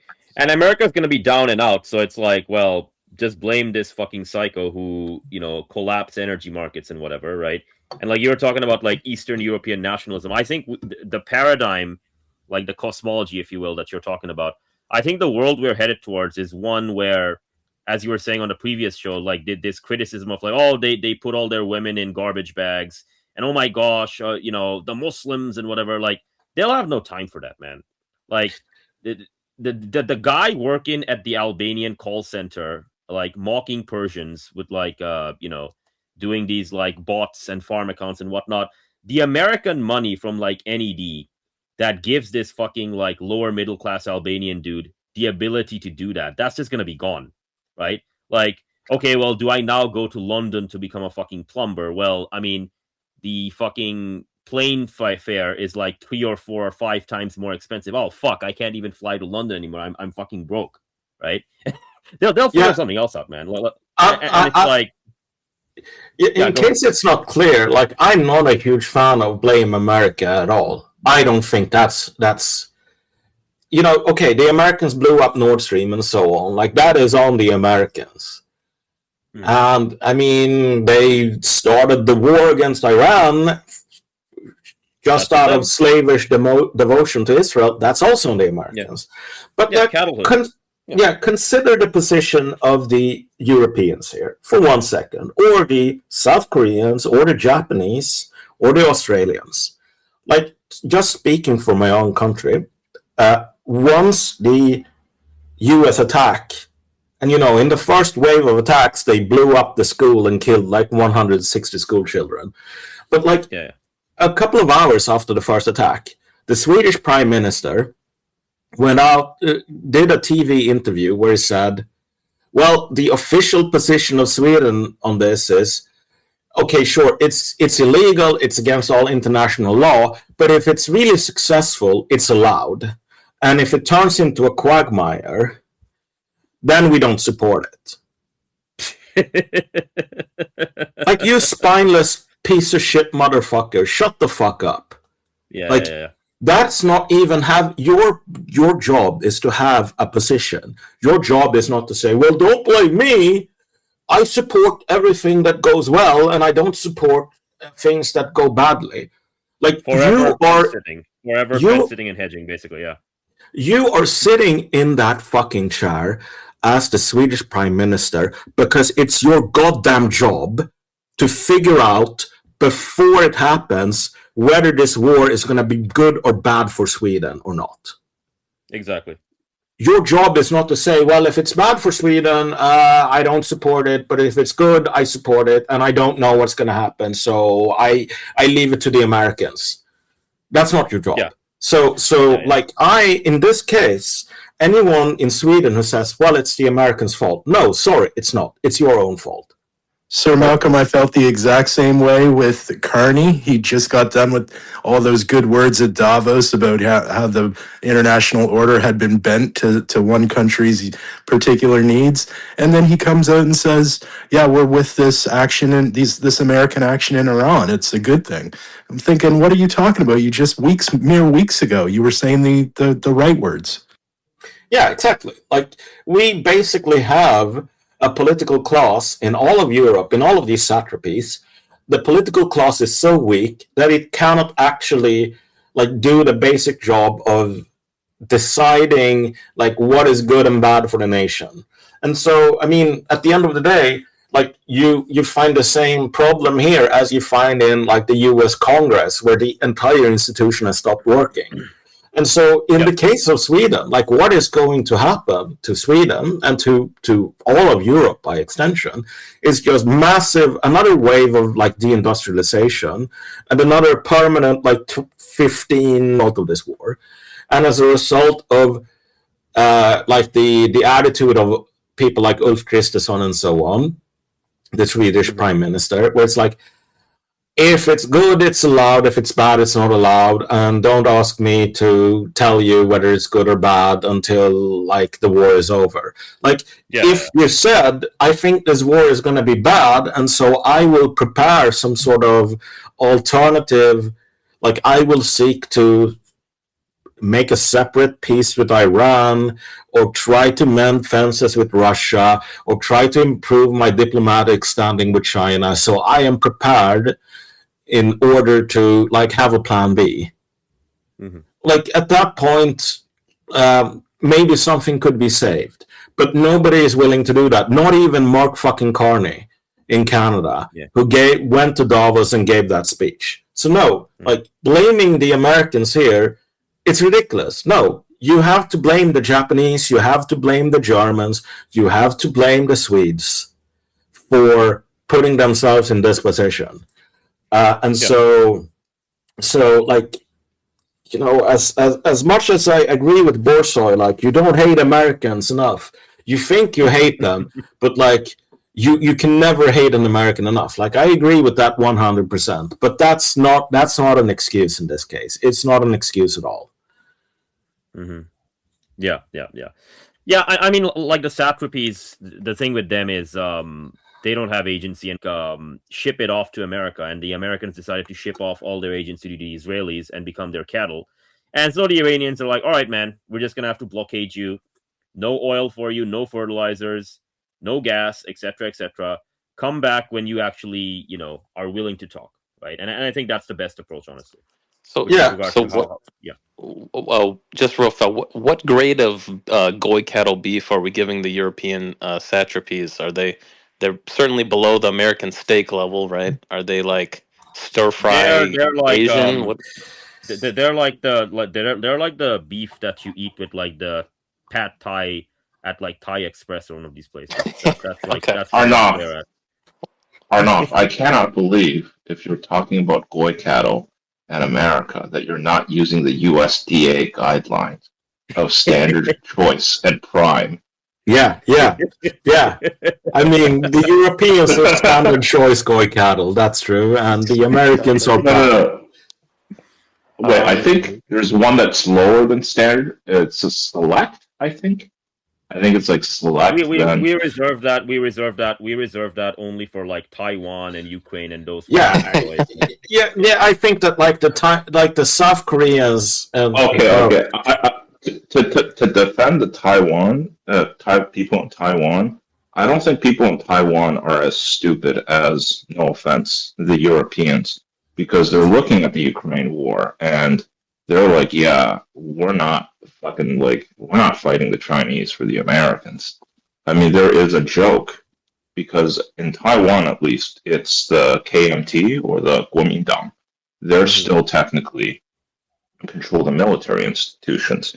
And the joke is, if the Americans come and there is a crisis, well, there's two versions of the joke. One version of the joke is, if there is basically reunification by military force, the military in Taiwan, they're going to surrender to the PLA at first sight. And if the Americans get in the way, they're basically. Why would they use military? Bro, why would they use military force, man?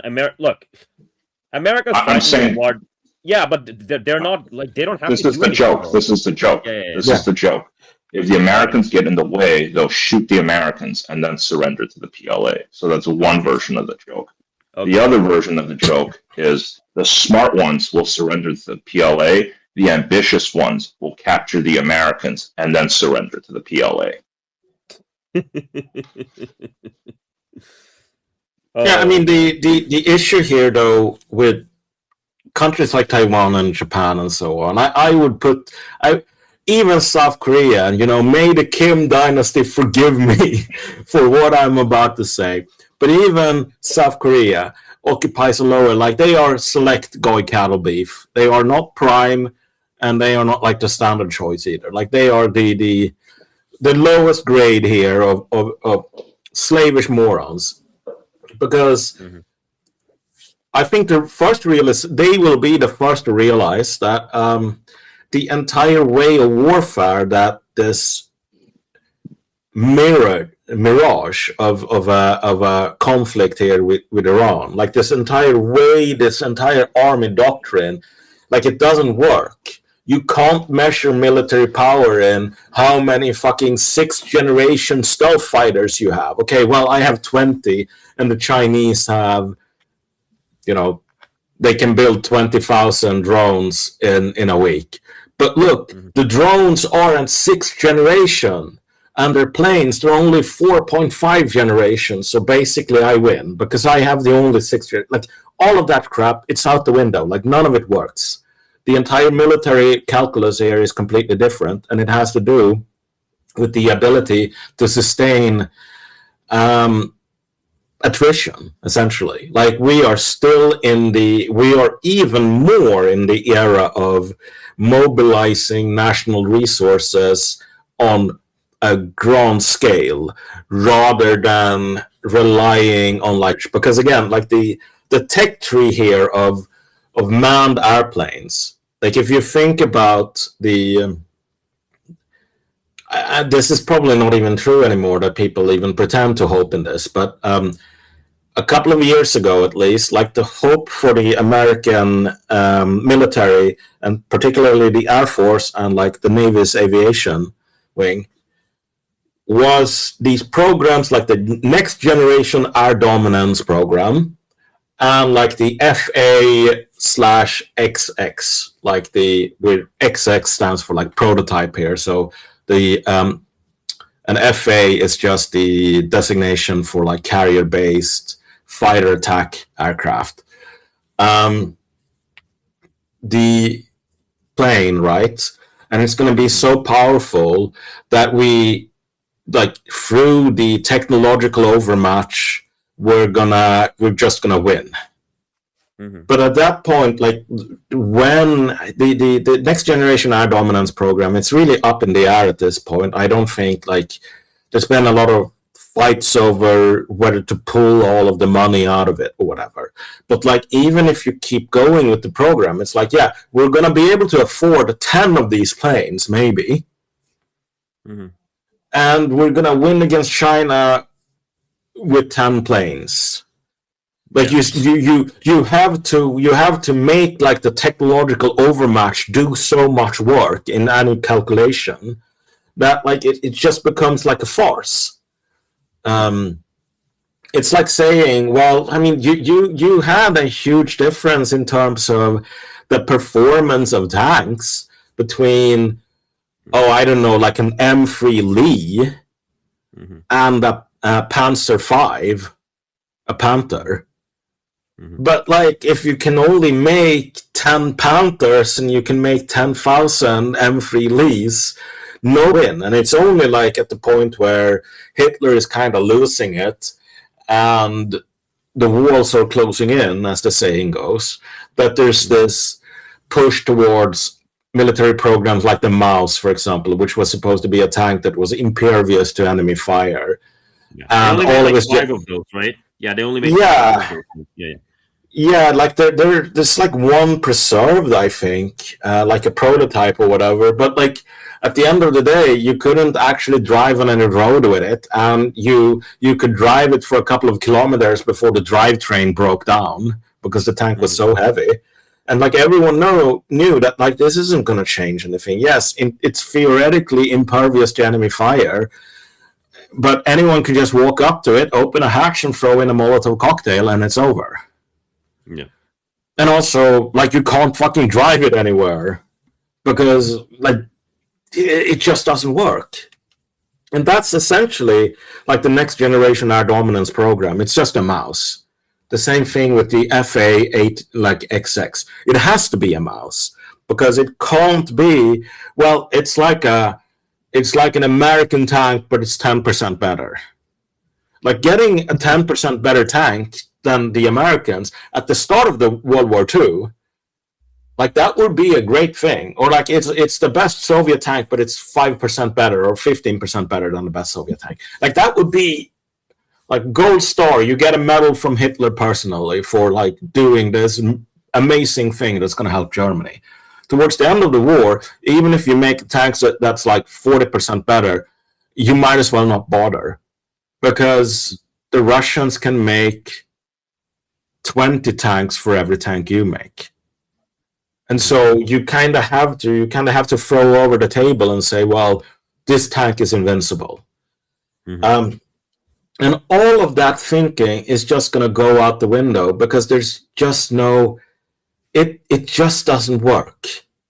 As you describe all of this, Sir Malcolm, all I can think is that parade with that fucking drone that the American was holding it in his hands. He wasn't even flying the drone, man. He was holding it as he was walking. Well, I mean, it sounds absurd, but the primary reason why they do this is because it's to funnel money into these defense contractors and to that's right. these defense companies.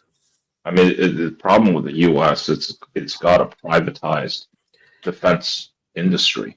I mean, with the Russians, they can build that surge capacity because it's all state-owned.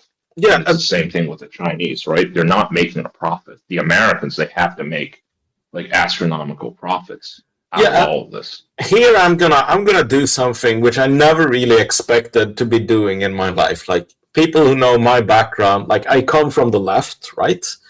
Like the socialist left once upon a time. And so I started like looking into the American military like 2020, 2019, sometime like that, because I wanted to sort of describe American society for my essays and so on. And then I realized that you can't actually talk about American society without understanding the military. Like it's like trying to speak Chinese without tonality or whatever. Like it's only half the language. And one of the things that really blew my mind once I started looking into this stuff is, you know, Americans are convinced about this, the military-industrial complex and all of that. Like the bad guys in the story are Lockheed Martin. And what I realized is that, Lockheed Martin or Northrop Grumman or whatever, these are like more than perpetrators. These companies are victims of something. And, you know, that kind of... You know, that was kind of a gas, like that was kind of a killjoy moment for me, because like why do I have to defend the honor of Northrop Grumman or Raytheon or General Dynamics? But like you kind of have to realize that yes, you have all of these stories of you know, the $50,000 toilet seat. Like that shit goes on inside the military. Like there is a lot of corruption and so on. But there's also like a structural reason why you have to sell $50,000 toilet seats, which is, as you pointed out, yeah, like the American military industrial complex has to like make a profit. They have to make a profit. They're responsible to shareholders. Yeah, they're responsible if you have a nationalized defense industry, the shareholder is the state and the security. And it's not even that. Yeah, but it's not even. Yeah. Just let me finish here. They need money. Yeah, go ahead. Yeah, like there is like an ideological element here where, as you say, if you have a state-owned business, like you basically, the state has to pay for everything. But there's also like this element where the US doesn't want to acknowledge the true costs of like being a military hegemon. And so it uses all of these like ideological accounting tricks almost to hide what like the true cost is. Because if you have this current situation, you have the $50,000 toilet seat. You know what you can say to everyone that gets mad? You can say, look, it's ridiculous to have a $50,000 toilet seat. If we just convince these fucking contractors to sell us the toilet seat for $2 or whatever you can buy it at, like Home Depot, we would be living in paradise. But the actual function of the $50,000 toilet seat is as a subsidy to the arms industry. Yes, some of that money goes to like countertops in Virginia or whatever, and you could get rid of that, sure. But the actual true cost of keeping like a military industry going is so high that you can only really like finance it at this point through corruption. Because if you admit that like, okay, we don't really have to pay the $50,000 toilet seat, we just have to give them a subsidy for $40,000 and then, or $45,000, and then they'll sell us the toilet seat for $2. So we save, you know, a little less than $5,000 if we like rationalize this entire process. I mean, at that point, the game is kind of over, because like there is no fiscal space to really pay the costs of like all of the fixed capital and all of the like human capital that goes into the arms industry. So if you actually look at the reality for even for the primes, and there are 5 primes. There's Boeing, there's Raytheon, General Dynamics, Northrop Grumman, and Lockheed Martin.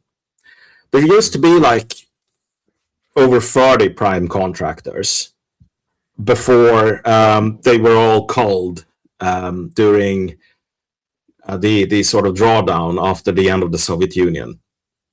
Well, before the end of before the conclusion of the Cold War, I mean, there was, as you said, like a lot of, defense companies, and that consolidation.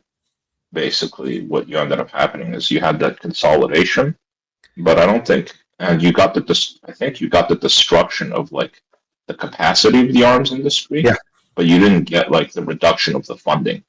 Like the money is still spending is still the same, but No, the spending actually went down quite a lot. I don't have the figures in front of me, but I'm pretty sure on that account. And like, you also have to realize that the point of all of these rationalizations in many cases, like it's well known that like a lot of like military bases and like naval yards and so on, naval stations were closed down.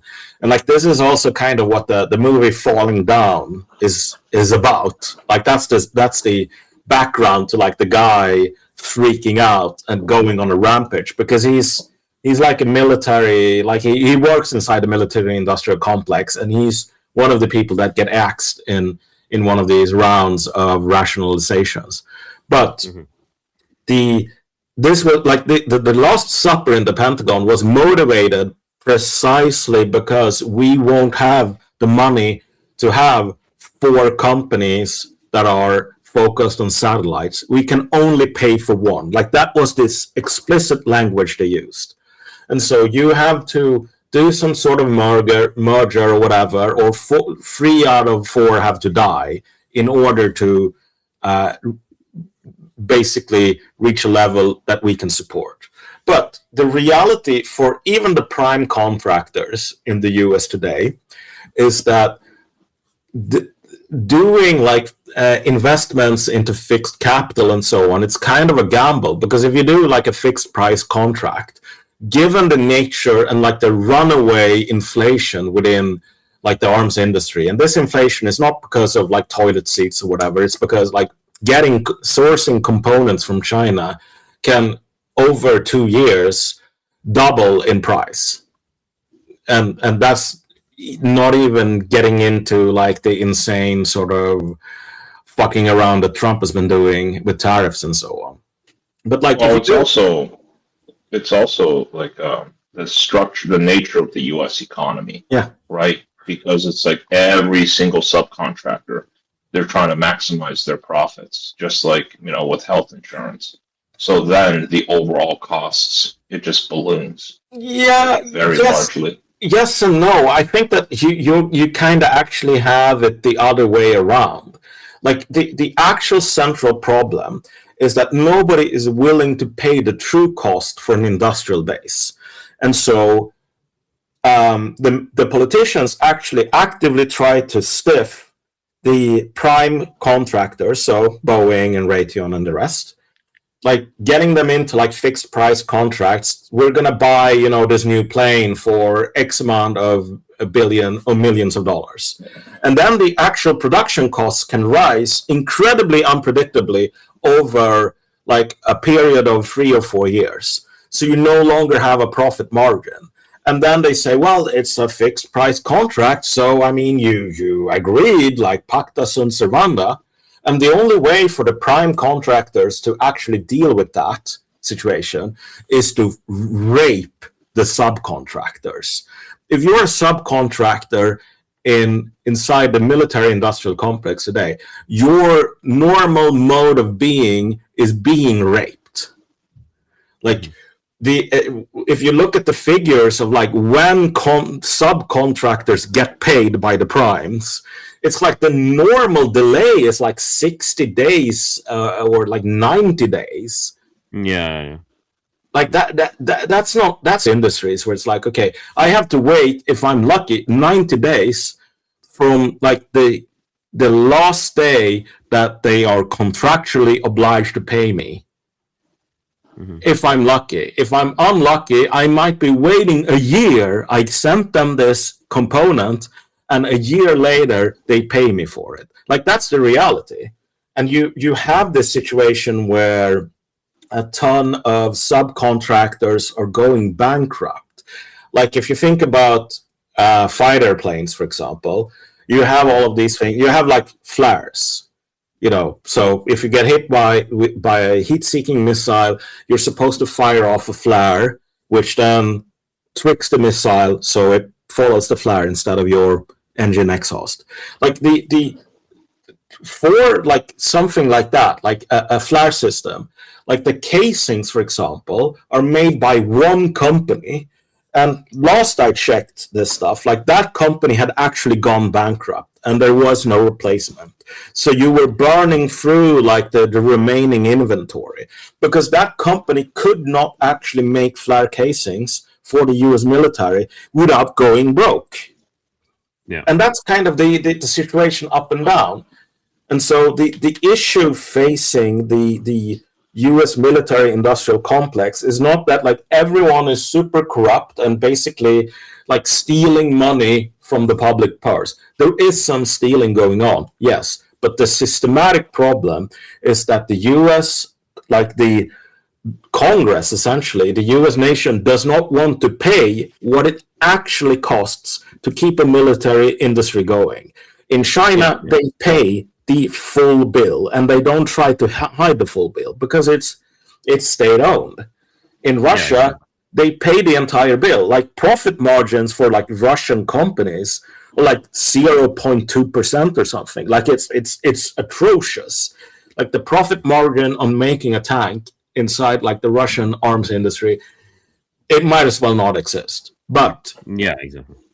But like the Russian arms companies can be sure that like if we need money, we pick up the phone and we call the Kremlin and we say it costs so many rubles to build a tank. That's what it costs.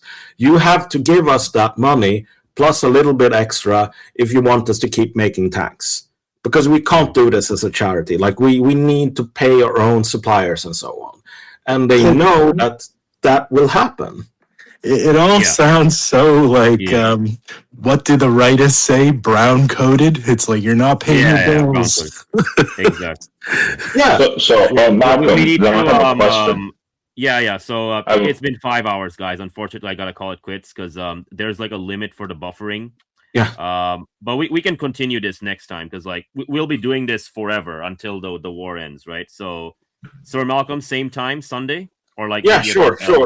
A bit later. So a bit later on in the day. All right, sure. Okay. Yeah, sorry about that, gents, but like there's like a hard 5-hour limit, and I gotta figure out how to like cut this off by like 1 minute or so. But all good, sir. Enough. Appreciate you hosting this space as always. Yeah, we went for 5 hours, so there you go. But no, thank you, ladies and gents, for showing up. Appreciate it.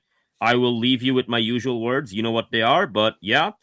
Take care, and remember, as always, the doom cometh. Thank you to Sir Malcolm. Thank you to everyone else. And thank you. I'm off to get some fried chicken. Goodbye. There we go. Fried chicken. Oh, yeah. Very good. Good. Your soul is mine.